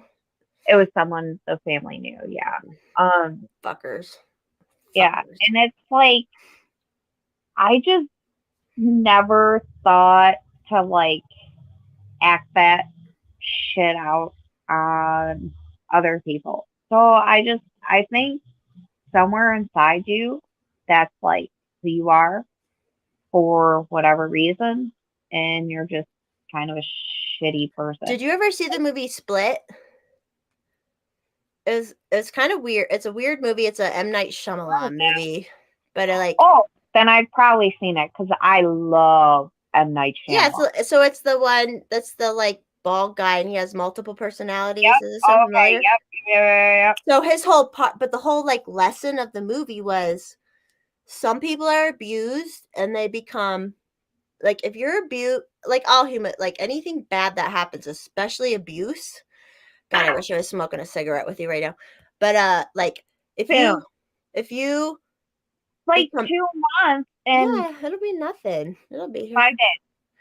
If you are abused and you become and you don't continue the cycle and you become a better person, like you are, that was the whole message of the movie was like you become more evolved. You're almost like a better human because you had something happen to you that was really bad. It was bad. It was like terrible. And what happens with it, especially in sexual abuse and abuse, it's a cycle. It's it's like a cycle. It just continues on. And like so when people stop that cycle, it's almost like they become like evolved. And that was the whole thing. What he got, like, it was weird because he became kind of bad, but like, and then in the end he was like, he knew the other girl had gotten abused, the one of the girls he like kidnapped, he's like, he figured out she was abused and was like, you're good, you've evolved, you passed the test basically or whatever. And it is true. And that's what I hate about the sexual abuse thing, especially in family. Like, I bring up this movie all the time. There's a documentary out there called Rewind, and this dad let his kid around his brothers, and the brothers had abused the dad growing up, and he still let the brothers around his kid. And one of the other brothers had a kid, and he abused the other because he was being like, it was just a fucking mess. It was a fucking mess. Like, and how did the dad think in his mind like it's just so bizarre. And the mom and the dad eventually got divorced over it and stuff. But then like the mom was always like, yeah, there was times. What it's called? It's on Amazon Prime if you have Amazon Prime. But I do. it's What's called it called? Rewind. Okay. I need It's to a watch. documentary. Yeah, and it's just like as it goes on, you're like, why? And then when they said the dad was abused by these brothers, the uncles of his son, it's like, why the fuck did you let the dad didn't abuse him, but like, why did you let them around your kid knowing what they did to you? You know, it's just like, it's so bizarre. And then the mom was like, yeah, there was one time I kind of caught them in a bedroom and I was like, and I'm like, trust your gut on that shit. Like, trust your fucking gut on that shit. I'm an aunt. I've never been fucking alone in a closed bedroom with my nieces and nephews. You know, I just trust your gut with that shit. And these people, like, it just makes me sad because it's so much more. I know everyone wants to blame all these teacher groomers. But all these teacher groomers were abused by their uncles and shit. I feel like, right. You know, and like, people don't Yeah. talk about it when it's family, and it's weird. It's weird. And I mean, there was so my grandfather was very sexually abusive. So, like, you grandkids? Not me. I Okay. never met him. God bless me. Yeah. So my cousins would call my dad their knight in shining armor all the time. And I never thought anything of it. But it turns out that my grandfather used to abuse my aunt. And then he His own daughters? Own daughters? And then he started to abuse my cousin. But like my dad came from like a big family of 7 kids, and like he was younger when his sisters started having kids. And my dad ended up standing up to his dad, my grandfather, because he started abusing our cousins, his nieces. And that's why they call him a knight in shining armor. And I never knew it until after my dad died. Isn't that, it's so wild. And I had a friend recently who grew up on a huge ranch out where, like, close to where I grew up. And I knew he had struggled with alcoholism and stuff during our 20s. And then, like, he told me one time we were hanging out, I was like, yeah, my grandpa that lived on the ranch, his grandpa lived on the ranch, and then they lived on the ranch. He abused all 3 of them. The grandpa was abusing all 3 of them. I know the parents had to have known, like, they all lived there. Like, it's just, and now none of the kids wanted the ranch, so they sold the whole fucking, you know, it's out of the family. It's being developed. It's just like, it's so, I said this on Twitter because I grew up with him, and he'd go, I won't say his real name, but we'll say his name was Trevor or something. And when we would play on the playground, because his mother worked at the school and my mom was a teacher. And so we would be there like early sometimes, and we would go play, and he would say, oh, we're going to Trevor World right now. And he would like pretend we were in Trevor World. And I thought it was just like fun make believe. But then when I was like, oh shit, like, I bet that, you know, he was all, it's so messed up. It is so messed up. And those were conservatives. That was a conservative family, ranching family, you know, like, Yeah, I'm sorry that happened to you. Is it? Well, I mean, it wasn't the grandpa that came at you, it was someone else. Yeah. And I think my dad hated himself for that. Like, he thought he was protecting me from all that. And then you think you can trust family? We'll talk more privately, yeah. It's like, you think you can trust family, but it's so common. That's what I say. Like, and people are getting mad at me because they're like, oh, we can only talk about the teacher groomers. And I'm like, you know, most of them are probably how they are because a family member abused them, and like no one said anything, and it went under the rug. And like, just like that movie I told you, none of them got in trouble for it. Like, the uncles died and whatever. Like, no one got fucking, It's No, just and there's no excuse for it at this point in day. Like there really isn't. Like I mean, I've talked to my aunts and my cousins privately about this kind of stuff, and yeah, like there's just there's no excuse for it. I mean, but it's sexual abuse is a lot more common than people think. You need to very vehemently talk to your kids about it. Like really really put it in your kids' head. I don't care who it is that does something inappropriately to you. They are bad. They are wrong. You are not wrong. They are bad. And you come to your parents, tell you know? people. Yeah. But I think things were definitely different back in the day. I do. But I think to act like things are much different now is, I don't know if that, I think it's kind of a fallacy in a way. Is that the right word? Like saying, "Oh, we're more evolved now. It's not happening," but it is. But it definitely is, because I just don't think parents want to talk to their kids about that. And I have talked to Scarlett about that. Like if if if someone, no matter who they are, touches you or does inappropriate things, they are the bad one. You are not the bad one. And they're not going to kill you if they say they're going to kill you or whatever. You tell. That's what happens a lot of time, right? It's like right. And I think there's a lot of people that would look at like, so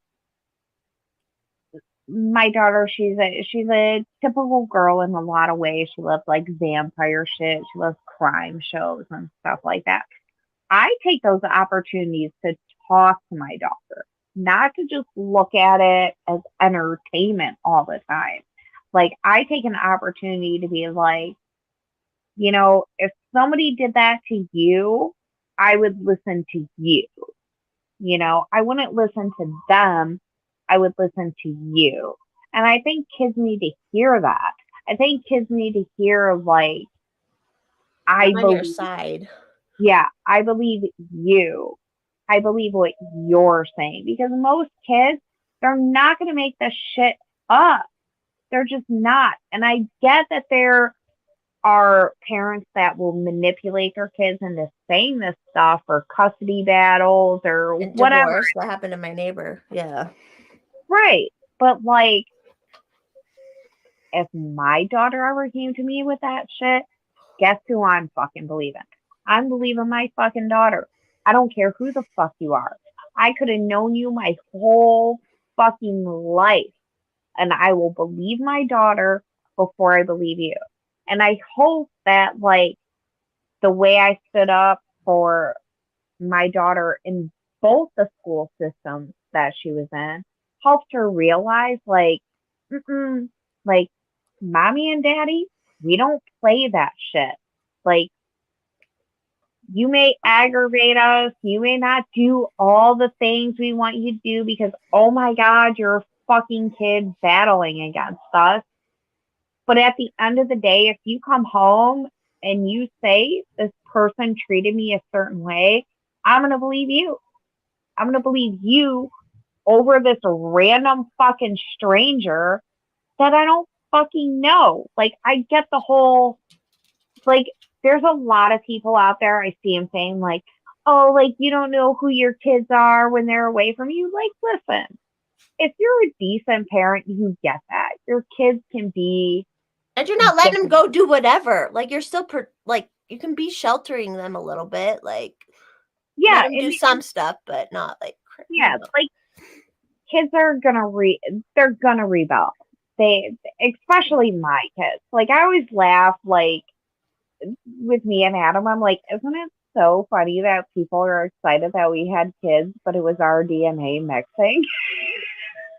And you want them to kind of, because you want to be individual. But like I don't get like this whole thing where like, because I grew up in the country, so I wasn't able to sneak out or do any of that shit, you know. So I'm like, and there's so many like people be like, oh, I snuck out and was doing this and that, and I'm like, holy shit, like I would have got fucking I killed. snuck I'm sure like a lot of people did, especially if you're like living in proximity to other people and you can, but like, I snuck out once and I came home and my mom was like, get your ass upstairs before your father finds you. And guess what? I'll do the same shit to Scarlett to this day. I'll be like, get that back down here or do this before your dad sees this. but hopefully you can like, I don't know, there's a balance to have, right? But I just remember my dad always told me no one's allowed to touch you except your husband, which whatever, that's fine. But like I was like, okay, you know, no one's supposed to touch me like that, or you know, like I don't know, just Yeah, it's I hard. like like my son isn't there yet, but my daughter more is. And like I try not to shelter her. We try not to shelter her too much and we try to be like open because like we try to explain to her like I don't hate on like cross dressers or trans people. Like I show her people that I listened to growing up, like Boy George. Okay, so like my parents owned a business, and I had the Teen Bops and Teen Beat, all that Yeah, fucking Tiger Beat, is that the one? yeah. So like George Michael was on the cover, and I asked my dad, I'm like, why does he dress like a girl? And I'll never forget, I was sitting on like by the bread rack of our store, and I'm like, why does he dress like a girl, daddy? And he was like, because he's weird and he wants to, and that's okay. And he just walked away. That's all there is to it. Like that's all there Like, has to be to it. yeah, it wasn't like this big, it was just, he's a little bit weird. It's okay. Like, some people are a little bit weirder than others. They go through different shit than you go through, and they just kind of turn out this way. Like, you know what I mean? It's kind of like when I looked at my mom and I was like, we watched a documentary about Hitler, and I'm like, why did Hitler do that? And my mom was just like, because that's what communists do. Like, that's how communists gain control. Like, she taught me that at a very, very young age. She's like, that's how they take control. They separate you in whatever way they can think of. And that is the way they're thinking of now. Like, Yeah, by making like kids have all like confused about all that shit because especially because this is what James Lindsay talks about a lot too. And he like the minute they can like make kids confused about that shit, then it also makes them have a rift with their parents. So then their relationship right. is yeah.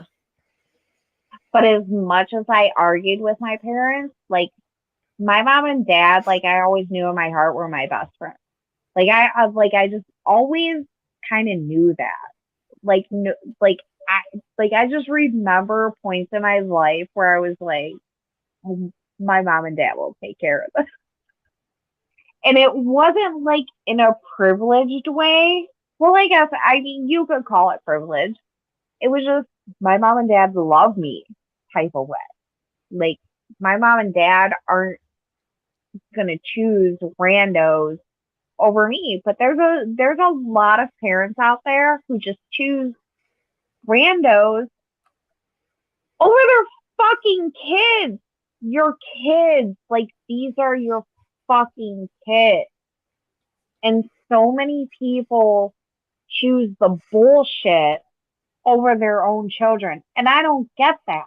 Like I don't get that. Like I don't either. listen, I love my drinking nights with Forrest, mommy. I do.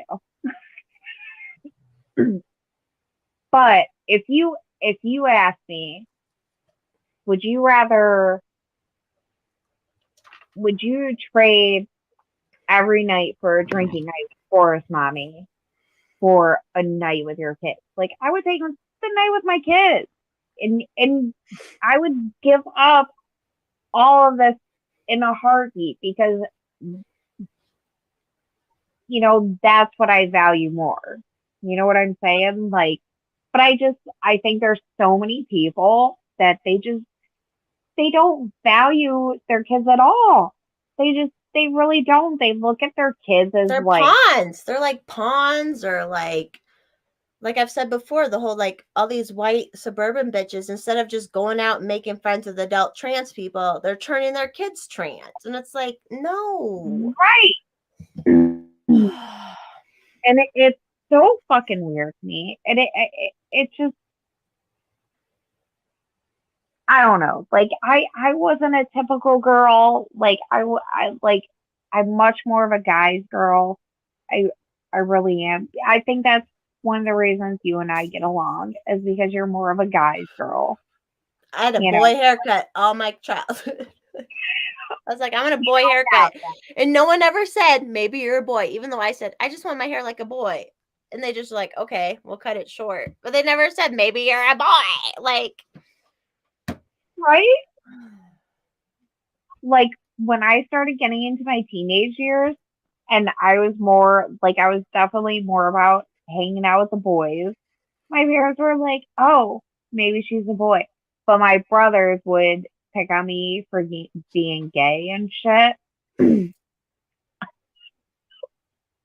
But my parents were like, no, like she's just a and kids guy. hang out with who they can hang out with. It's just situational half the time. Because I hung out with boys at the Bible camps all the time until like, that's why I think I get along with men. That's why I think men like me too, is I'm such a like girl next door. I always hung out with the boys. And Let's be honest for us, mommy. We're guys, girls. we are. Well, we're just realistic too. Like that's half of it, right? Boys have more fun. They really do. Like they just. Well, boys are taught to like have hobbies and shit, where girls really aren't half the time. They're like, girls are just like aren't taught that shit, you know? Yeah, but like my parents taught me that shit. Like my mom really liked to do like. My mom like, okay, she liked her fucking Franzia and shit. Oh my god, that's what we should do for the vow renewal. We should get Franzia. The box wine.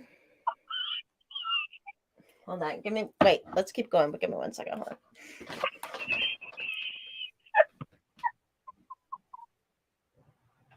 I'm just thinking of ways to get my whole family drunk at the vow renewal.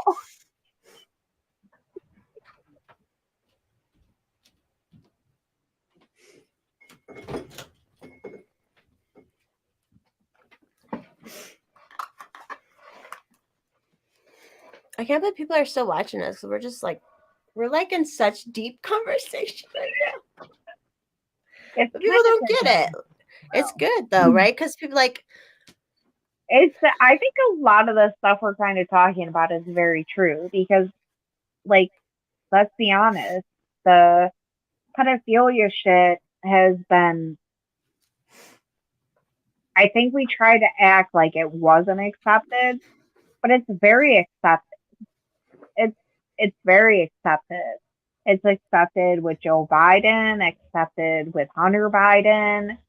Do you follow Ashley? She lives in the UP. She's a trans woman, but she had a very hard childhood with that kind of stuff. And like, I asked her a question the other day, and I'm like, because I can kind of, when someone slightly defends it, just a touch, some people they'll like, oh, it kind of, and I'm like, I don't trust you. If you kind of like, when I say something like, yeah, make sure your creepy uncles or your weird babysitters or whatever, and someone will say something, I'm like, you have that, or like there's something wrong with you, right? Like you shouldn't defend that. And I asked her the other day because she'd been through, her dad trafficked her. She lives in the UP, siblings hopefully gonna be, but like, and I asked her, I'm like, and she was like, yeah, and it took her a couple hours to respond. She was like, it was hard.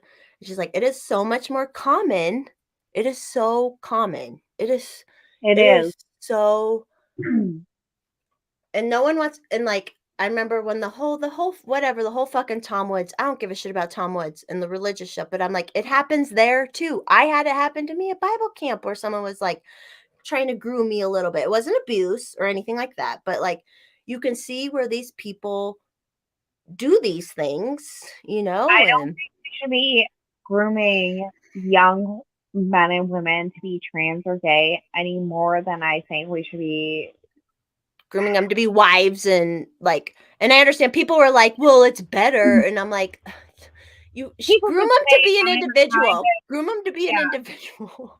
people could be saying I'm grooming my kids, but my thing is if you're going to settle down and have a family, you need to be committed to that. But if you're not, then you're not. You're not If, saying you if you're have to not do gonna be it. committed to it, then you're not going to be committed to it. That was what the whole Like- Tom Woods thing was like. He was an outsider and she was young. And I went through this where I was like 16 and you had these Bible boys who were, you know, they want to, and it happened with youth pastors all the time too. And I'm like, where they would just all of a sudden they're married to an 18-year-old. And it's like, okay, I get like why people didn't want to talk about specifically Tom Woods, whatever. But the shit happens. It happens. It happens there. It happens fucking everywhere. You know, it's like, well, don't tell me to not talk about it. You know, that's what sorry, go ahead. But like, I hate that when people are like, don't talk about that. And I'm like, what? Yeah. I will say this. I think Clint Russell, Liberty Lockdown, he commented on one of your things when all the stuff with Tom Woods. And I think he genuinely felt like I don't want women to feel alienated. What if we can't talk about this? Like, yeah, maybe it was just me thinking nicely of him. It could be a total bias in that type of way, but I think Clint really felt like I don't want women in the liberty movement to feel like we're pushing things under the rug. Like, I really don't. When I told him that, can we put a wig on Clint Russell like a toupee, and have him identify as female for a live stream? we could do another night with him. No, and I remember he like had commented on something I said, and I'm like, listen, I'm not talking specific about Tom Woods in this situation. And I remember that when it first came out, I was like, listen, this shit does, and there was other girls talking about it, and they're like, yeah, in our religious, and then people were like, well, it's okay to groom people to be conservative family people, you know, and I'm like, well, kind of, no, it's not. No, you teach them how to be an individual, you teach them all the different things there are to life, and then you don't let fucking other men like come into their lives at 14, 15, 16 and start like, and that's what I felt when I was at Bible camp. And even when, because we got a bunch of us girls got busted making out and stuff in the door, which was great. We're like, let's just do it more secretly. But like the boys, some of these men found out. Good night, first shot, and Paul left. It's just basically us now. But okay, your girls' nights were definitely different than mine. Well, yeah, the Bible camp went wild, man. We went wild. I'm not even doubting it, because when I went to high school, the guys were always waiting for them. So like where we go to school at, our high school would drop off the Catholic school kids, and then another bus would pick them up, and all the boys would be hitting on them. And the guys would tell us they're easier. We're just hornier. Like, I don't know. all those girls were like, they were ready, man. Like, they were so fucking ready. I was just about like testing stuff always. Not even the religious shit. That was just my personality. But yeah, like my girls' night, it was a lot of wrestling and beating each other up. It wasn't sexy, guys. Sorry. Yeah, the Bible, it was for me, but like, It kind of always was.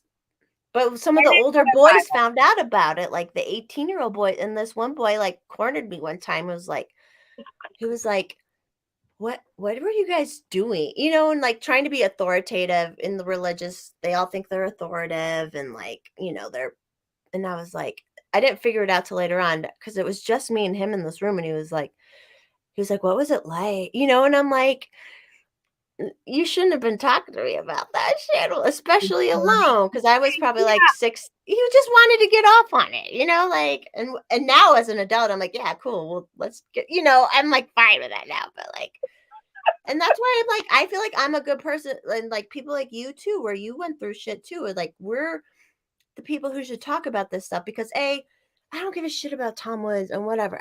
But we have to talk about how this happens. And like, people were so mad that I'm like, brought it up. And I'm like, listen, Clint, I've made like 50 fucking posts about how like this shit happens everywhere, church included. Like it just fucking happens. I don't know.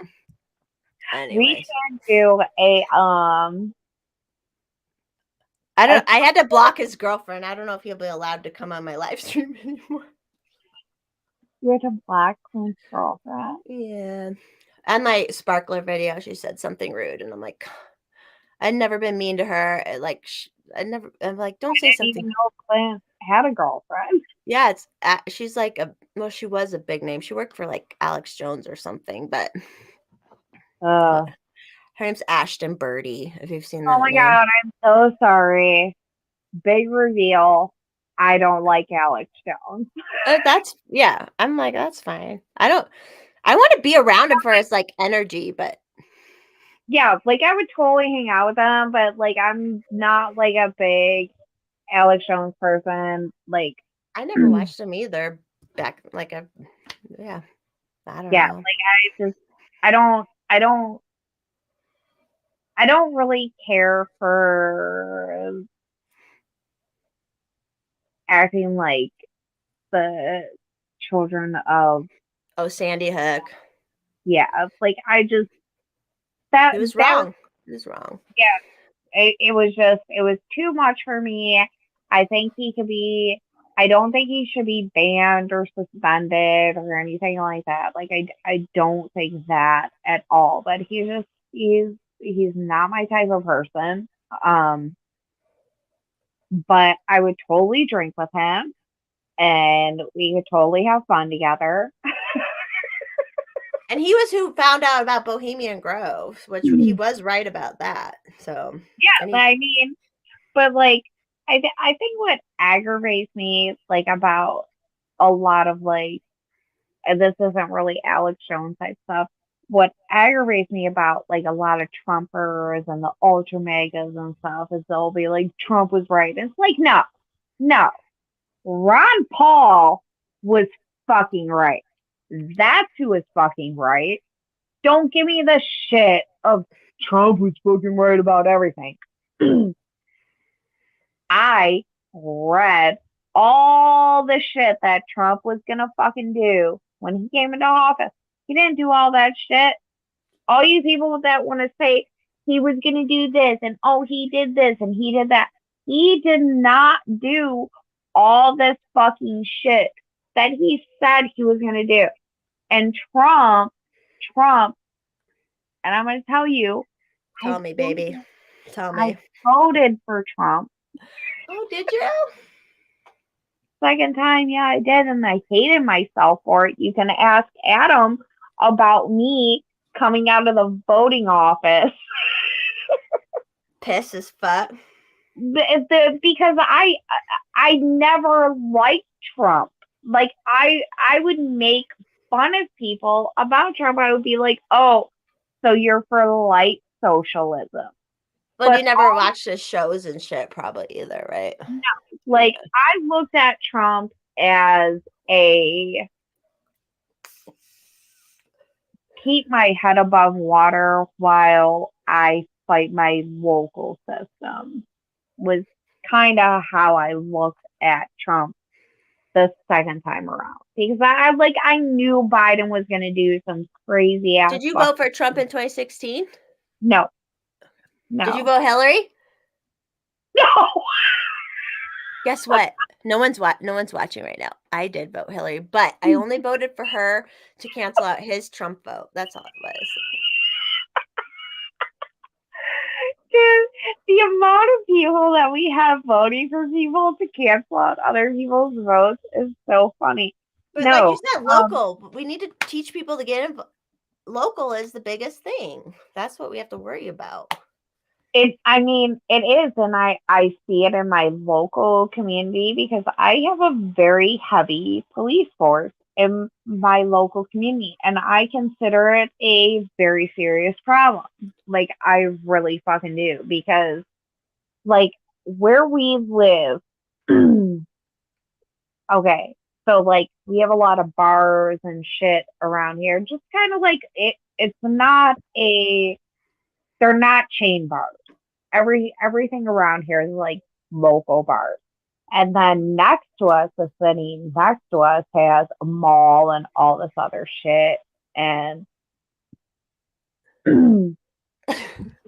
we've dealt with fucking crime over here. And my thing is, why the hell are you fucking pulling people over for not using a turn signal or whatever, and then being like, I smell weed in your car. Motherfucker, there are people like right there, like getting their cars broken into and shit. Like, seriously, Shit. a week ago, we had at a ballpark field for little children, fucking people's cars were getting busted into while they were watching their kids' game. I believe What it. were our local police doing? Let me tell you what our local Bullshit. police were doing. Our local police were pulling over people that were going 2 or 3 miles over the speed limit and then being like, oh my God, I smell something. That's what our local fucking police are fucking doing in this fucking neighborhood. Like, that's what they do. They don't care if your houses are getting robbed. They don't care if your cars are getting They can't robbed. make money off that. Exactly. All they care about is, oh my God, let me pull somebody over. Let me bust them from some stupid fucking shit to ruin their fucking lives over so I can get a fucking medal from, well, probably my local councilwoman. That's what you should run for. It's council. I can't run for council, people. You could. I want to, though. Do I it. want to, though. Do I it. still Because you don't fucking even want run to. under like a thing. All right, I'm fucked up. How fucked up are you? I'm pretty fucked up. I wish, you know what I wish? I want to hug you. Let's hug each other. This was a good night. We went long. Here. I know it's gonna be so fun. I know. I like, I can't let Adam go to pick you up with just him and Hex. Like, I have to be there. Yeah, it's all good. Well, it's all good. If you're that close. All right, I'm gonna end the live because no one's fucking watching.